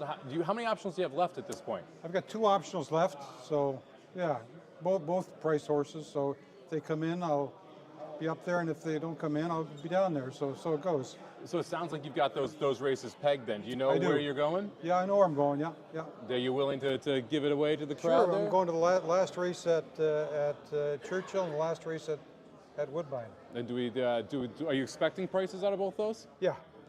So looking last race Churchill, last race Woodbine, 2 prices: first time starters, second time starters. Second time starters at Churchill and at Woodbine. It's a cheap claiming turf race. So now you won BCBC in 2013. Yeah. 11 years later, how have you seen the tournament scene change? I mean, we've had a lot of explosive growth in it. As you've seen the betting change as well? What do you feel like there's the difference between then and now? I think the players are much better. I mean, I think my scores probably haven't varied a whole lot over the last decade, but a lot of scores have gone way up. There's a lot of very good players, very competent handicappers. A lot of them are in this room at the moment. So, yeah, it's a great competitive sport. It's a great game, but the lessons can be expensive. So they can be very expensive. It's nice when we play in a place like Hawthorne here, where they're offering us the ability to play without a rake. It's a big reason why I want to get involved in these tournaments. Did you play the 500s either yesterday or today as well? I did. I played the 500 yesterday without much success. Today's gone a little better. I've got a few bets left on that. So, but yeah, I mean, I love to come here. They treat you well, and as I say, they comp a lot of stuff that most tracks don't. So I like coming to Chicago. Yeah, we got a meal, we got some drinks, everything's Exactly, great for the players here. Now you just got to get some winners. You've done a great job of doing that as well, Peter. Thank you very much for the time. We're going to send it over to Emily, I believe, with our next interview. Peter Bear, 2013 BCBC winner, still crushing it 10 years later. Thanks, Mike. Thank you very much. All right, thanks, Mike. I'm joined by my friend Tony. How's it going so far? Wonderful. I love being here. Your hospitality, yeah. I know. We love having you and coming out. And I know you made a run yesterday in the $500. We got a lot of tournaments going on. I feel like it's getting to that point in the day where, how many do I have left? What do I have coming up? A couple players that we're still kind of looking as far as being maybe played one too many. And I know you were just looking at that. And is that kind of where you're at as far as optional plays and how today's going so far? Yeah, I'm just, like I said, I'm looking to hit one race for some money to get myself in contention in the last race. So I'm just trying to have enough. Hopefully someone doesn't hit something insane and you can't catch them, but I just want some powder for the last race. Yeah, because right now you're just at a little over 4,000. Is that kind of where you expected to be? Were you expecting to be a little bit higher? I'll look a little higher because there's some people on the list that I know is going to fire everything. So I'd like to have $1 more than those people. So we'll figure out what happens, but it's going to be interesting in the last race. How many optionals do you have left? I think I just played my last optional. Okay, that's what we were trying to figure out. Okay. So and then there's one more mandatory left, right? So yeah. Yes, one more mandatory, which will be Churchill 11, and then we'll go into Hawthorne. Correct. So Correct. Perfect world. What are you looking for going into that last Hawthorne race? I don't have much of a clue about the race, but I have 3 horses I want to fiddle around with. So depending on how much money I have, it'll determine my bets. And obviously who's in the lead and who's behind and stuff like that. It's going to matter. Now, as far as your play, because we've talked in a few of the interviews from the NHC and from here last year, and people that have been following along know that you play full time, and that you're more on the gambling side. How much would you say going into that last race takes more of the gambling approach than the handicapping approach? Like, have you been following the Hawthorne races today to say, oh, the turf course is doing X, Y, Z, and I need to play accordingly? No, I don't. I mean, every time I do that, I mess myself up. So, I'm trying to figure out where to be in the last race. I don't know. I really don't know. It's all going to be dependent on, where I see the money shifting. Because here you can see where everybody's on. The pools will show it. So that's what I'm going to look at and try to pick the one that's not the one that's covered too much. Okay. That's it. So there's no handicap. It's more like game theory in this room at the last race. Yeah. And Yeah. I mean, I think that's so interesting about this tournament and tournament in general, and then where you can apply what you do on the day in and day out, how that goes into the last race. Do you play a lot of Hawthorne and familiar with kind of the trends as far as the betting and watching the pools and late action? I don't specifically for the track, but I have a profile generally what Okay. kind of action I'm looking for. But Hawthorne's tricky. The odds movements are very wild, but the rank order makes sense, meaning like a horse are rated 1, 2, 3 is a good order, but the odds they actually finish at is tough for me to really decipher. But today might be different because there's so much money pouring in. Right? Yes, So, exactly. We've seen that in the past, and I've noticed too at Hawthorne. Like today, said, oh, the favorite will get bet down late, and I'm like, occasionally, and I think that's pretty common about most tracks, but following Hawthorne day in and day out, there's a lot of overlays. There's a lot of opportunities there, and I could see our last race being one of those races because it's kind of tricky. There's a lot of unknowns in there, and I think that the general public will kind of have a hard time finding out who that favorite is and creating some opportunities in that race. Well, I know you have some stuff going on, potential Emerald or potential other things, so I don't want to hold you up too much, but I appreciate you jumping on as always, and we'll take a quick break and we'll be right back with DeRosa.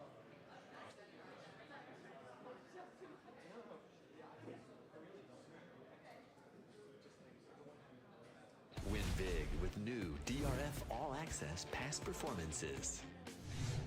With one best-in-class product, you now get all 3 past performance formats.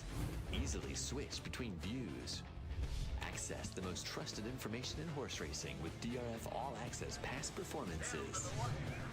Go to DRF.com and use coupon code 1FREEPP for a free single card today.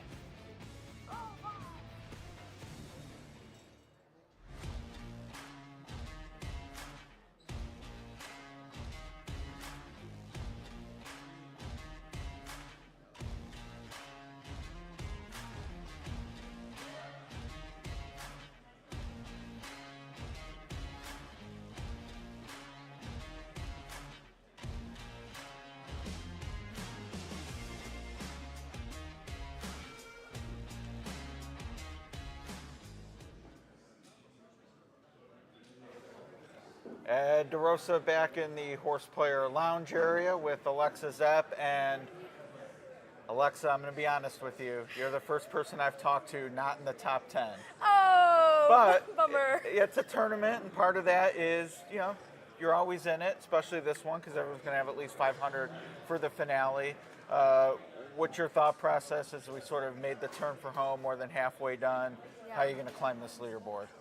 Well, I'm currently just trying to shake off my big error from last race.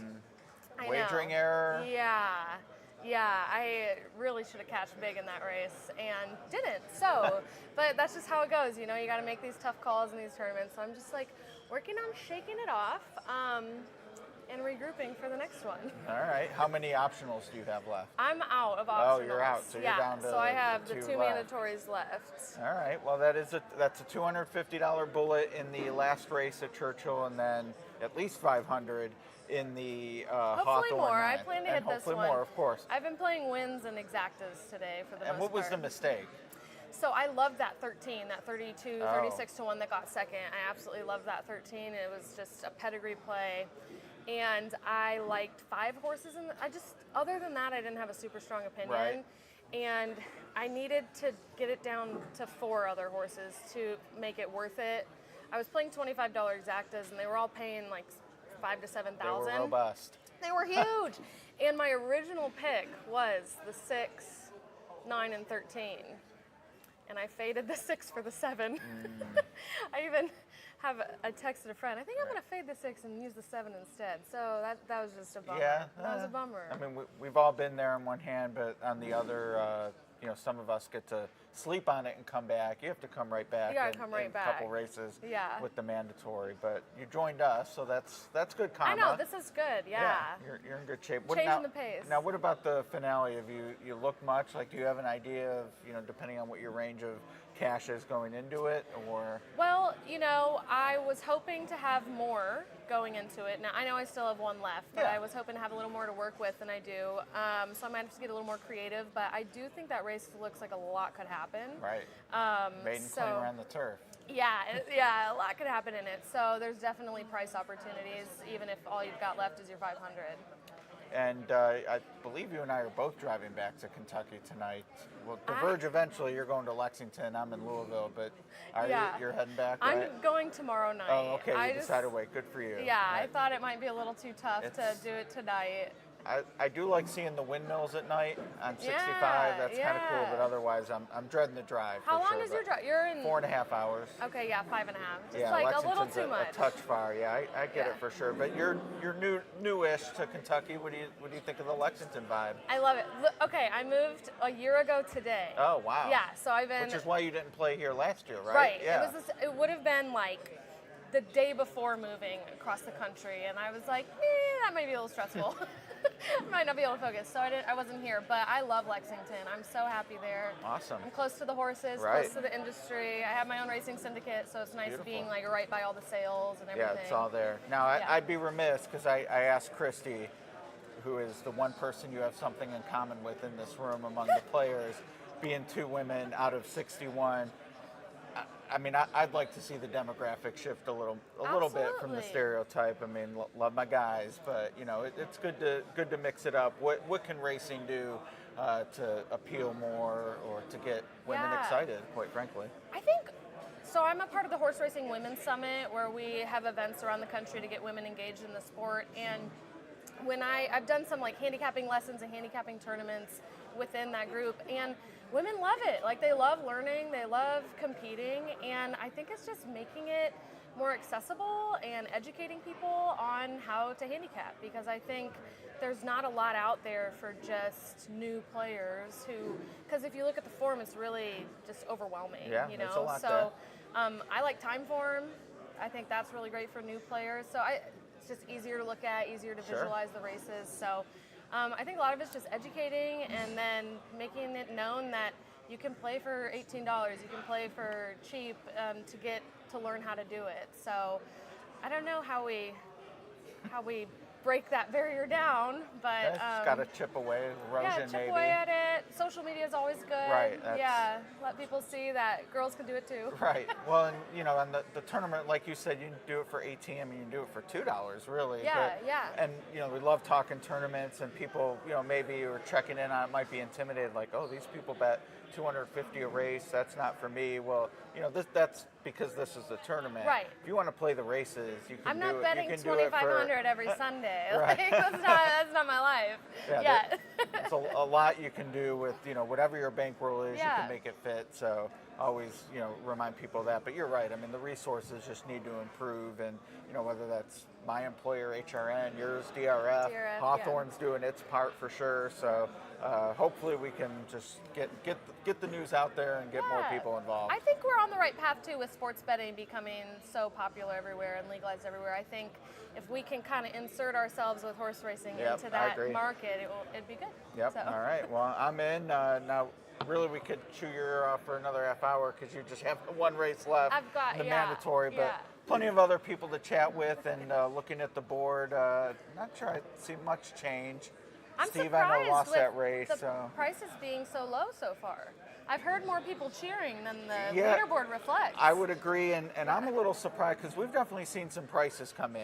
We've had crazy prices. So I'm surprised there's not that one person who at 40, 50 grand. Caught lightning somewhere along the way. I agree. I wanted to be that person.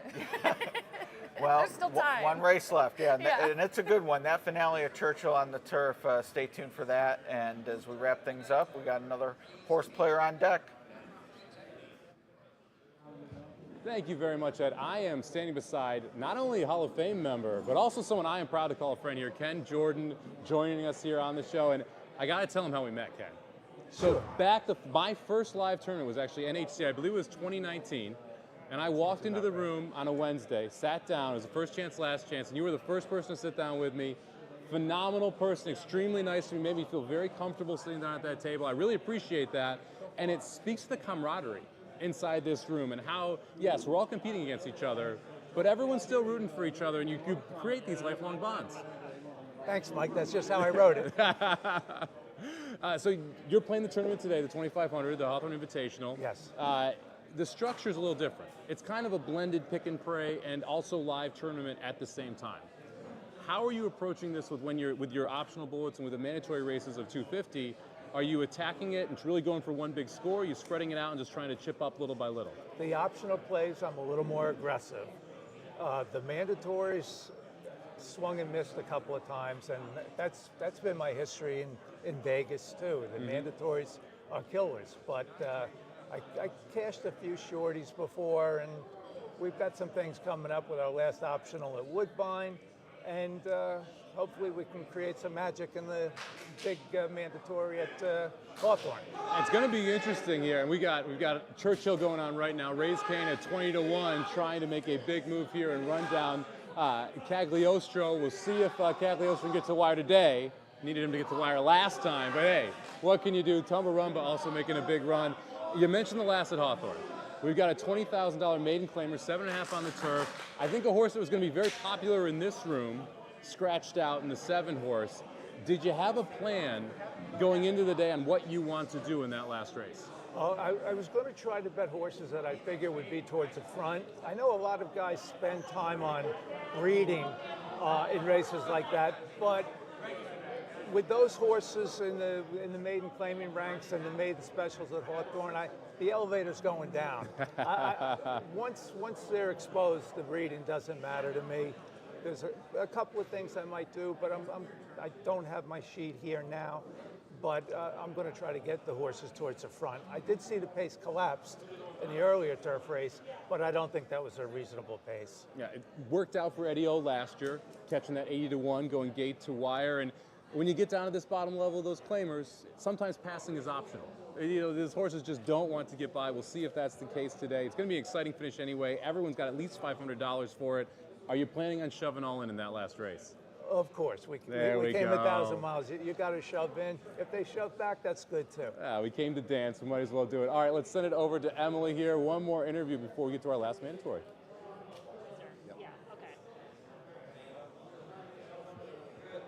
That's it. Thank you very much. Appreciate very good. it. Very good. And it seemed like a big race for a lot of people in the room, especially getting late with the optionals. And you were on the 11-3 technique, who made a huge move around the turn. Thought you were going to get there, pretty dramatic stretch drive. 4-1 winner, one finishing second, 20-1 in third, and Raise Kane. But it seemed like a race that a lot of people played in. We might see some movement in there. Overall, how's your day going so far? Just like that race. Made good moves and flattened out late, sadly. But we're not done yet. Still 2 more races to play. Anything can happen. Yeah, so those the 2 races being the finale and then the penultimate. Okay, so you played all your optional races. And where are you at in terms of your bankroll going into those? I have about $1,300 or so left. So plenty of money to fire with. Yeah, and I feel like that gives such an opportunity in this tournament that people kind of forget about a little bit, is you're always going to have something going into that last race. It's just a matter of what that bankroll is. How do you feel about these last 2 races? Well, I mean, we all have to play the same races, so we'll go with them. I don't love races with minimal form, and I don't love betting horses that don't want to win. So, but we're all in the same boat. We'll take our shots and see where we go. Well, that's part of why I brought you over, because we were discussing it a little bit. And I think, you know, one of the things when you're picking the mandatory races is trying to pick them within a window and good betting races, and they might not be the races that everybody likes. You know, we had the 2-year-old race earlier, the Bastard Manor Stakes, which I thought was wide open from the perspective of. But you're like you said, there's horses that have run 1 or 2 races. Every race in there is run. Every horse is run basically 1 time, and almost all of them went wire to wire, and so you're just guessing. And same in the maiden race in the last. You know, a lot of that is, you know, it's an insider's game. It's not. It's hard to play without form, and so I'm a Theragraph user. I'm a replay watcher. None of that really helps in those kind of races. Not the replays. I mean, I'm a replay watcher, and I think you have such an advantage. But in some one of those race, races. I don't know. It's hard. You're making that projection, right? Yes. Because you're not looking for necessarily trouble or this type of trip or a third off type thing. But at least in the Hawthorne race, Oh, there's lots of good things to watch there. You have at least some maidens that do have some form that you can somewhat assess pace, maybe find some opportunities if a favorite is being overbet or a trainer or connections or something like that, or even a lot to gather from looking at the horses and looking at the board. I think you can get a lot of information. I'm partners as an owner of some horses, and we have one running right now who's really slow. She's a Florida bred. She couldn't cut it there. She's in Ohio now, running at the very bottom level. And so I'm used to watching races like the one we're talking about here. And the fun thing about those is that they're also inconsistent. And so, some days they'll show up, some days they won't. It's hard to put a lot of faith in them, and so you can get some pretty crazy results. So anything is possible. It's a good betting race for sure. Yeah, and I think that's just trying to what you put together. You're kind of like, okay, well maybe we'll go for a race that can be a little bit trickier from a handicapping standpoint, but at least it's a good betting race. It's a good betting race. Trying to bet into a 6-horse field. No one is impossible, and anything can happen. So yeah, it'll be fun. This is a great event. I'm glad to be a part of it, and we'll see what happens. Yeah, we love having you out. And Paul, thanks for your time. I know we got a couple races left.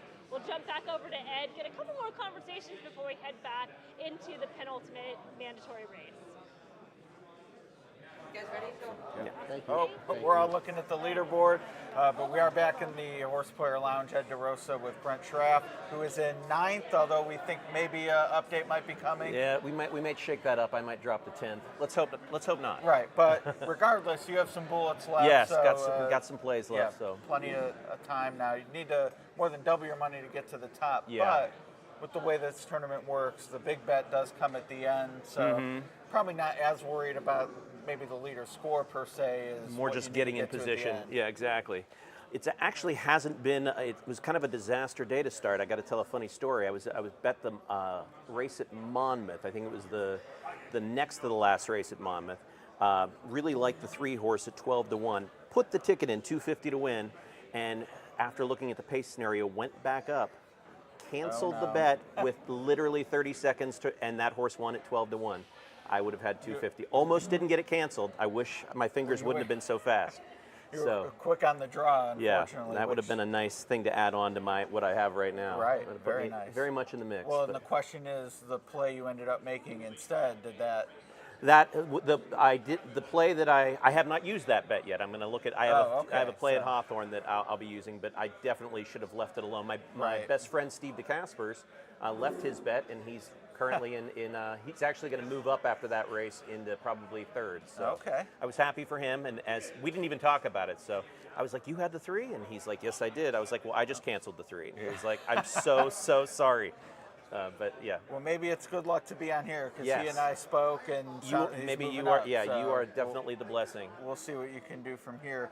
I know you mentioned Steve. Justin's not with us; he's on the cruise. But it seems like you have a great group of guys. Team who like Lone playing the Speed. races. Yeah, we love it. We love it. We enjoy it. And spoke with Bill Sherman earlier. I had my buddy Mike, who I know personally, on here, and it seems like that's part of the horse player experience. Yeah, I think there's a great camaraderie. We do it, obviously to make money and to try to beat the horses, but a lot of it's just for the friendships you make along the way, and to go to Vegas for the NHC and throw our hats in that. It's just a great time. So.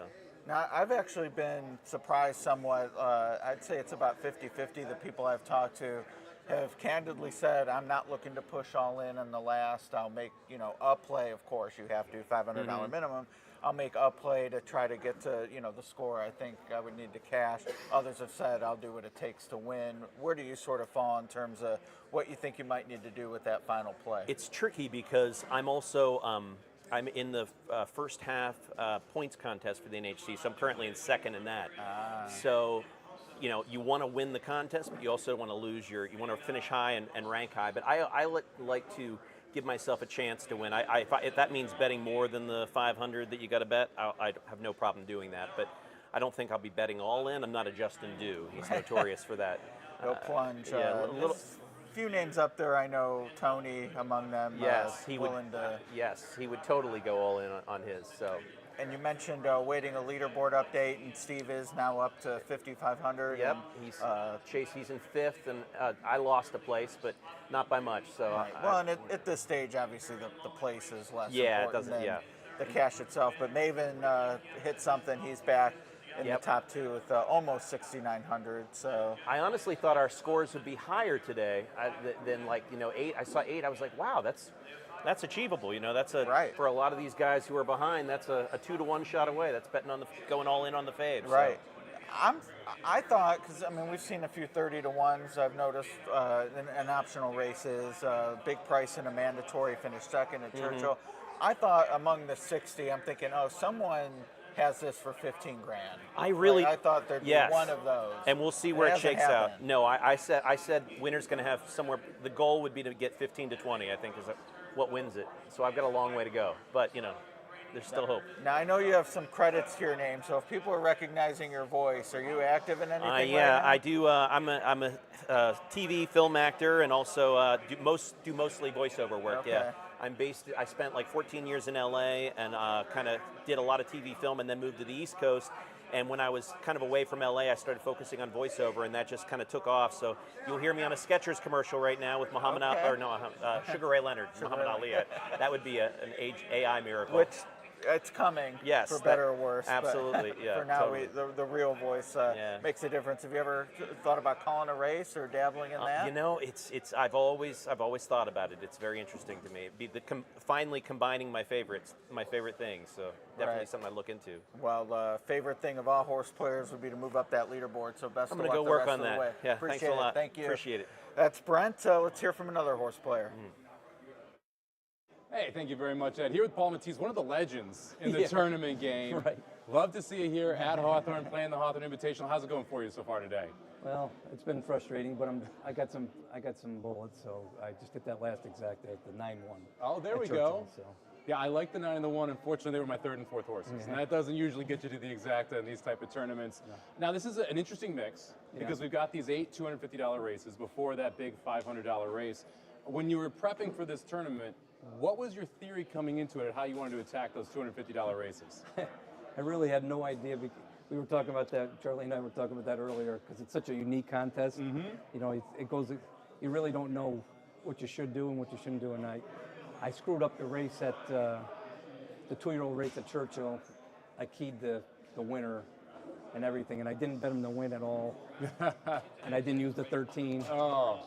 And I was just thinking about, right before you guys came over that if I had just played it like a normal contest and not really going for the big scores, I probably have a pretty good score right now. But you got to try to get a number up there. So it's kind of like you're kind of forced to go for it.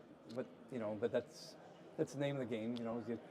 You shoot and you miss sometimes, and that's the way it goes. Yeah, it's been interesting to hear different opinions going through the room of do you shoot for that 3-to-1, 4-to-1, and try and make sure you have 2,500 going into the last, or do you try and set yourself up with the 6,000 to 8,000 going into that last, giving yourself a lot more options on who to play and how to play it? Well, that's one thing we were pretty confident on is that last race at Hawthorne is not going to be too easy. No.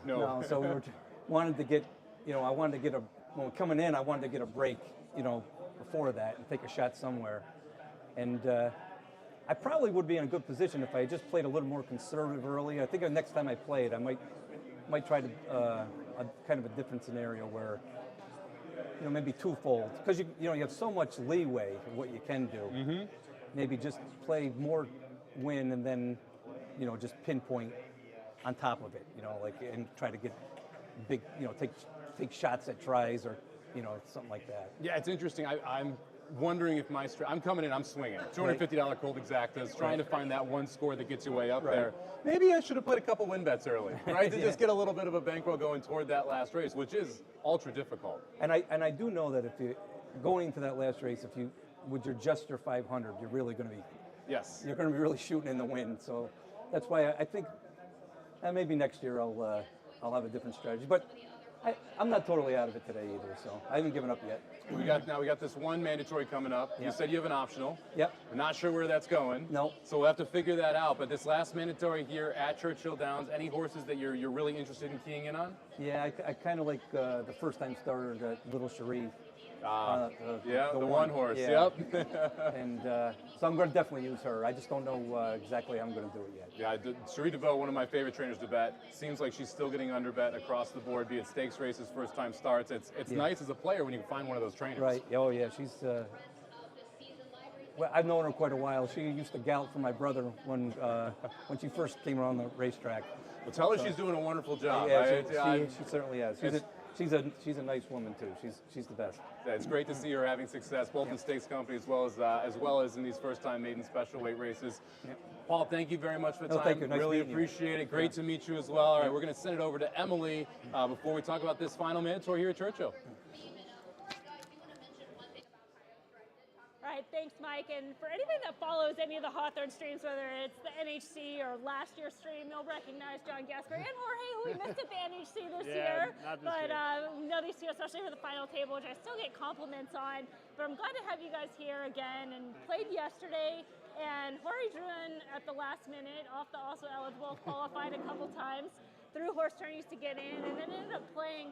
Now, one of the things I want to talk about is live money tournament versus mythical, and you feel like that's still not your strength, playing live money. What do you feel like coming into this tournament? I feel like I'm at a disadvantage, but just try to hang in there, try to learn. Really, it's just getting reps. I don't have a lot of reps playing live money, so that's the main thing. What do you think about, like, with AJ sitting at your table, who's from his strategy is kind of like playing mythical, would you say, and turning that into live money? What do you think about that strategy and how it kind of works out? I actually like it. It works for AJ. He Yeah. likes picking multiple horses in a race, usually 2 horses over 10 or 12 to 1. Bet them both. I mean, you're getting 6 to 1. If you can tell somebody you're going to get a 6 to 1 shot for 250, why not get a 10 to 12 to 1 shot for 125? You move up the same amount in the leaderboard. You give yourself your own insanity insurance, and you're picking the horses that you like.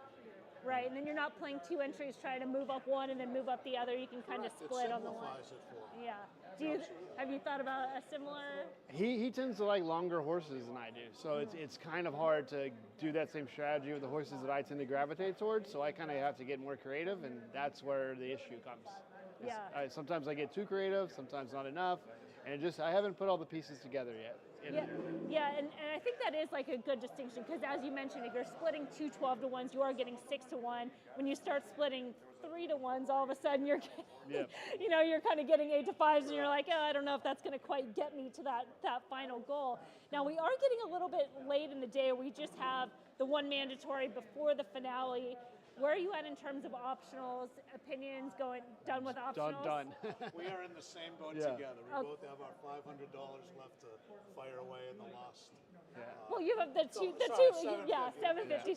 Well, you could say you still might have more than $500 in the finale. Let's be optimistic here, because I think there are some opportunities in the next Churchill race. We are going to talk about that soon, so I won't hold you up too much. But at least with that 250, are you trying to plan for a little bit greater than 500? What would you like to be in that point? You have to try to have a step approach.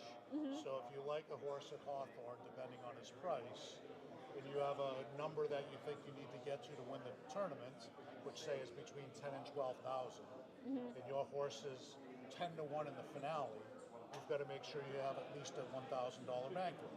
Yeah. So you have to bet a horse here in the lost mandatory to get from the 500 we currently have to wager, at least 500 more to wager in the finale. If you like a 6 to 1 horse, you have to bet even stronger. You have to bet a horse that's higher priced in the last mandatory. It's all working backwards in the math, depending on who you like in the last. And if it doesn't work, you have to take another horse, one that you don't particularly like, just because he's the proper odds in order for you to get to your goal. I feel like we're doing the final table all over again, but it's constantly the final table all over again, because you're always thinking, how am I going to win, and what are the different strategies in order to get there? Do you kind of feel it's the same way? It's going to be about 12 to 14, or based on kind of the scores right now? Could it be? I don't know. I probably shoot for 8 in this $250 race, and then maybe in the 500 go for that 10-12 number. Okay, so just see it's going to be right around there. And I want to make sure they know that I'm critical of everybody else at the final table. Make sure I'm critical of myself going into this and how lousy it is, but how bad my math is to get to 10,000 and 12,000. Well, next year at the NHC, you're going to have you at the final table at the NHC and doing final table analysis with us. That's what I want to do. That's my goal. Absolutely.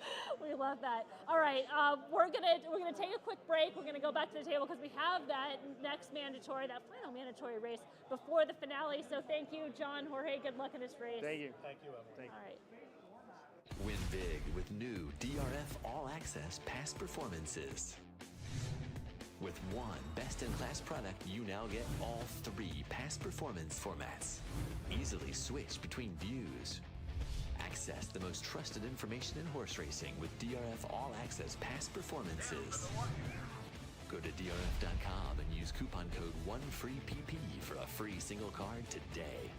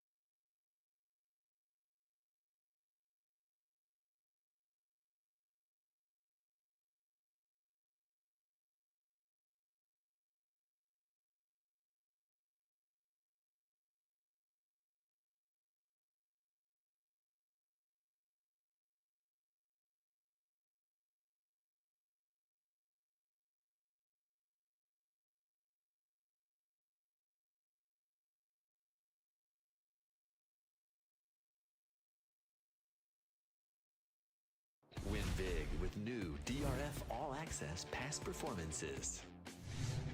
With one best-in-class product, you now get all 3 past performance formats. Easily switch between views. Access the most trusted information in horse racing with DRF All Access Past Performances. Go to DRF.com and use coupon code 1FREEPP for a free single card today.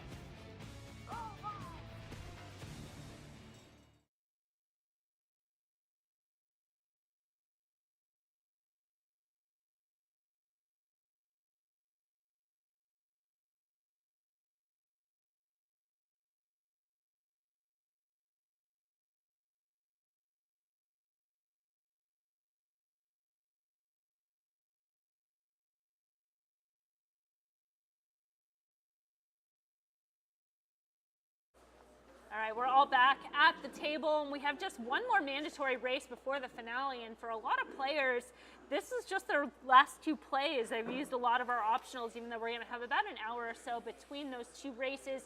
4 minutes to race 11. Mike, you're saying you got to hit something quick. You made a couple errors, just technical errors at Woodbine, flip-flops and things. You know, looking back, this is the 8th bullet we fired, right? So I'm not done with my mandatories. I had the 1 exacted Aqueduct, which is pretty well documented. We need to get that 5 in front of the 2. Didn't happen. I just made a bad decision at Woodbine. I was looking at the 2, 4, and 7, deciding what horse I want to put on top with the 2 underneath for $125 exactas. Ended up putting the 2 on top, and it runs 7-4. Exacted paid $61, so I'd be sitting at $7 grand, second in the tournament had I made the right decision. But again, this is the style I wanted coming in. I wanted to take 8 bullets and give myself 8 chances to be in that top tier versus trying to get 3 winners out of the 8 bets, right? And so with high variance, you're going to get results on both ends of the stick. So now we're playing a $125 try here in the last at Churchill, and if we whiff on that, I have a feeling we're gonna have a $500 cold exacta coming in Hawthorne. But we will not stop You have a trying. plan. You have a plan. Yeah, I mean, at least you have some bankroll going in there. It'll just depend on how much. But as far as this race coming up, and we're at 3 minutes to race 11. It is a maiden special weight race, 1 mile in the turf, 3-year-old and up. We have a favorite right now at 2-1, which is the 8, a Brad Cox runner that ran second on debut. A lot of these horses making that surface switch here, kind of wide open. How did you feel about the favorite in here? Did you decide this is a strong favorite, a horse that you wanted to play against?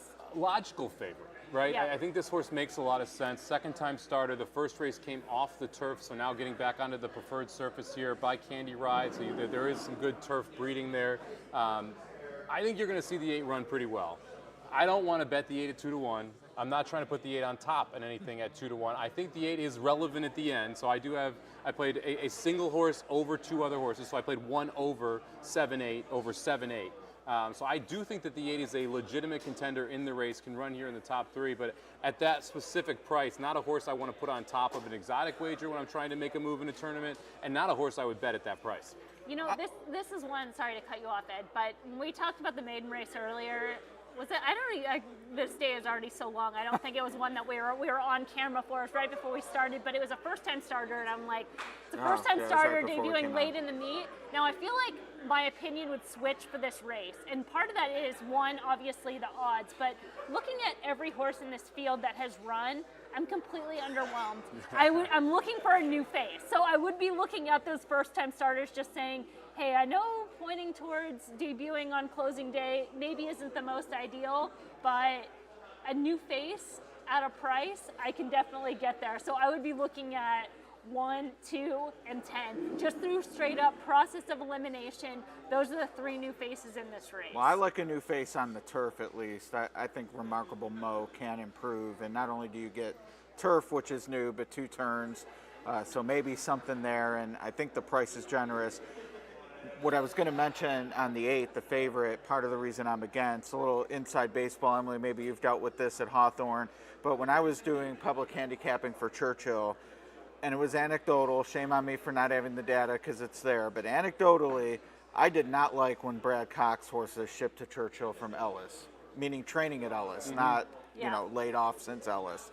And this horse was at Churchill, went to Ellis, and I think I was onto something because Brad pulled me aside after I mentioned on TV and said, hey, don't talk about that because owners think that those are my lesser horses, and that's not true, which I get where he's coming from, but the fact he pulled me aside not to mention it makes me think I was onto something. I don't work at Churchill anymore, so I can mention it now. I'm fading the 8 and betting the 4. Hey, Brad, how's it going?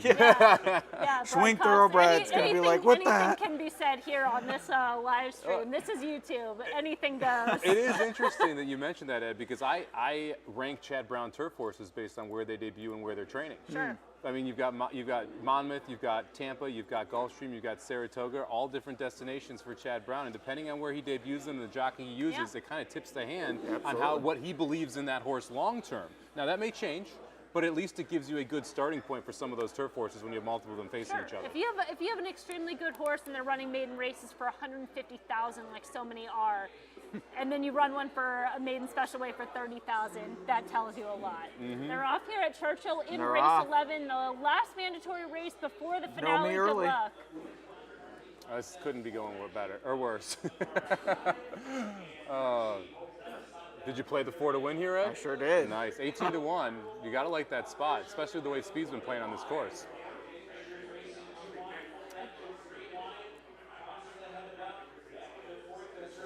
$22-1 off price, so floated up for you there as well.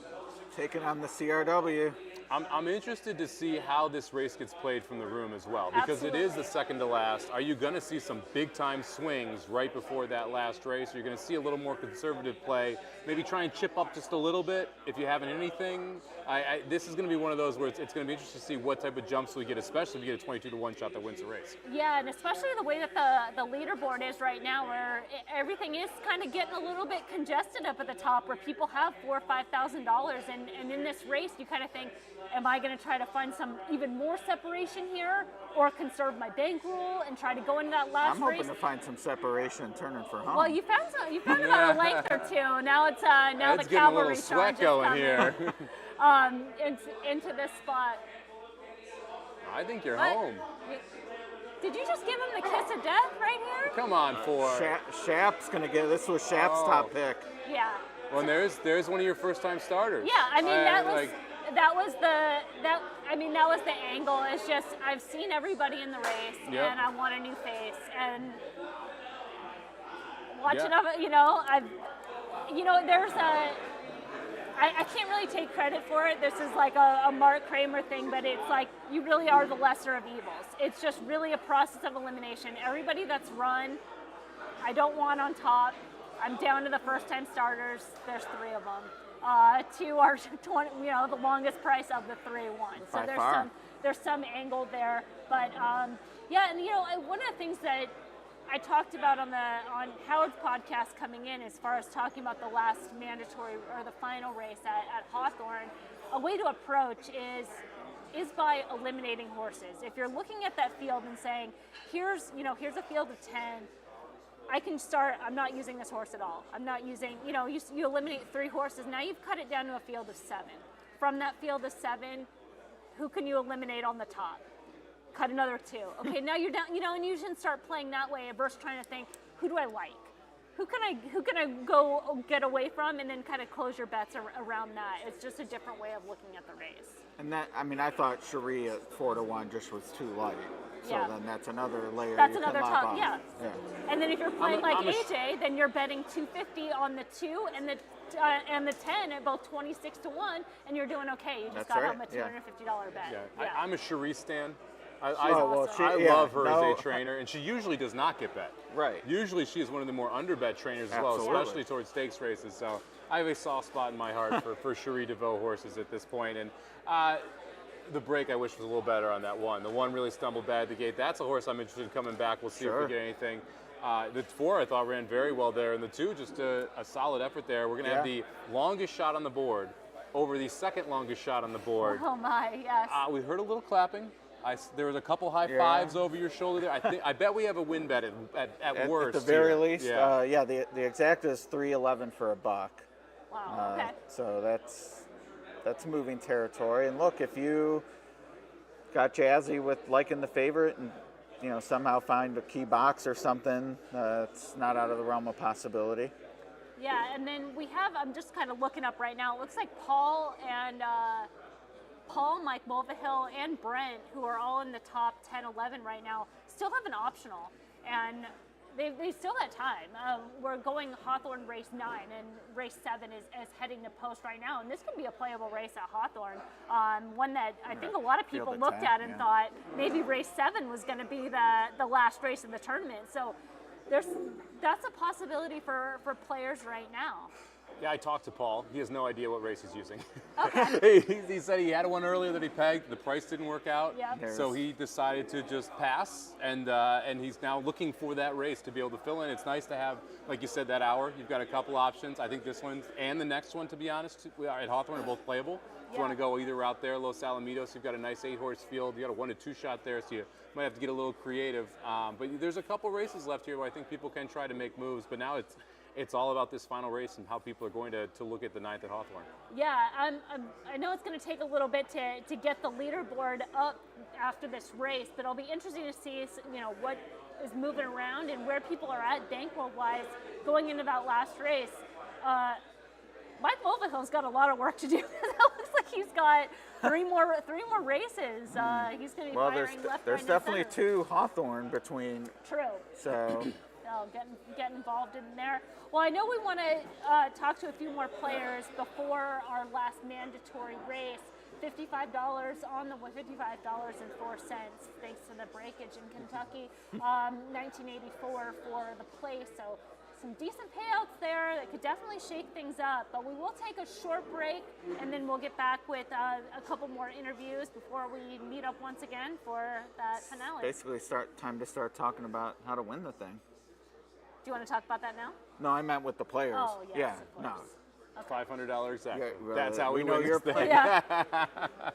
No, it's a great final race, and I know some people feel challenged by the condition, but I mean, to me, it's part of the gotta game. earn it. Yeah, it's part of the game. What would you, on that point, what would you rather have? Like condition with like a full field of maiden claiming that you have to bet at least $500, a full field of maiden claimers where form could be a little bit off, or a field of 7?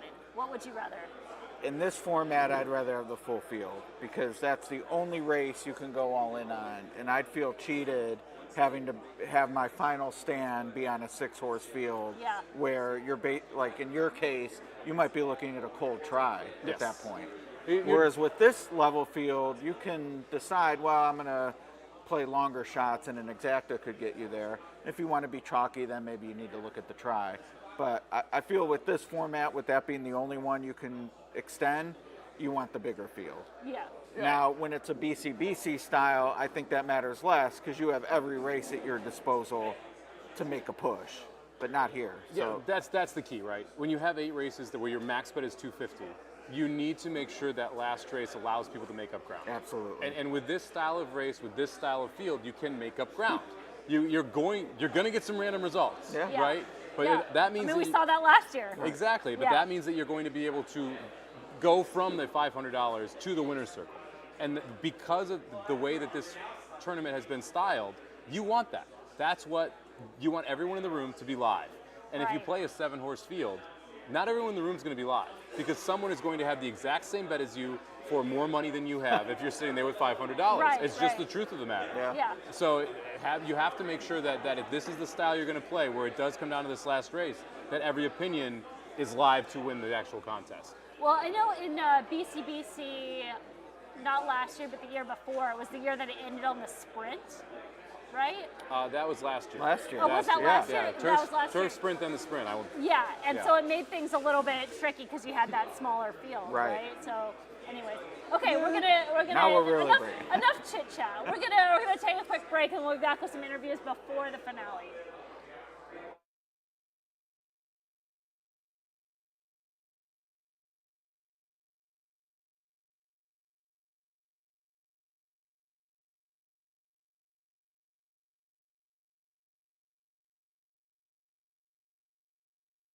Win big with new DRF All Access past performances.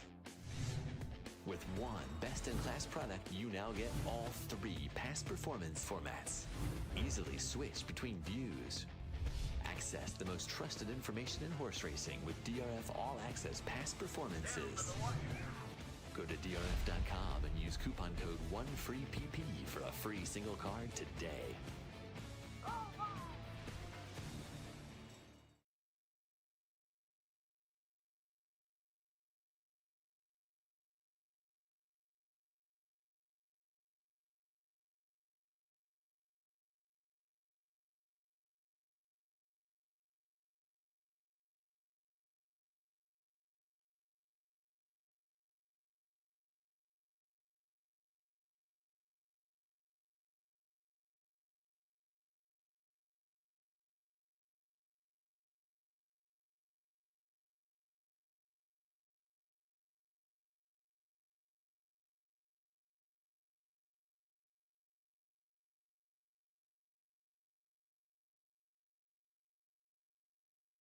Win big with new DRF All Access past performances.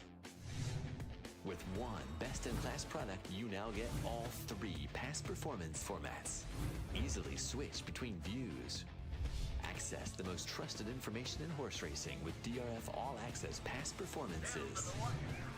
Go to DRF.com and use coupon code 1FREEPP for a free single card today.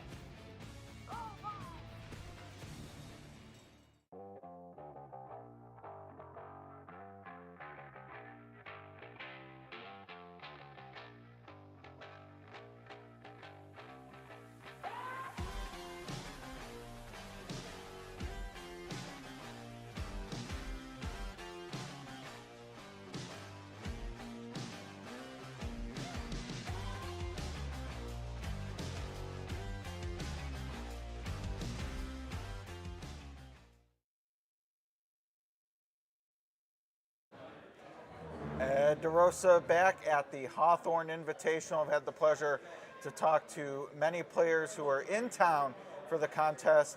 Leonard Peterson, it's a home game for him, and he was telling me he loves the people at Hawthorne and gets to support contests. Sounds like you're a regular. Yeah, I am.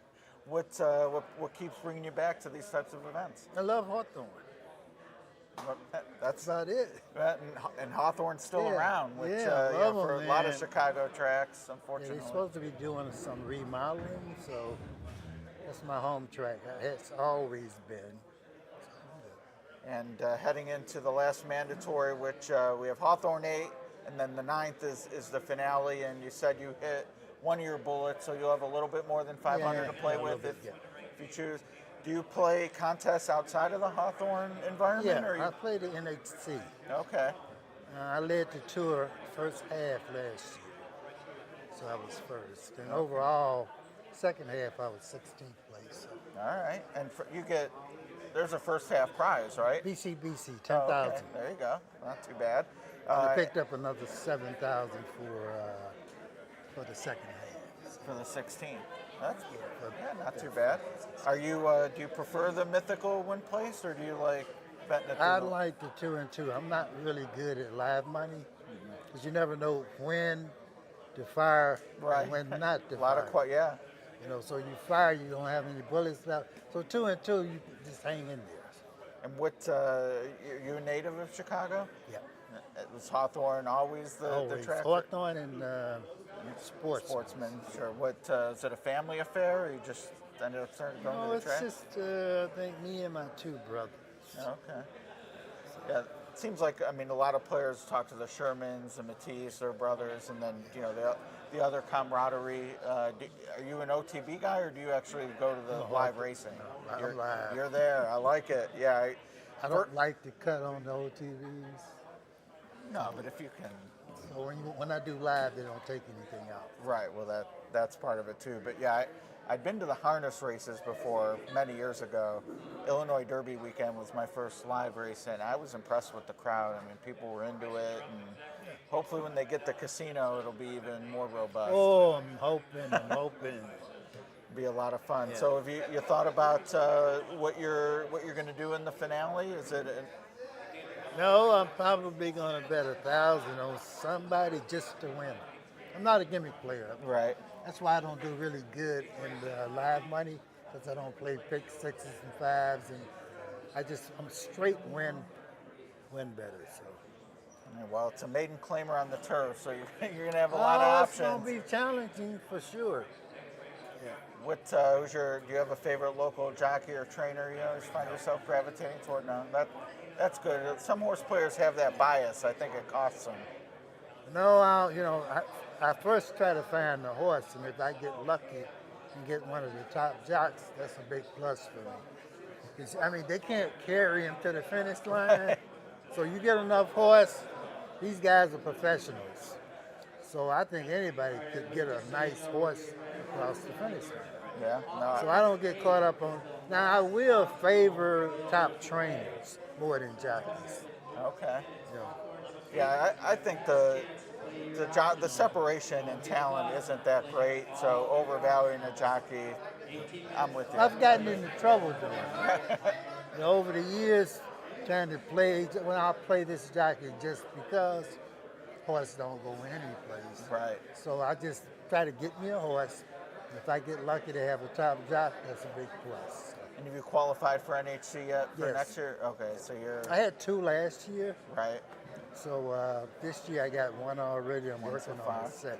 Okay. How many times have you been out there? 4 or 5. Okay. I'm envious of the people that live in the hub cities because you get the direct flight. Yeah. And that connection for me going out to Vegas can be pretty brutal. So. Where are you from? Cleveland originally, but I live in Louisville. You can't now. get a straight flight? Well, Cleveland you can. Louisville, Southwest only. It's just weird time, so yeah, it's a little tougher. Yeah. But Chicago, you got everything out there. I could use O'Hare or Midway. Either one. All right. Well, Leonard is a local hoping to. Well, I guess we had a local win last year with Eddie O. Yeah. Well, you had Justin. He's over there. He won. He's local, and Yeah, Jim NHC Bennis. champion. Jim Oh, Bennis, he right. won before. Chicago very deep on the handicap. Yeah, and I roster won for sure. this. Oh, you're the a winner invitation. too. Yeah, Okay. I won the invitation. 2018? No, about 3 years ago. 3, okay. And I got DQ'd. Oh. The last bet was supposed to go in before 5 o'clock. I didn't read the fine print, so I got DQ'd for 30,000. Well, you didn't hold it against them too much because you're back. Well, last year in cash and prizes, I picked up a little over 60,000. So it wasn't too bad. Right, that's not too bad at all. Well, and you have a chance, 10,000 more up top today. Yeah. NHC to the winner. Best of luck in the finale. You know what? I don't think I can catch the boys. They're way Nah, up there. I don't think I can catch them. 8-1 gets you there on a $1,000 win bet, as long as they miss. Yeah, they got to miss. Not everybody's going to miss. That's true. Well, good luck just the same. So He's thanks Leonard, again. Yep, NHC multiple qualifier, winner of this in the past. On to our next horse player. Good luck. Thank you. Thank you very much, Ed. Here with Mark Odorizio. Hopefully I got that right. Odorizio. Odorizio. Yeah, We'll nail it by the end of Yeah. the interview, I promise. Mark, longtime Hawthorne tournament player. Thank you for coming back here. What draws you to these Hawthorne tournaments? Well, Rhonda and the staff treat, they go above and beyond. Yeah, I mean, we feel like we're a high roller, and we're really not, you know, but they treat us like one, and I mean, I can't thank them enough for just how we're treated here.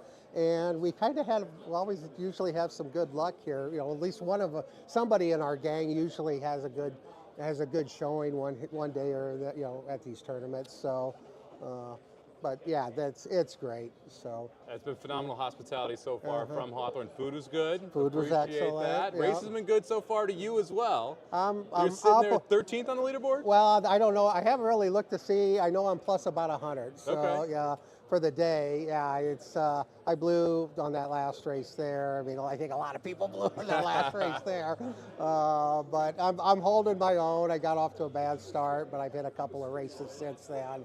And I just got the one mandatory left, so. So we're out of optional bullets. Yep. We're walking into that mandatory 2,600. What score do you think wins the tournament now that we see, AJ Benton right now in the lead, right around 7,800? What's it going to take to take home the belt? I don't think it's going to be the 40,000 that won it last year. I'll be surprised if it is. We never. Eddie O's in the room again. He I might know, pop off for another but I'll be 58,000. surprised that. But I do kind of think. I go, you're going to at least need. My guess is going to be between 15 and 20. Somebody's going to go all in and hit something really good in that race. So, and at least it's a fuller field, so you'll have some viable plays there. And it's not really like last year where it really looked like a 2-horse race last year, and then he just got. I don't know if he got lucky or just great handicap, and then he caught the one long shot that win the race and stuff. So probably a little of both, right? I think we all could admit well, when we catch that horse, it's a little of both. He handicapped the board, you know, which is what he needed to do. He did it better than me. So. Well, it's going to be interesting here. I love the uniqueness of this tournament because everyone's in here with a life. We're going to have every person in the room betting at least $500. Are you looking toward the win pool? Or are you going to try and find the exacta pool that you think is going to get you enough to be able to get over the line? It's weird for me in the sense that I'm really not a trifecta player. I'm more of a win player, and I'm an exacta player. And I don't think I think you're going to have to hit a try in order to. Yeah, it just seems like in most of these cash contests in the last race. Usually somebody hits a try or a try to win these races. You usually just can't win enough on an exacta unless you catch 2 bombs. And I'm sitting on 500. I'm going to play a $500 try or a $250 try with 2 horses under one. Yeah. To try and make up the ground. It does feel like that's how you're going to try and make a move here in the last. Yeah, and I'm not the type where I think I got like 2,600. I'm not going to go all in. I wish I could afford to do that, but my dad taught me don't chase bad money with using good money. So, and I'm not in love with the last race at Hawthorne. I kind of like a horse, but it's not like I'm going to go gun ho on this horse. So I'll probably be a little conservative in it, and maybe just maybe try to hit a nice try or something, key in a horse or two or something like that. Don't really know yet the strategy because I still got some more handicapping to do. We got an hour till the race. I think that's going to be one of the most interesting parts about this is what do people decide to do in each situation that they're sitting in, because when we were playing most cash tournaments, everyone's not live. Right. Going into that last race. With everyone live, you're going to see some crazy results almost no matter who wins. And I will admit, the guys who like to play tries and supers, they're going to have the advantage. I never play a super. I've never was brought up that way. I was brought up as mainly a win, bet to win, or an exacta player. So that's usually what I try to do.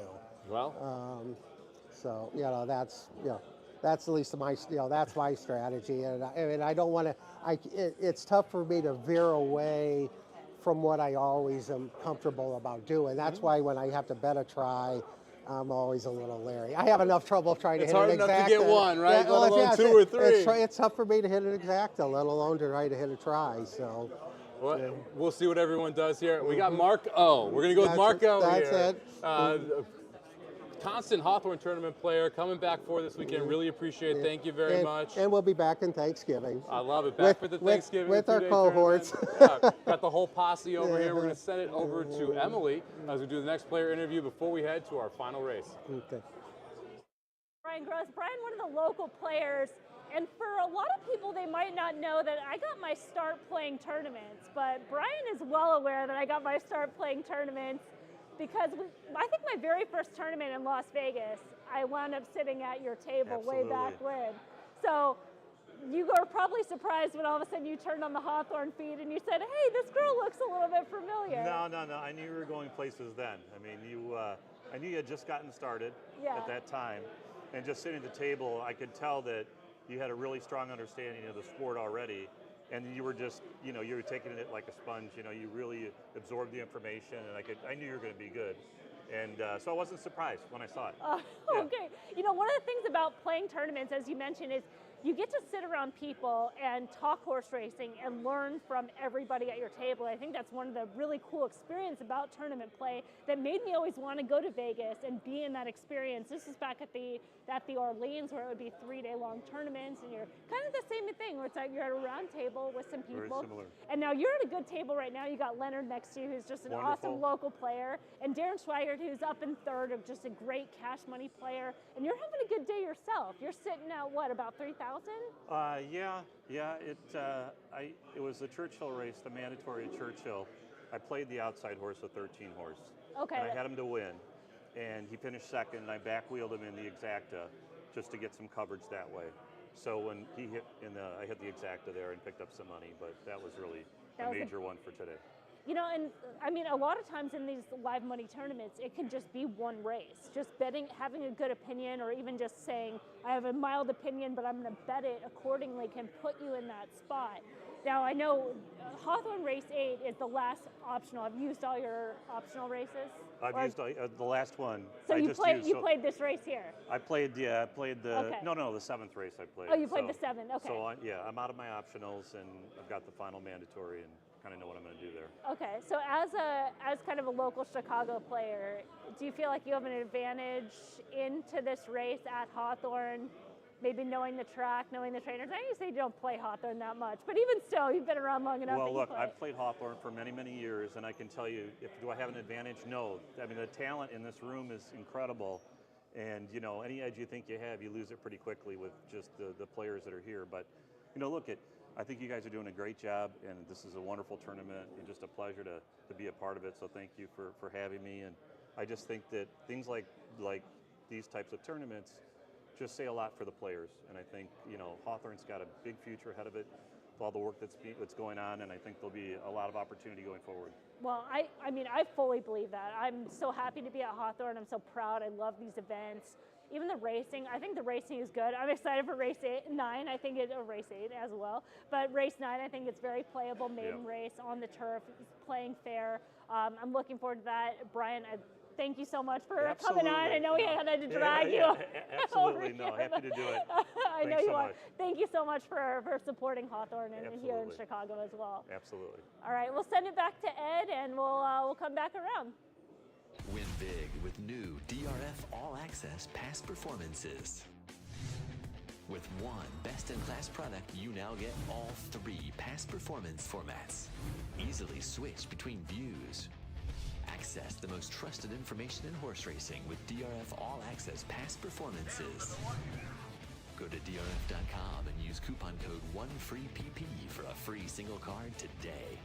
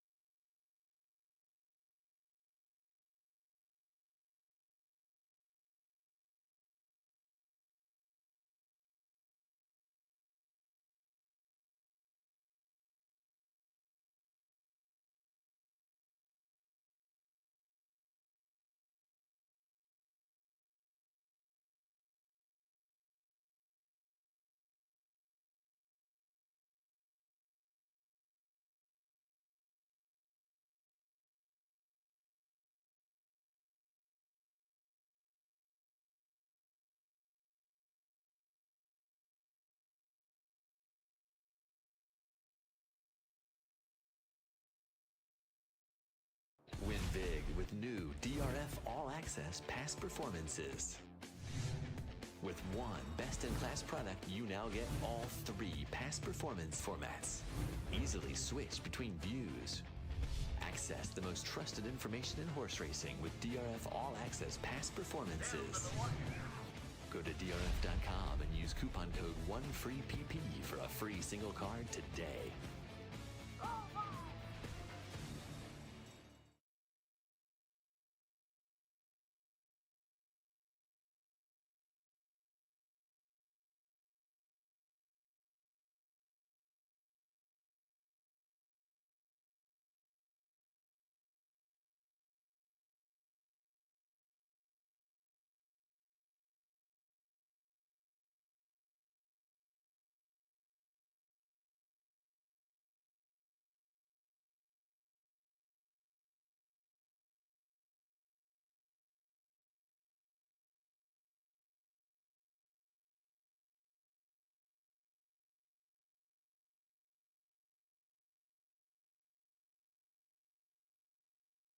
Win big with new DRF All Access past performances. With one best-in-class product, you now get all 3 past performance formats. Easily switch between views. Access the most trusted information in horse racing with DRF All Access past performances. Go to DRF.com and use coupon code 1FREEPP for a free single card today.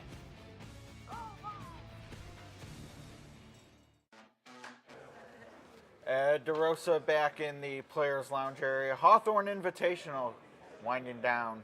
One mandatory race left. It's the big one, though. Can go basically your whole bankroll, $500 minimum. I'm with Greg Lewis. He reminded me that we spoke last year, and not only that, but we got the same shirt. Yep.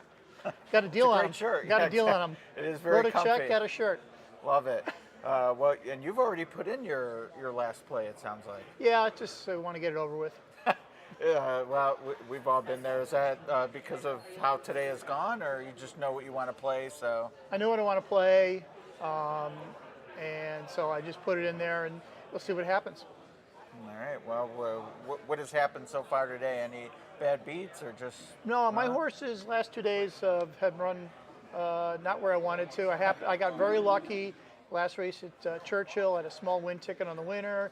I hit $1 try. Oh. No, that's it.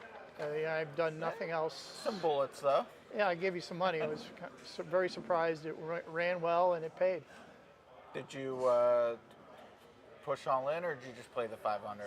I played the two in the mandatory. I played probably 1,400. Oh, okay. So yeah, that'll give you a shot then. And we'll see what happens. I can play Right. some tries, see what happens. Maiden claiming event on the turf. Not quite a full field, but decent field size, especially by racing standards. What race selection a big part of putting on a tournament? Would you have preferred a classier race, so to speak, with a shorter field, or do you like that you have the options that come with picking a race like that? No, I think every race for the mandatory has been very good. There hasn't been like a prohibitive favorite. Big fields. If you happen to hit it right, you're going to get paid. Everyone, I think the smallest mandatory is what, 4-1 maybe? Yeah, and then even I think with the short price, there was a bomb in second, or decent price. Right. So it's been a lot of prices, and it's going to be interesting how it finishes off. Well, and as we know from your shirt, you were here last year, and I was as well. But Hawthorne, it seems like with this tournament, a little different format than some of the other big ones, but also just getting this group of players together is something that others appreciate. Well, yeah, it's just you kind of revisit and reconnect with a lot of the people you travel around and see at the other events, but this one attracts almost everybody together. So you see fractions down in Kentucky or New Jersey or Florida, but here you kind of just see everybody running with each other and reconnecting, going out to dinners, seeing how everybody's doing, and it's really nice to reconnect with everybody. It kind of personalizes what we do here. Plus, they just put the wings out, so the food ain't bad. Yeah, there'll be some people running to there. Right, and myself, and I won't run, but I do think the food's good here at the Crestwood OTB. Any other thoughts on the tournament scene before we? I think as Hawthorne has dedicated a lot of resources to these events. The November event, this event, February events. They really put their money forward, and with the no takeout, open betting. It's great to see that you can be any type player. They have various minimums. If you don't like the card, you walk in, pull your card, and walk right out. But it's for anybody who wants to get cash, move from the mythical $2 win and place contest bucks to the live wagering. This is a great avenue to go. You can play any type of betting you want, and you're not paying into the prize pool. And Hawthorne is seeding with great prizes, and you will get better. But it's Hawthorne does a great job. The OTB facilities are wonderful. Service is great. Food's good. Everybody seems to have a great attitude and want to help everybody out. Yeah, I think one of the keys of what you said was events, plural. So if you are interested in joining Hawthorne, in addition to what they do this weekend with the Invitational, plenty of other contests and $500 tournaments throughout the year. I know the Thanksgiving weekend one, very popular as people try to gobble up, pun not intended, those final NHC seats. And Greg, certainly appreciate you participating. Thanks a lot. All right. Well, they are in the gate for the Hawthorne 8th. That means the next race there will be the finale of the Hawthorne Invitational. Hope everyone in the room, best of luck. Okay, and we'll be around here soon. Not at all. How you doing? Good. Good. only one of those you control, and that's the one going poorly. Talking game theory, so I just said, Matt, bring your popcorn. Let's have a conversation. We got Chris. Matt, you talked to Mike earlier, so I didn't get a chance to talk with you. But we're at the point where we are talking game theory. And Chris, you won this tournament 2 years ago. Maybe even a different kind of ball game at that point. But at what point of this tournament do you kind of think it's outside of handicapping, it turns into game theory looking at the leaderboard? Well, I always think the last race is game theory. It's all about, you have more options and you have like in a mythical win place where you're kind of limited, but it still comes down to what's your goal and what's your best chance of getting there. And you've got a lot of options, but that's where you're playing it. And if you're near the top of the board, you got to decide how much you want to play, and you got to be cognizant of the fact that you might impact your own odds depending on how you bet. It could be. I think the fact that we do have a good sized field of 10 and just kind of looking at some of the doubles, I think there's a lot of opportunities.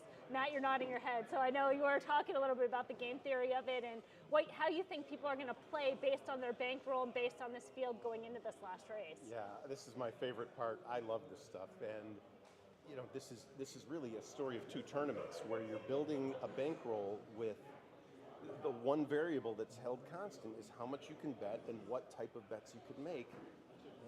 Those totals up top are really hard to get to with this style of betting. The problem now is once it's opened up and you can bet your entire balance, there's nothing remotely safe about any position on that leaderboard. I think I've got about $2,000. I'm not trying to sound like too crazy of a lunatic. I'm trying to win this thing. I'll probably bet two $1,000 exactas, which is something I would never do in real life, but to me it's a game and I'm playing the game.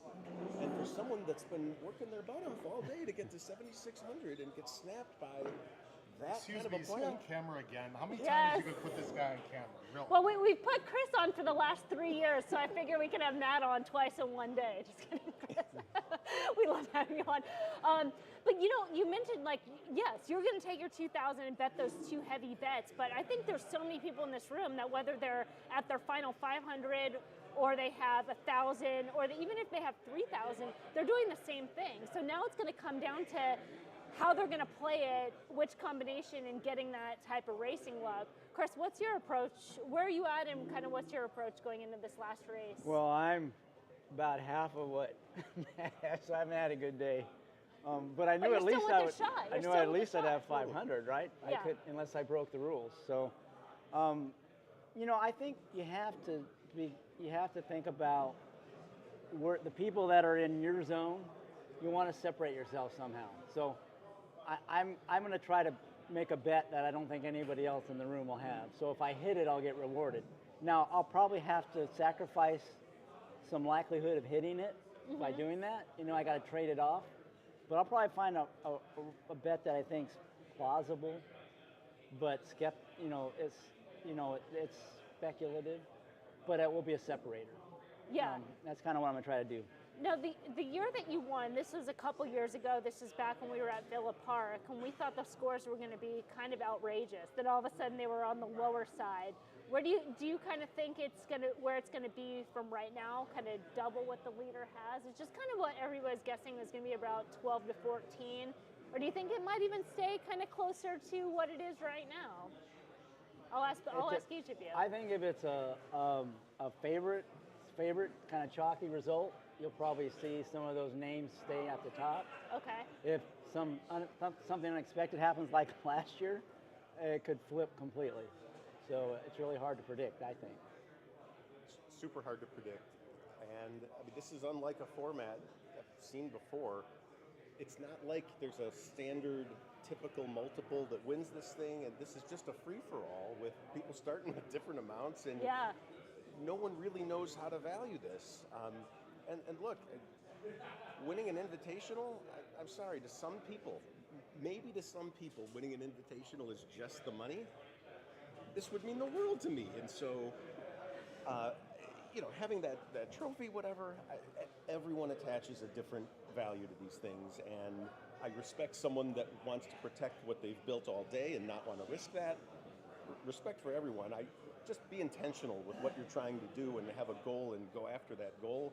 But tough to judge whatever anyone's goals should be, but looking at that board, I have no idea what their goals are. Well, and you also, you mentioned the Invitational, not just because it's nice to win and obviously being local, et cetera, but you have people that are here that are seasoned tournament players that are going for it all versus when you have the BCBC, for example, you have a lot of people that win in, or they bought in for 10,000, so they could be looking at the point and saying, hey, I'm going to kind of call it a day at this point. There's nobody, I don't think there's anybody in this room that's calling it a day in the last race. So everybody is still going for the win. And I think that changes it a little bit. You don't have as much the quote unquote dead money that you have in some of the other live money tournaments that you have currently in this room right now with everybody trying to win in this last race. I totally agree. And it's the people at the top that I think are going to have the hardest time because, no disrespect, these are good friends, but they're the ones that are going to feel the dumbest if they lose it all, right? Those of us with $500, it's like, well, that's what we were going to do. That's a much harder decision, figuring out what to do in their position. Yeah, I was just about to say, let's play that scenario out. If you're sitting at the top right now with 7,600, how are you betting this race? My answer will make other people uncomfortable. $7,603. Isn't that right? Yeah, 7,600. Okay. 7,603 to win on the 8, with probably a $10,000 win bet on the 4. Just on the side. Okay. Yeah, with that being total insanity insurance that I want to walk out of here feeling like I killed it if I humiliate myself and fall out of first place and fail to win. Chris, that's my style. Chris, where are you at? Are you at an all-in on the favorite if you're sitting right now? I've never been all in on the favorite in my life. So, when you cheered, we have different styles. When you cheered for the 30 to 1 earlier, I looked at whoever I was talking to at that point, and I said, I've never seen Matt Miller cheer for a 30 to 1. That must be. I had all. Of course, I knew it. That's why I was like, there's something going on. There's something in the water. So Chris, how are you playing? So I would probably looking for alternatives to the favorite and maybe play more than one horse to win. If I had that much cash, yeah. Because I have the ability to do that and still post a really good score. Let me ask you this, just without trying to say how you would do it. Would you be playing all in with that 7,500, or would you be looking at maybe playing 2,500 and keeping 5,000 or something like that? I don't know. It depends on what my opinion on the race. If I had pretty confident I could hit the race, I probably would be aggressive in betting. Because, like Matt said, for me, I want that belt because my son has all these belts from fighting and I don't have any. And I know you don't like it, but I want to take that home and say, I got one of these. See this? That belt would never Alex, take enter a look my at this. house. But in fairness, and I love how you answered, everyone's allowed to value coming home with $5,000 differently. Yeah. And who's to judge, that you were wrong to save on that? I mean, I suppose someone with a math equation could look at the value of the prize pool. I think we're supposed to stand closer together. No, we're supposed to end. That's what they're telling us. We're moving on. Okay, end it. Great popcorn here. Awesome. Thank you guys, Chris, Matt. Good luck in the final race. We'll head it over to Mike, and then we'll be back to talk about this last race. Thank you very much, Emily. Love some theory discussion there, talking about what everyone's going to do in the last race. I'm here with Paul Hoffman, one of the OGs, one of the originals from the first Hawthorne Invitational, rocking the polo from last year. I like to see that. Correct. What keeps you coming back here to Hawthorne? Oh, it's pretty easy. You get treated like gold here. Everybody in the place, from John to Emily to Rhonda and Jim, they're all pulling for you. Yep. Everyone wants to see you do well. And they're happy to see you come back, so you can't give up on Club Hawthorne. It's the only place to play. That's phenomenal. You got the $500 tournaments as well. If you're not here, invited to the Hawthorne Invitational next year, come on out. Come play at Club Hawthorne Saturday and Sunday. 2 different shots going to get into NHC, and clearly an event everyone wants to try and make each year. Now, Paul, we're sitting in the last race. Yeah.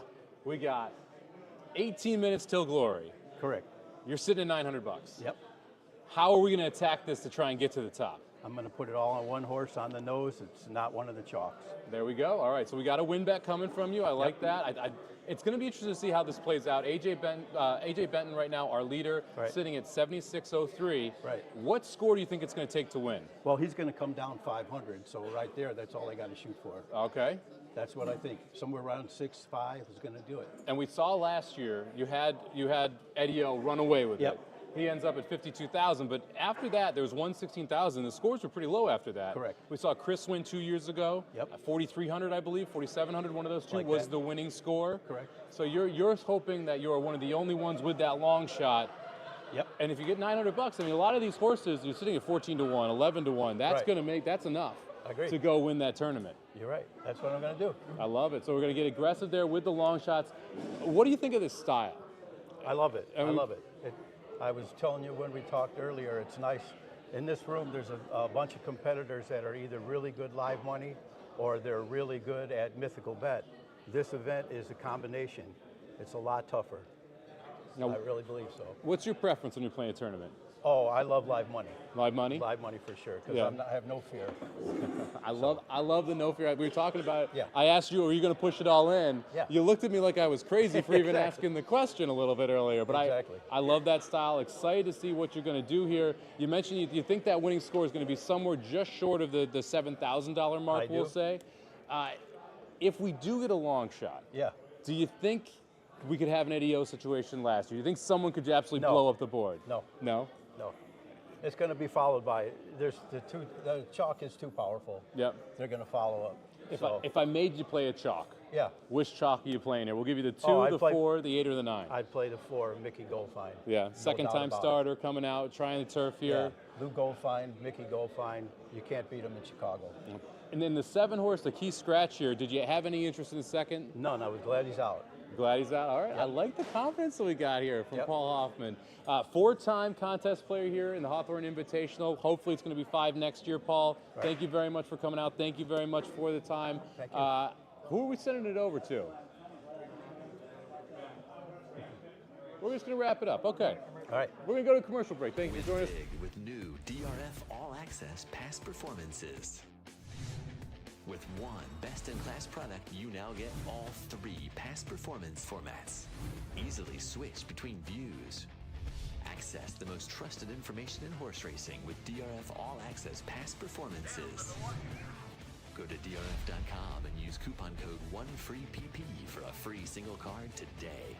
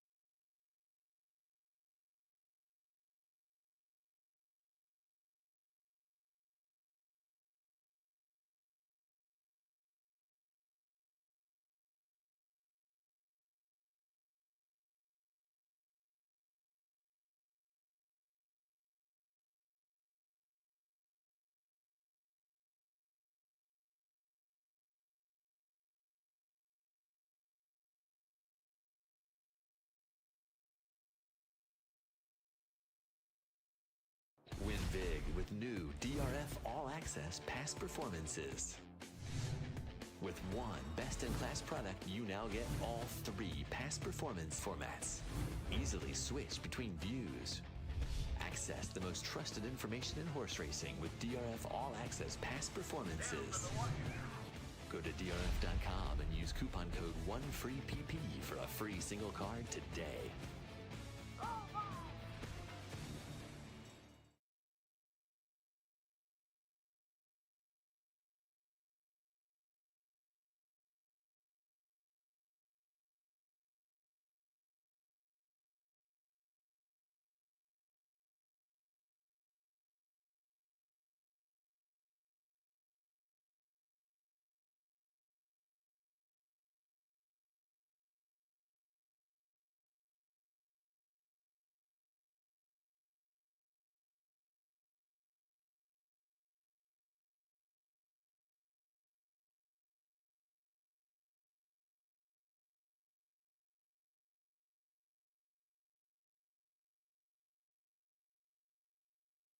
Win big with new DRF All Access past performances.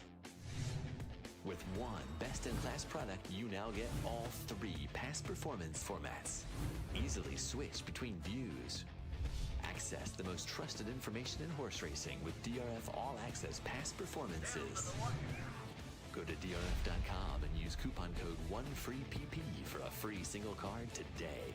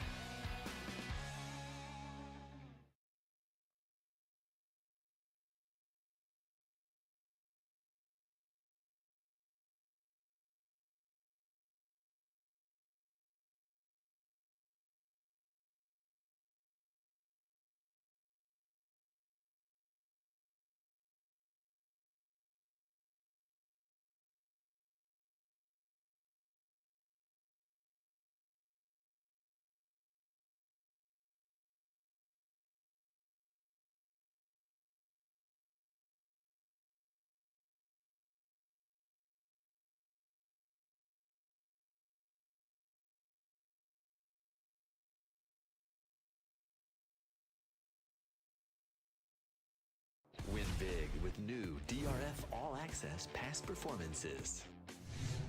With one best-in-class product, you now get all 3 past performance formats. Easily switch between views. Access the most trusted information in horse racing with DRF All Access past performances.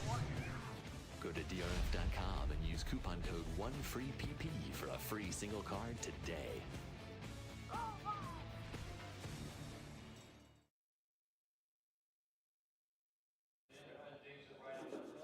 All right, right, we're back for the finale. This is it, race 9 here at Hawthorne. We're at 3 minutes to post, might be a couple minutes going to the gate on that, but it's a pretty competitive race. It looks like number 9, Babe in the Woods, is taking most of the action right now, 8 to 5, but there's a lot of opportunities in here.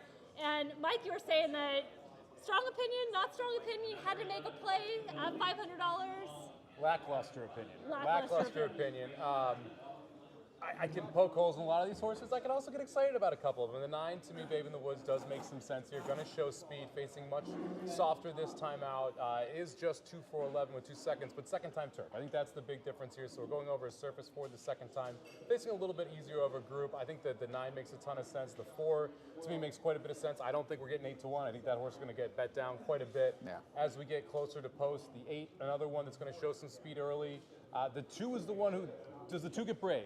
I think that's a big question. Yeah, absolutely. And that one's going to take more money than this too. It's 4-1 in the doubles and pick 3, so that's coming down as well. Yeah, I'm surprised. Yeah, the 4, as you mentioned right now, who is the morning line favorite, Roar Silence, is favored in the doubles and in the pick 3 as well. But it's kind of pretty tight with those top 4 selections. So it'll be interesting right now, 7-1 in this room. Obviously, with people putting their bets in, things could change a little bit as well. But I thought there's a lot of ways to go in here. I think this is a good race for a finale. I know a lot of people are making some moves.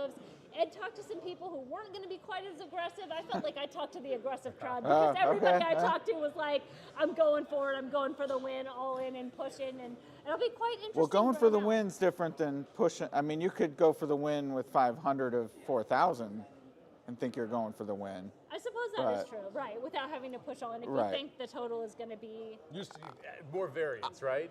I encouraged a friend of mine to go for it, so he's all in. I know that with his opinion. I know I interviewed Paul Oppen right before this, and I asked him if he was shoving, and he looked at me like I was crazy. He goes, "Of course I'm shoving." Right? Yeah. So I think you do have a pretty aggressive field here. It's going to be interesting to see what actually wins this. I talked to people who thought anywhere from 8,000 all the way up to 20,000. Was the number that's going to take to get it done. Right now, our leader's sitting at 7,600, so the minimum will be 7,100, assuming he loses, and so does everybody else. Well, it's pretty unlikely. Not necessarily. He's going to bet more than the 5. Could. Well, we don't know what AJ's doing. I'm going to guess the minimum is 7,100. Okay. We'll put it that way. I still like my 16-1 line. I'm feeling pretty good about that being given this board. Yeah. 8 to 10 is looking awfully good to me, Ed. I think 8 to 10 gets a prize. I'll tell you that. We had so much variance in this tournament. I was talking to Chris right before. Chris won a couple years ago when the scores were, I think it wasn't even like 3,000 that won that year. And we ended on one of the Hawthorne stakes races. And then last year, obviously, we saw some fireworks in there. But there's, looking up at the board, the longest shot is 46-1. I mean, honestly, a long shot in this field, but wouldn't surprise. Not the 80-1 to last year, but there's still time. It could drift, could end up getting there. But I think there's going to be a lot of excitement in there. Really, would anyone surprise in this finale?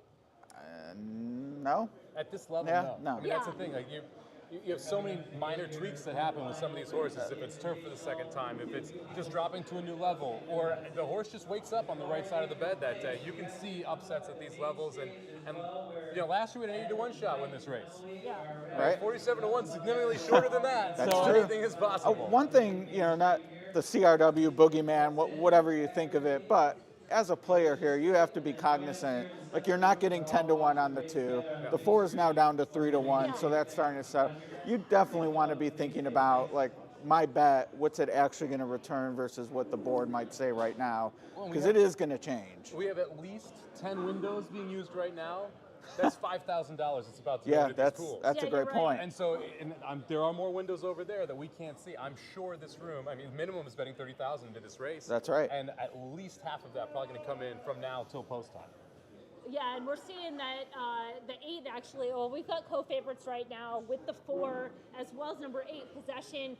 Possession, a horse that I gave a look to just in terms of on the debut at Churchill Downs, presented as a turf horse, ran on the turf here at Hawthorne last out against Maiden Special Weight Company, wasn't quite on the level, so they're going to drop down to Maiden Claiming on the turf. Makes a ton of sense. I also wanted to give a mention of 5 Molly's Tempo, who's currently sitting at 29-1. It's a horse that lost their race before it even started last out, so something you're not going to necessarily see in the form, but 31-1 is being reflected in the odds. But again, wide open race where you can make cases for many horses in here. I'm excited to see how this plays out. It's going to be interesting to see if it is a big win bet that gets it done. I think that's one of the things, if you're playing exactas or trifectas and you're leading with the 4, the 8, or the 9, you better be triple what you think the biggest push is going to be, because that push is coming from somebody. So you have to be cognizant of what could that pay if you do get the win. And in a 10-horse field, my opinion here maybe wouldn't have leaned in this direction, but I mean, superfectas are in play in my mind. Correct, yeah. You just can't bomb the pool. No, of course, right. But I mean, a $5 super could definitely win this. Oh yeah. You need some opinion away from 2, 4, 8, 9, I would say, to key in. I would say the top 2 spots, because long shots obviously don't play as well in 4th as some people think. But yeah, it'll be interesting to see what gets it done. And it's an interesting mix in the top 10 just in terms of the player styles, right? You have a player like AJ who's probably more comfortable playing in kind of the win place, can kind of play that way, where you have Dave who will definitely, can play in the exotics and it can go in there as well. Same thing with Darren. Darren's he's a cash player and he plays aggressively, so he can make big bets based on that number. Tony's sitting there at 3,500. Yeah, Tony, exactly. I bet he's shoving. Yeah, well, for sure. Yeah. But another one that's just like, I don't know what type of bet he's going to play, but he's shoving, right? Yes. He's going to make some certain combinations that are going to get him to a the big target number. Exactly. Yes. No, and, a lot of different players. And win bets are definitely in play here. I mean, even on let's say the 2, who I think will be 4 to 1, so that's 5x whatever you bet. 3,000 to win could win the tournament. Yeah, 15,000 is a pretty tough score to beat at this point. And thinking of strategy, like plotting. Can I play a try and I'm narrow here. And in my mind, even though I just said supers are in play, and if you're a super player, maybe you play to that strength, but I'm not looking to add an opinion with the try, because I think instead of a $20 try, a $300 exacta could hit it. So rather than have that multiplier in 3rd, I'm thinking just be right in the top 2, and that's enough. So we'll see, but yeah, a lot of different ways to go. And they are heading over to the turf, so we're gonna have race soon. It looks like everybody's kind of cleared from the machine. So I think no one's gonna get shut out. It looks like we got everybody in, and we have more people standing than we've had the entire day now. Starting to get excited.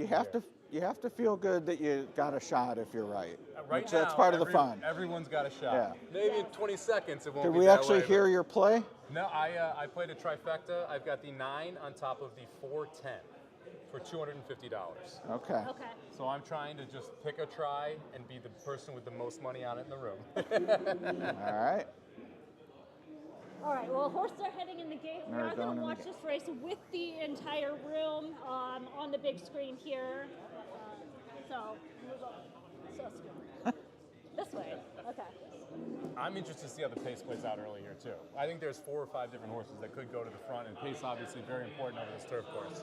Well, and as we saw last year, I mean, the race was one wire to wire. Yes. So, you can definitely get out there and clear. Yeah, the 2 at speed from the inside. Barnes been sending out some live runners as of late. And then some of those horses on the outside could show early speed as well. I know you talked to Steve earlier. They're the connections of the 10. So, good luck to everybody in the finale. I've got a rough break.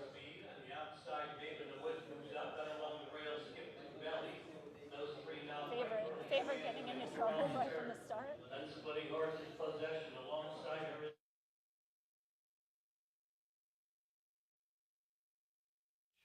Towards the inside, Get Out of My Kitchen, 5 lengths back, The Roar of Silence. In the trailing pair are Molly's Temple and Mulsanne. They're covered by 18 lengths.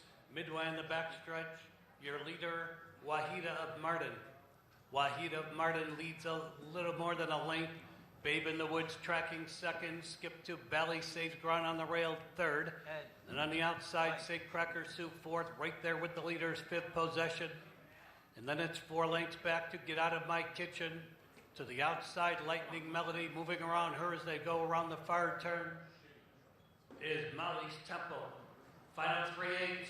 It's still Wahida Martin leading the way. Babe in the Woods right there in second. And then towards the inside, looking away, Skip to Belly. It's wide open as they come off the turn.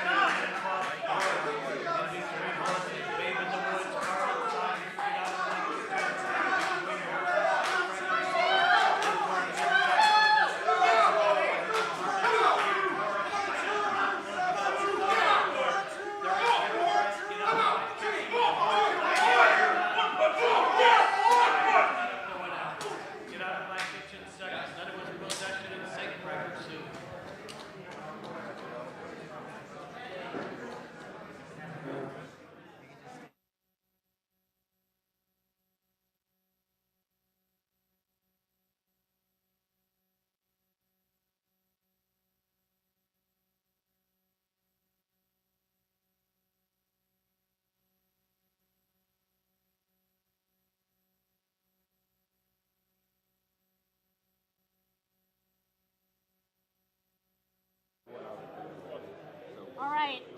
pretty exciting, especially that stretch run. A lot of There's flow. Some rooting for 2, some rooting for 4, and the 4 ended up getting on the outside. The momentum, 8 had a little traffic in there, but 4, 2, 8, 10 under the wire. Some big cheers from the big players that were in the top, especially I saw Darren cheering for the 4, who's currently sitting in 3rd right now. I think it'd be pretty interesting here to see some leaderboard movement. I have not seen the final price on the 4. 5 to 2. 5 to 2. 5 to, okay. I was specifically looking at that. So it's 5 to 2, over 3 to 1, over 4 to 1. So I would say most logical 5 horses ran 1 through 5 here. So I don't think the superfecta is out of play either with that 10 sitting there in 4. So you could have taken a shot, played a big super, tried to get to it as well. Trifecta is definitely in play. This is going to shake the leaderboard up. Has to. In today's 9th race, 4. Now, I will say anyone with, I mean, if you only had the 500 left, you're probably up against it with that result. Yes. It will be tough. You needed the 10. You needed someone who was a price to run top 3, unless you went crazy with the super, or played a cold try for 2-8. Right, and 500 bucks cold. Because it was not like you had an overwhelming favorite, but. I'm trying to handicap the room right now, looking at the top 5, trying to get reactions to see if we're positive. I think a lot of people aren't sure what it was going to take, which means that it's hard to really even be positive whether or not you have enough to be able to get the job done here. So this is going to be one of those interesting situations. Last year, Eddie O wins it. Right. Everyone knew what name was coming up on that screen. I think this year it's going to be a much more interesting reveal to see who's up top. I mean, I would say anyone in the top 5, if they pushed in on an opinion that happened to be right, they have to like their chances to win. I didn't hear enough people cheering that any multiples of the 5 would have won, but I'm interested to see what the we'll score is. I didn't hear anyone who said the cheer when someone's got $5,000 on a horse. I didn't hear any of those cheers. Right. I think you might have a bigger exacta that hit maybe 1 or 2 tries. I don't think there was a shove on the 4. I'm going to go under my 16-1 though, based I'm on. feeling good at my 8 to 10 level. I'm telling you. I think we're right in that range there. Yeah, every year it's so interesting in this tournament. One, because of the cap of what you can play those 8 races, and then coming into the finale, I mean, it really makes a big difference in there. Royal Roar of Silence, 5 to 2. Julio Felix riding this turf course, lights out, does it again to get the win there. We're still going to await payouts, and there's probably a couple minutes before it gets official. We have the big check. Somebody's leaving with a big check. And the belt. And a belt. And a trophy as well. Oh. So some prizes. The triple crown of accoutrements. As well as like a whole accoutrement. Yeah. Tournament seats too. Absolutely, yes. This is what we were joking about. This is the Midwest prize pool, right? The Bouillabaisse Midwest prize pool here. A little bit of everything. Yes, exactly.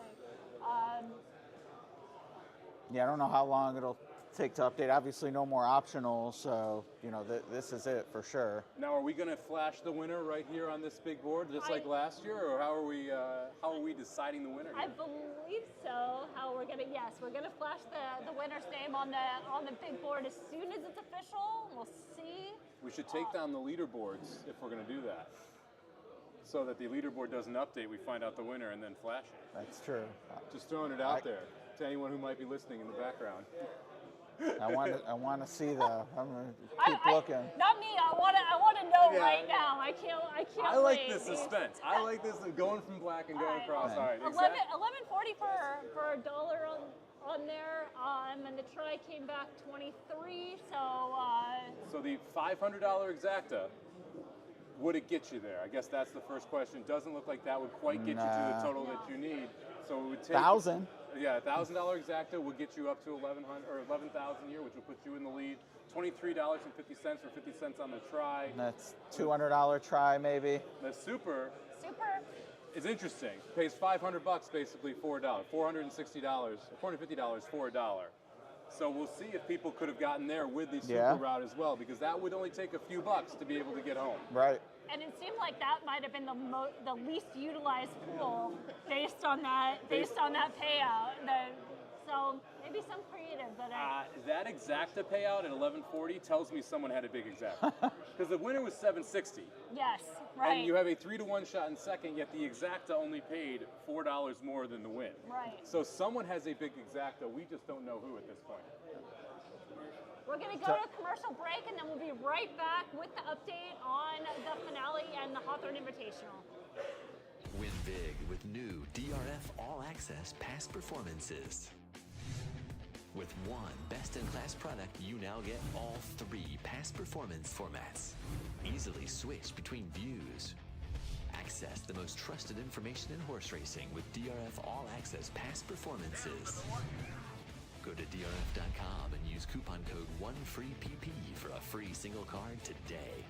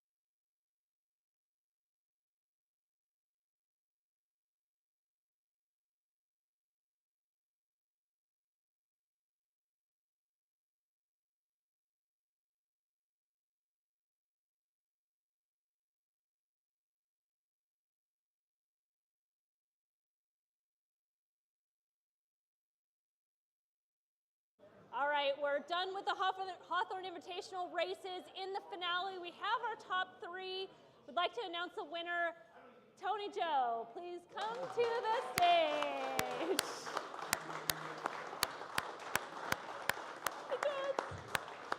Good job. Congratulations, Tony. Thank you. All right, so I know I talked to you earlier in the day, your game plan coming in, and what was your plan for the last race? How did you execute it, and obviously your play? Yeah, I had 3 horses, and then I had enough money to just make a big, huge win bet, and I protected exactly the other way, so coming down the stretch, I had both ways. So was your score gonna hit both? You would have hit, your score was 10,900 and something. I'm trying to go. Most of the win bet, and they came back with the Sabres act because I wasn't sure about that 2 on top. Okay. So that's what happened. And they would have both been about 10,000, so you catch. At that time I bet it, I wasn't sure. The odds were flying all over the place. So right. I had to go by gut instinct at that point. Yeah. So, gut instinct, so you used it, you channeled a little ITP towards the end, so there we go. Couldn't make it here. Yeah, it was, really tight at the top. Tony finished in first, and then Paul Matisse was like right there, a couple $100, and Dennis Montoro, shout out, finished a solid third in the tournament. Yeah, finished third in there.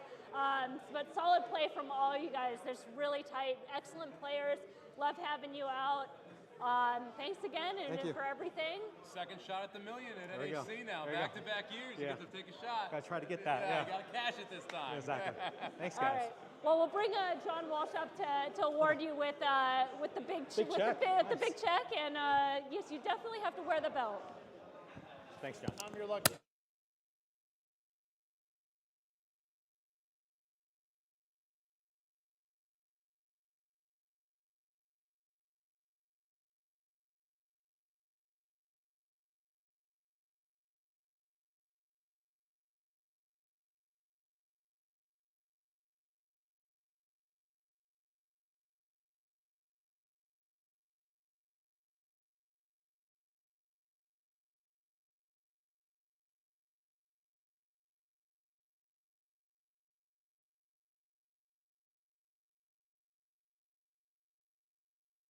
Win big with new DRF All Access past performances. With one best-in-class product, you now get all 3 past performance formats. Easily switch between views. Access the most trusted information in horse racing with DRF All Access past performances. Go to DRF.com and use coupon code 1FREEPP for a free single card today.